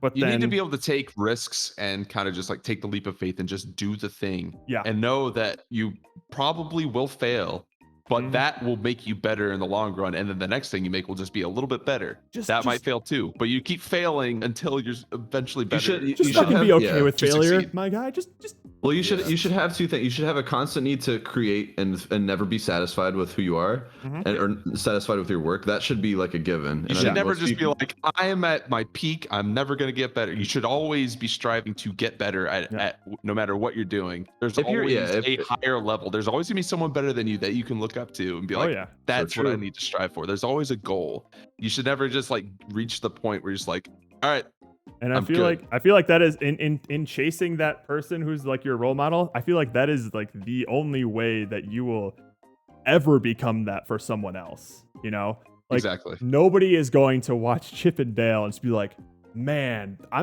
that director inspires me. Well, you say that, but I hope that nobody looks at Chip and Dale thinking, I hope I can create something like this someday. there are people. I know. When you think just mathematically, someone is out there thinking that. When you say it's the scary thing is when you say like, oh yeah, they're really passionate, like really talented people, inspire other people, and they become the next like batch of talent.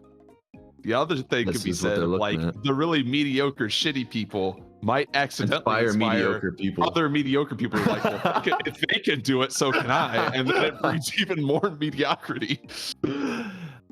Mediocrity does breed mediocrity. It doesn't inspire. It does not. It just makes people be like, oh, maybe this is the new standard, right?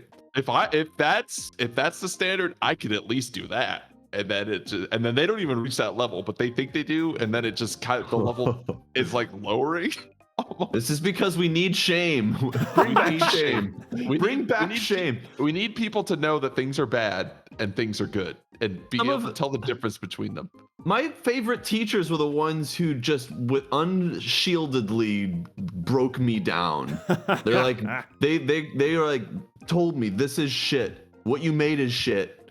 And other kids would complain and go to. They would go I to would the almost school. always take that as like a mark of a good teacher when they were pretty well hated by the kids because the class was so hard. Yeah, I had I met these old dudes in Detroit that were going to school back in like the 80s for design, and they had this legendary teacher back in the day, and his name was Homer, and this guy had the reputation for being an extremely hard teacher, but more so than even just that describes, he would do things where he would actually pull things off of the wall and throw them in the trash. And one student was trying to like mess with him one day, and this like Homer I guess was kind of slightly disabled. He needed like a cane to get around, so he didn't have full mobility of his body. So this kid hung his work up because everyone knew that, because these guys, and this wasn't like today where you hang something up on the wall that you printed off and whatever, it's just no, these guys would spend 12 hours, maybe 2 or 3 days doing a painting of something, and they would hang this on the wall. And then this guy would come up, and he always had a big, thick marker, like a big Sharpie, like a permanent marker, and would come up and write things and draw on it. So what this kid did is he hung it just out of reach, knowing that this guy wasn't gonna be able to like reach it and get to it. And what this guy did was he got his cane, and without even drawing attention to it, like while he was talking about the drawing, pulled it down off the wall and then like put it in the trash, and then just moved on as if it was nothing. But and so this guy was cruel. I mean, he went to levels of destroying art that these kids spent hours, days of their life on. Yeah. And all these kids had the same thing to say about him. They loved him, and they're like, he's the reason that I became who I am. I think Gordon Ramsay had a similar story about how he became like as good at his craft as he did. For. Yeah, because he has some horrific stories about how his like head chef or his boss would like treat his dishes, his dish, just like his kitchen himself. Like he was just like iron fisted, and you could easily make some arguments that was like just objectively cruel sometimes. But for some people, like, I mean, that's how he learns to just like hold himself to a higher standard. Yeah, and he also does that with other people to a similar extent. But you can notice like he in the less like American reality TV shows, if you see him more in like a natural environment when he's yelling at adults, you can tell that it comes from like a place of passion, and just like, you are capable of doing better than this, and I can't believe you're settling for this as like your top quality or whatever. Yeah. And at the same time though, like when he's like participating in like the shows where he's like working with kids and shit, he's a lot more like gentle and encouraging. Yeah, because they're fucking kids. But when he's working with adults who should know better and should be more capable because they are professionals in this, he blows his fucking lid because he knows that people are settling for such a mediocre piece of shit. Oh, they need that. They do. That. Because listen, I saw Ratatouille, and I know that not just anyone can be a good cook. That's true. So I remember I watched. Well, anybody can be a good cook, but not. Well, what was that again? Not, it was like not just anyone can be a good cook, but a good cook can come from anyone. That's what it is. best. So it's not saying that certain people are good cooks. It has nothing to do with who you are. A random kid in the middle of nowhere can be the best chef in the world. Because I'm born in France doesn't mean I'm going to be a good cook. And I think that's the point. Like some people think because they were born a certain way or because of whatever their environment is that they're going to be the best at something or the things they're exposed to. Yep. That's not necessarily true. But we need to get away from this idea that anyone can be anything. I think it's fine when like you're a kid, but if you have that mentality, if I right now think I can become an astronaut, I am delusional. That is not true. That is Or an Olympic I would athlete. invite you to seek help. yeah, like it is false. You're wrong. It's not true. And if you are convincing yourself of that, you're living a lie and you're going to be miserable and unhappy. Know your limitations, know your strengths, and learn what to pursue. And I mean, that contradicts this idea of being fearless and making things. I know, but you have to have some sort of realism eventually. Yeah. Like obviously, like give stuff a try because you never know, but you should be able to tell Have some what self-awareness. is something. Yeah. But I feel like people who suck at things, but they continue to go and they keep making. I feel like those people I don't consider bad. Like if someone kept making really shitty movies, but they were making them. Like with M. Night Shyamalan. Neil Breen. Neil Breen. Like, it's pure passion, and you could, if you were going to be analytical, these things are not blockbuster, life-changing films. Yeah. But you read the passion and the work, and I would not consider them bad. The thing is like I've heard this before of just like I think Mark Hamill said something about this of like he actively discourages anybody from going into like the entertainment industry or whatever. Right. And he says he does that because he knows the people who are truly super ridiculously passionate about this, his words aren't going to stop him. Like those are the people who are just like, I don't give a fuck. Well. I know that like this is I'm doing it. like a 1,000,001 shot, but this is what I feel like I have to do. I'm gonna move to LA and I'm gonna become famous, but then I'm just gonna turn into a waiter for the rest of my life instead. Because and you can definitely spot those people, and I feel like Mark Hamill's got the right idea. You should actively discourage people from things because it's such a lottery ticket of a career. You know, it's not up to everyone else to propel you into your dreams. Are you kidding me? Go for it. Follow your dreams. Fine, yeah, you should be the one telling yourself to follow your dreams. If you're waiting for someone to come and be the reason that you go chase something, then you are a failure. But I also feel like if you can withstand your hero going up to your face, pointing at you, telling you just fucking give up on your dreams right now. If that doesn't stop you, maybe you're pursuing the right shit. Like I would argue you're passionate. That's what I think. Yeah. And again, in those cases, if you end up making shit, if it's something creative or whatever, I would not judge you. I would say you did the right thing, and I would say I'm impressed by anyone that has the fortitude to like barrel through failure and just keep making shit has something that I don't have, and I have to be impressed by that. Yeah. So do we want to give our final thoughts about Roger Final Rabbit? ratings on Who Framed Roger Rabbit? There was a lot of parallel thinking, not necessarily just like this is what happened. direct. I mean, this is what happened with looking at the Soul movie. as well, right? Of just like when I appreciate like the craftsmanship or something that's like not necessarily like directly related to the plot of the movie, I'll just jump down whatever rabbit hole I find because I just have a lot of thoughts bouncing around in my head. Anyways, ending stream. I just have a lot of thoughts bouncing around in my head that this movie makes me think about, even though it's not necessarily something that the movie was about. That's usually what happens. But with regards to this actual movie, like I said, I personally enjoyed it immensely. I do not have the same wires in my brain that Andrew seems to have of where like these things came across as creepy and uncanny. I don't think you're wrong. I think there's plenty of people who probably agree with you. I just can't explain why I never really experienced that all that much. I just really enjoyed the what I perceived to be the tone of this movie. Because it brought me back to a time of cartoons that I remember just really enjoying as a kid, and seeing that not only just like, you know, represented and parroted, but just like applied in a universe and a context that I thought was interesting and fun to explore and watch. It was just pleasant for me. It was just a movie that made me feel nice, despite the fucked up shit that would sometimes happen. Yeah. on top of just being, from a non-artistic eyes perspective, just incredibly impressive to me. There was the level of craftsmanship off the charts. There was never real a point in this movie where I was ever like bored or angry, unlike some other movies. So like,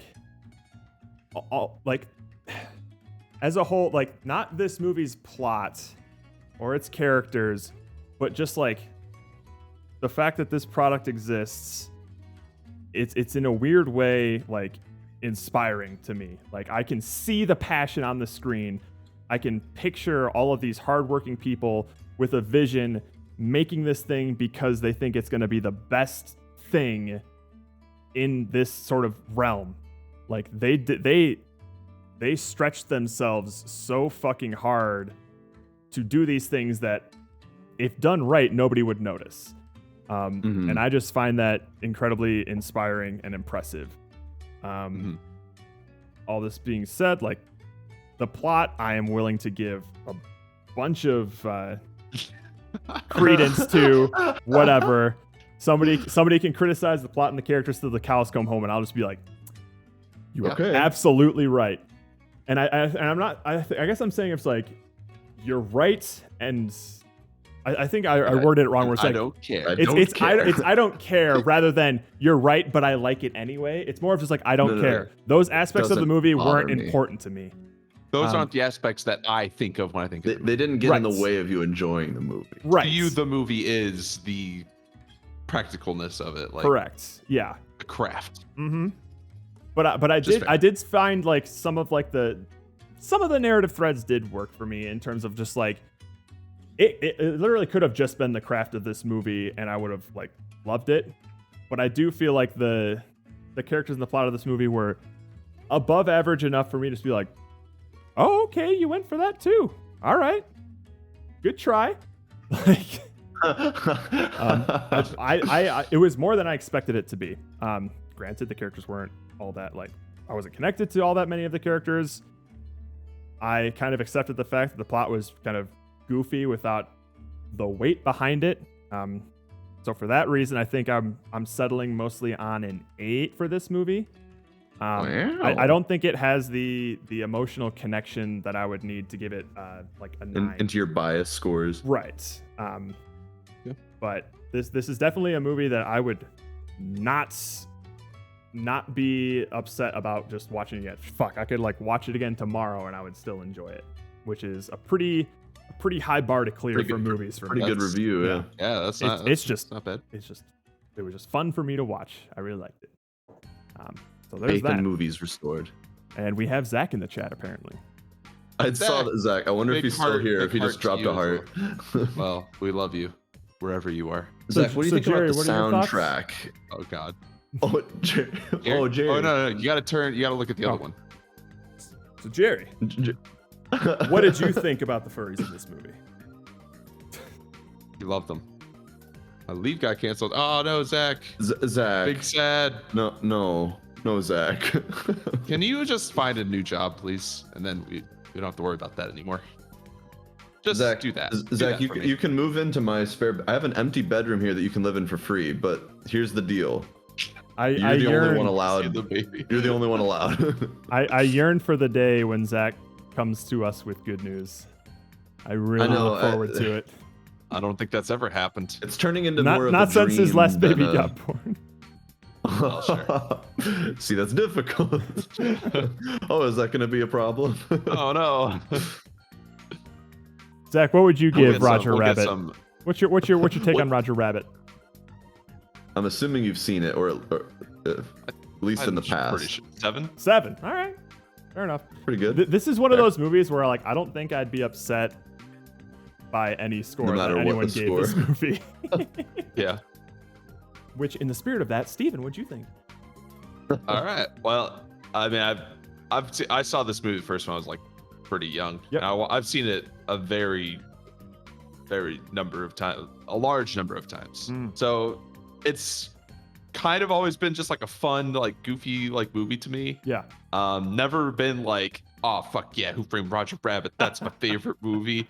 But I've never really been like too upset with it, sort of thing. I'm gonna kind of end up falling sort of in a middling sort of score, I think. All right. I obviously like how they do all the like the interactions with the animated characters. We've said all there is to say about that. Absolutely That's like absurd. the best part of the movie. That's Yep, kind of yep. the whole point of it. And I kind of think that you could kind of put any plot in this movie and it would be the same The movie or same- better. Mhm. Because the whole point of it is just like showing animated characters in the human world. It's basically And one big flex. This plot itself isn't really that like crazy or interesting to me.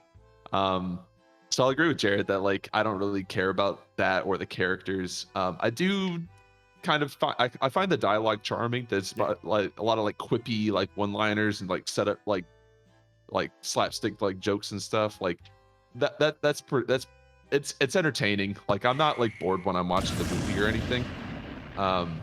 But I think just overall it's not really like a like I'll watch this movie, but it's definitely not something that it's not like one of the I gotta watch it once a year or anything like that. It's like I forgot about this movie. It's been like I don't know 7 years since the last time I saw it. Well, I guess me and Andrew technically watched it a couple years ago, I think. Yeah, we watched it. But I can go a pretty long time before watching this movie again. And I wouldn't be too upset. But I think just on a whole, just like historically, I think it's a really important movie. I think it's what it did kind of inspired a lot of people for better or worse. Chip and Dale. So I think in the spirit of that, I think I would probably give it around a 6. It's like a middle of the road movie, just slightly better for some of like the things that I liked about it. But it's not really like I'm not upset by it, but I don't love it sort of thing. Like I'm fine to watch it. It's fun. It's entertaining. Yeah. But it's just kind of like a right down middle of the road Transformers type of movie to me. Ooh, don't you dare invoke that name. I gave Transformers a 6, baby. I know. Baby. Spoken like a So true this is kid who grew equal. up without cable. Yeah, exactly. Looney I didn't know I Tunes. would he's- rate okay. I would rate Dragon Tales a 10 out of 10. We should. Are there any I'm like more of a Maya and Miguel fan. are there any like Oh, that's- movies from like PBS properties? Is there a I don't Boomafoo think movie? No. Oh, I wish. I don't think there is. I don't think that. No, I don't think any of those franchises got movies. But I think because we didn't have cable, we did watch a lot of just DVDs and VHSs. So which is probably why we got so into movies. we got so into movies, but it was always the same movie. So it's Yeah, like, but the idea of a 1 hour and a half experience was very normal. so like I would watch Who Framed Roger Rabbit a lot because it was one of the few things we owned. Oh, And damn it's just it, like Jared. there's a bunch of movies that we owned that like if I didn't watch it when I was a kid, I probably would have never watched it. Like Who Framed Roger Rabbit, I probably would have been like Jared and hadn't watched it until now. Yeah. And then like Cannonball Run and like a bunch of random shit that's just like why. But I like weirdly like it just because I was a kid when I watched it and it felt like Right. it was a cool thing to watch. But I think Who Framed Roger Rabbit still like holds up a little bit. Like it's not just a purely like I was a kid thing. I think it's still good just on its own, like especially for an 80s movie or a 50s movie when I was a kid that I thought it was made in. What that 1947 movie, Who Framed Roger Rabbit. Exactly. This movie was in our cabinet next to old movies. I feel like it was next to movies like Harvey it was next- and Sabrina. Well, it was we had a DVD of Who Framed Roger Rabbit. Yeah, but I remember it being in a cabinet It was- like next so to the it adult would've- movies. It would have been next to Space Cowboys. Oh my goodness. A Clint Eastwood original. Ah, yes. You're up, Andrew. All right, is that me? That's you. you. Okay. Now, I do have criticisms of this movie, but I do want to lead off by saying that obviously the production of this movie was difficult, and they earned my respect for the creativity. Yeah. So they obviously do a lot of great things with this. My critique really comes down to everything outside of that. Sure. Although, just to be fair, my score is also going to reflect that even though they produced high quality things, the way those things made me feel is going to have a score as well. I mean, that's totally valid too. Yeah. I rated this based on how it made me feel. We just felt the opposite things. Yeah, and Yeah. And I totally understand the vibe that you get from it. It's got this weird, like, it's I don't know, like- surreal. It's surreal. It's dreamlike, but in a very uncomfortable, I sense danger way. some things are exaggerated in a weird way, but other things that should be exaggerated are kind of like toned down. Like it's Right. strange. This is just a movie that throws off my perpetually activates perception your of fight or flight. reality. Yeah. Yeah, because I don't know what to hold on to. Typically, I like to find things which, in a movie like this, it could have been saved by a consistent voice or a consistent theme or tone. But since it didn't do any of that, I was only relying on visuals, which were tempting me in weird ways and pushing me away in strange ways. And it was violent and cute at the same time, and it freaked me out. If you're getting too horny from Jessica Rabbit, I think that was the problem. Yeah, well, I mean, Jessica Rabbit's a good example of, I feel like this is an adult movie and uncomfortable. I would not watch this in a room with my mom. But then in the next scene, there's like a hammer like bouncing on a guy's head, and he's going blah blah blah blah blah blah, and you know, like that's Daffy Duck. Like all within a matter of minutes, I'm being. This is a movie I would watch with a baby, and a movie I wouldn't watch with my mom at the same time. That's freaky to me. So if I go through my scoring system, I give this movie, I wanted to give it a higher originality score, but it's like technically speaking, they're not really doing anything new in this movie. They are improving on things that have been done before. Song of the South did it first.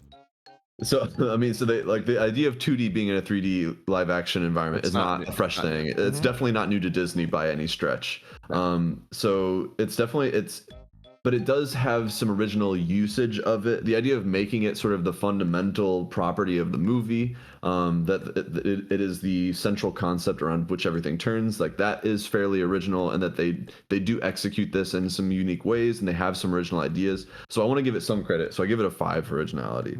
I want to give it a higher score for creativity too, but again, the creativity that they have is relegated just to the production of the assets. They don't necessarily do anything narratively in the movie of real consequence with any of this. It's just that the scenes themselves are played out really creatively. So even though I want to give this a higher creativity score, I give it a 6 because it absolutely is creative and it's above average creative. Yeah. But I don't think that they take it to the extent that it changes the totality of the movie. Kind of like Steven said, you could apply the same ideas to any other story and it would still have the same impact.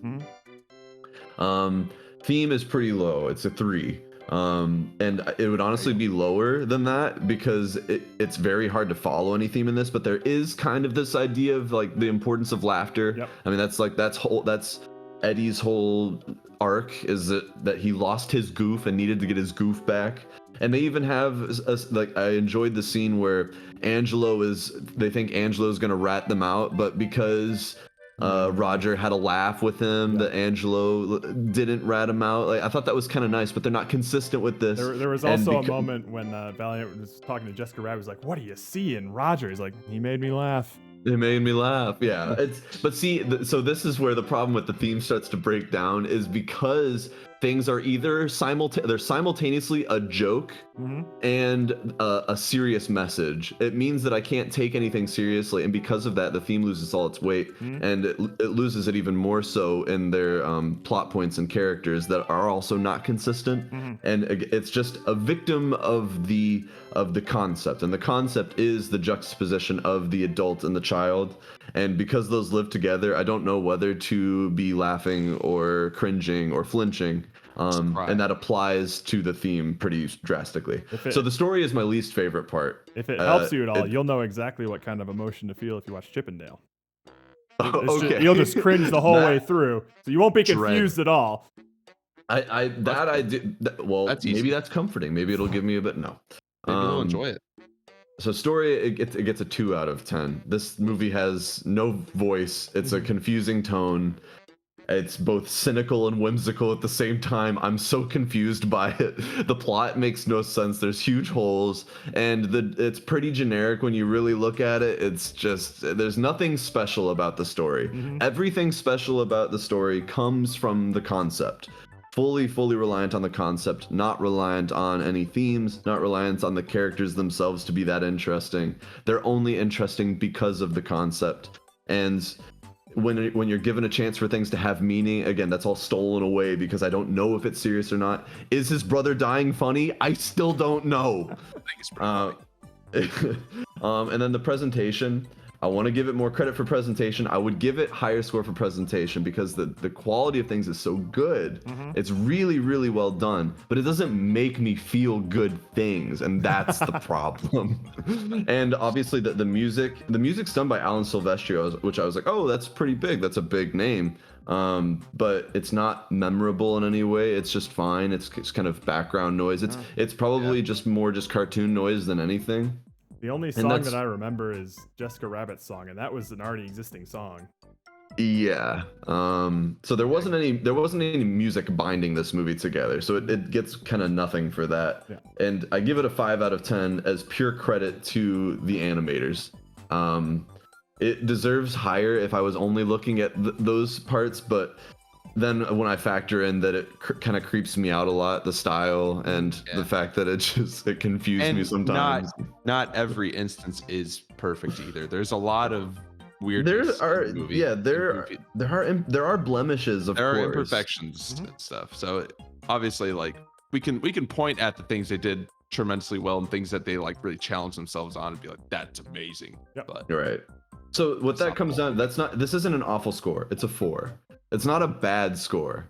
It just means it's not a movie I'm seeking out to watch. You know what I mean? What you are saying that it's about as good as Deja Vu. Yes, I actually will. I will say that this is a Deja Vu movie. No. Deja Vu scored higher than this. Deja Vu scored higher than this. Deja Vu was like a 4.8 or something. Oh, gotcha. It was like a close 5. It was closer to a 5, but so that you had to give. Deja Vu didn't have anything technically or creatively that they were doing off the charts. Deja Vu was just sort of Washington. That's all. They have Denzel Washington. That's off the charts right there. And the movie itself is like fine, and it's entertaining, and it is entertaining. Where's my daughter? The reason Deja Vu, the reason Roger Rabbit has anything even close to a Deja Vu score is purely, if nothing else, because of the technical things that they achieved. If it had none of that. All I want to know is, gun to your head, you have to watch Deja Vu or Who Framed Oh, Roger Deja Vu. Rabbit. Deja Vu.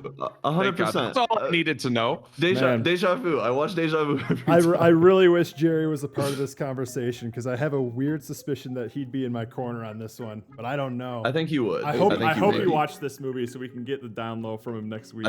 I feel like Jerry would be in love with the craft of it, and I think he would score it accordingly. Yeah. He seems to have, like me, a lower standard for story. I don't think you have a low standard. I just think that it doesn't rate as high as the beauty of a movie, in your opinion. Yeah, I mean, this movie, the rating, my rating for this movie would fucking tank if this was all just live action. Yeah, I mean, it wouldn't even be worth watching. Yeah. Live action. Yeah. But see, that's the thing.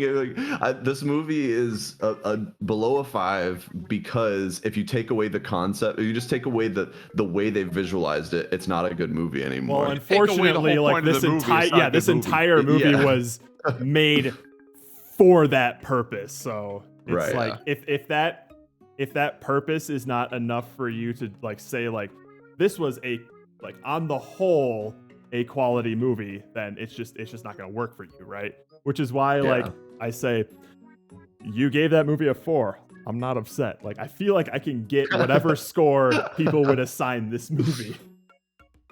Which is I would probably dismiss a 1. I feel like a 1 would be a hate. That one score. seems spiteful. Like 1s are spiteful. 2s. There are twos. I'm mad, but I have something to back it up. Yeah, like Flipped. It really just depends. For Jerry. It really just depends on what you find to be like the most important aspects of a movie to you. I feel like. Yeah, well, what I I would- typically want, and it's the reason I have these categories, is I want a cohesively good movie. Yeah. I would certainly question the taste of somebody who would watch this movie and just be like, this whole thing looks like shit. Oh, Just like, okay. That's okay. just wrong. All right. Like, you can actually say that that's Why wrong. is everything 2D? Like, didn't they have like 3D models? Was it cheaper or something than hiring an actor? God. Ugh. Why are they having this weird gargoyle man sing a song at the end of the movie? Gargoyle man. That doesn't make why sense. is- That light bulb electrocution would have killed him. Why is the goat from Hercules singing? Different person. Honestly, That's Dave Danny DeVito as the role DeVito. would have been even better. What would you give this movie out of 10 if Bill Murray played the detective? Oh, dude, honestly, if Bill easily, Murray like, was in this, That's a 2-point bump if it's really hard for me to not. I would I just immediately like give it a point. I just like for the him being idea in of it. him like reading that interview and just being like, "Fuck! Are you kidding me?" I mean, this was the '80s. You literally did just have to be at the phone to get a call. Yeah. And if you were doing other things and you had a secretary or like a bunch of people working for you, He had like Ghostbusters like a couple years before that. He was fine. I mean, he's financially fine. It's just, But this he could project has his recognize name that that all was over the it. role he was like born to play. You know, Yeah, Yeah. man, I can really see him doing it too. rough. Alrighty, that is probably one of our bigger spreads with regards to scores, I think. That's a pretty big spread. And I mean, like we'll have to get Jerry's opinion next week, but I feel like he would only like widen that spread. Jerry's rarely in the middle. He's either I love it or I hate it. Yeah. Yeah, that's true. He's a very just like hot or cold sort of. I can't see him hating this. I don't disagree with the way he rates things. It's No, just- I like it. I'm glad that we all seem to have a unique flavor of rating things. That's true. I can always expect something different from us. About that time, boys. Andrew. Oh shit! Did I not add mine? Whiplash is already on here. Don't Okay, worry. thank you. It's gonna be there every time. Sometimes I just wait till the end to add it for some reason. We have a I'll wild still do card it from just for Atmospherium, which history's means sake. he's going to get his movie pick next. He's gonna get it. Are you picked. It kidding looks me? like a- Wait, what's an Atmospherium The ad? Lost Skeleton of Skeleton of- Cadavra, which is intriguing looks- to me because it looks like a old 50s looking movie, movie. but it came out in 2001. Oh, okay. What? Okay. I Well, feel I like have I'm no gonna hate idea. it, so we're probably about to watch it. All I right. know Atmospherium. I'm sure he's got good So, taste. so just so you can't blame me for the results of the wheel. All right, first let's go through this. We got Hardcore Henry, Fifth Element, Whiplash, Black Cauldron. Black It Cauldron, is. Sure. No, you're fine. Oh God, is it on? Oh fuck it, we'll just keep it there. We have Hardcore Henry, Fifth Element, Whiplash, Sword of the Stranger, Cats Don't Dance, Clue, The Lost Skeleton of Cadavra, and Black Cauldron. So just so you don't blame me for the results of the wheel, I'm going to close my eyes and you tell me when to click. Oh, wait, how does that work? Just say because like, of because I'll, of where I'll leave it. starts. I'll leave it to the guy who hasn't had his movie picked yet. So Andrew, you What say are you- where say do you- now, and I'll click the wheel, and whatever the I result don't want it is. to be my fault. Here, click it now. Click it now. Click it now. All right. Well, you clicked it when it was hovering over Hardcore Henry, so it's I gonna land on Hardcore don't think Henry. that's. Oh man, there goes mine. Oh, what? Okay, wait. What's Cats Don't Dance? That's a ninja pick. I think that's I think that's a Don late Bluth 90s movie? animated thing. I think it's a Oh, Don it's It's, a Bluth a movie. it's an animated cat movie. Hold on. Open this up. Yep. No. No. No, I don't know who this is. I don't think Actually, I've ever even heard of this movie. I've heard of this movie, but I have not seen it. It looks very Don Bluthy to me, but he's not connected to it. Nah, yeah, that's. Have you seen this movie, This is. Veronica? Oh, this is Warner Brothers. I didn't want mine. You were Oh, on the that's wheel, cool. just so I- you know, I- right? Fifth Element. was up there, Every okay. freaking week. Well, that's I'm why you starting keep to think I hate Whiplash because I'm never gonna get to see it. Oh wait, I do remember this movie. That little girl with the big guy in the background. That's I've definitely seen this movie. exactly where my memory started triggering once I looked at those Holy two shit. characters. Okay, Oh, wait, I've definitely what? seen this movie. You've seen this movie too. I have Andrew. seen this. I have seen Yeah. this. I don't remember a goddamn thing about it though. No, I remember So- like there's like a part at the end where they're like up above like a stage or something, and like Uh-huh. that big guy's like chasing them or some shit. I Spoilers! don't remember. Oh, sorry. Yeah, I've definitely seen this, but it has zero impact on me except Fucking girl, holy this. shit. Man, that is just awakening memories that I thought were gone. Well, it's all right. Roka and I will just hang out in the wings. One of these days. I definitely remember this. Like that. Okay. That scene right there. Mm-hmm. Oh yeah. Oh yeah. Oh my goodness. Okay. More Now, and more. I don't I'm remember also anything starting about the to plot of this recognize movie. that little penguin kid too. That's Yeah, what I'm the saying. penguin Like, I'm kid. starting to remember this whole movie. There Like, it what the is. fuck is happening? Wow. Is this gonna just rush back to me? I think it absolutely will. never owned this movie, but I've seen No, it. we didn't either. Oh, yeah. I don't know what. Got back Scott Bakula Who the fuck is this? from Quantum from Leap. Quantum Leap. Wow. From that one episode of It's Always Sunny where they turn black. He's like, He's the remember he's janitor. the janitor at the nursing home. Whoa, he was in Behind the Candelabra? Oh! I don't know this man. He plays Scott Bakula at And Quantum in Leap. Always Sunny in Philadelphia. Great. So remember in Parks and Rec when Leslie Knope like introduces herself as Scott or Ben as Scott Bakula from Quantum Leap? Yeah. No, actually. Damn, we've had multiple Scott Bakula references that you are definitely acquainted Oh, with. man. Alrighty. We are gonna mosey on out of here. We are leaving. Where's my bot? Boink. I need to change my green screen. Okay. Oh my god, it's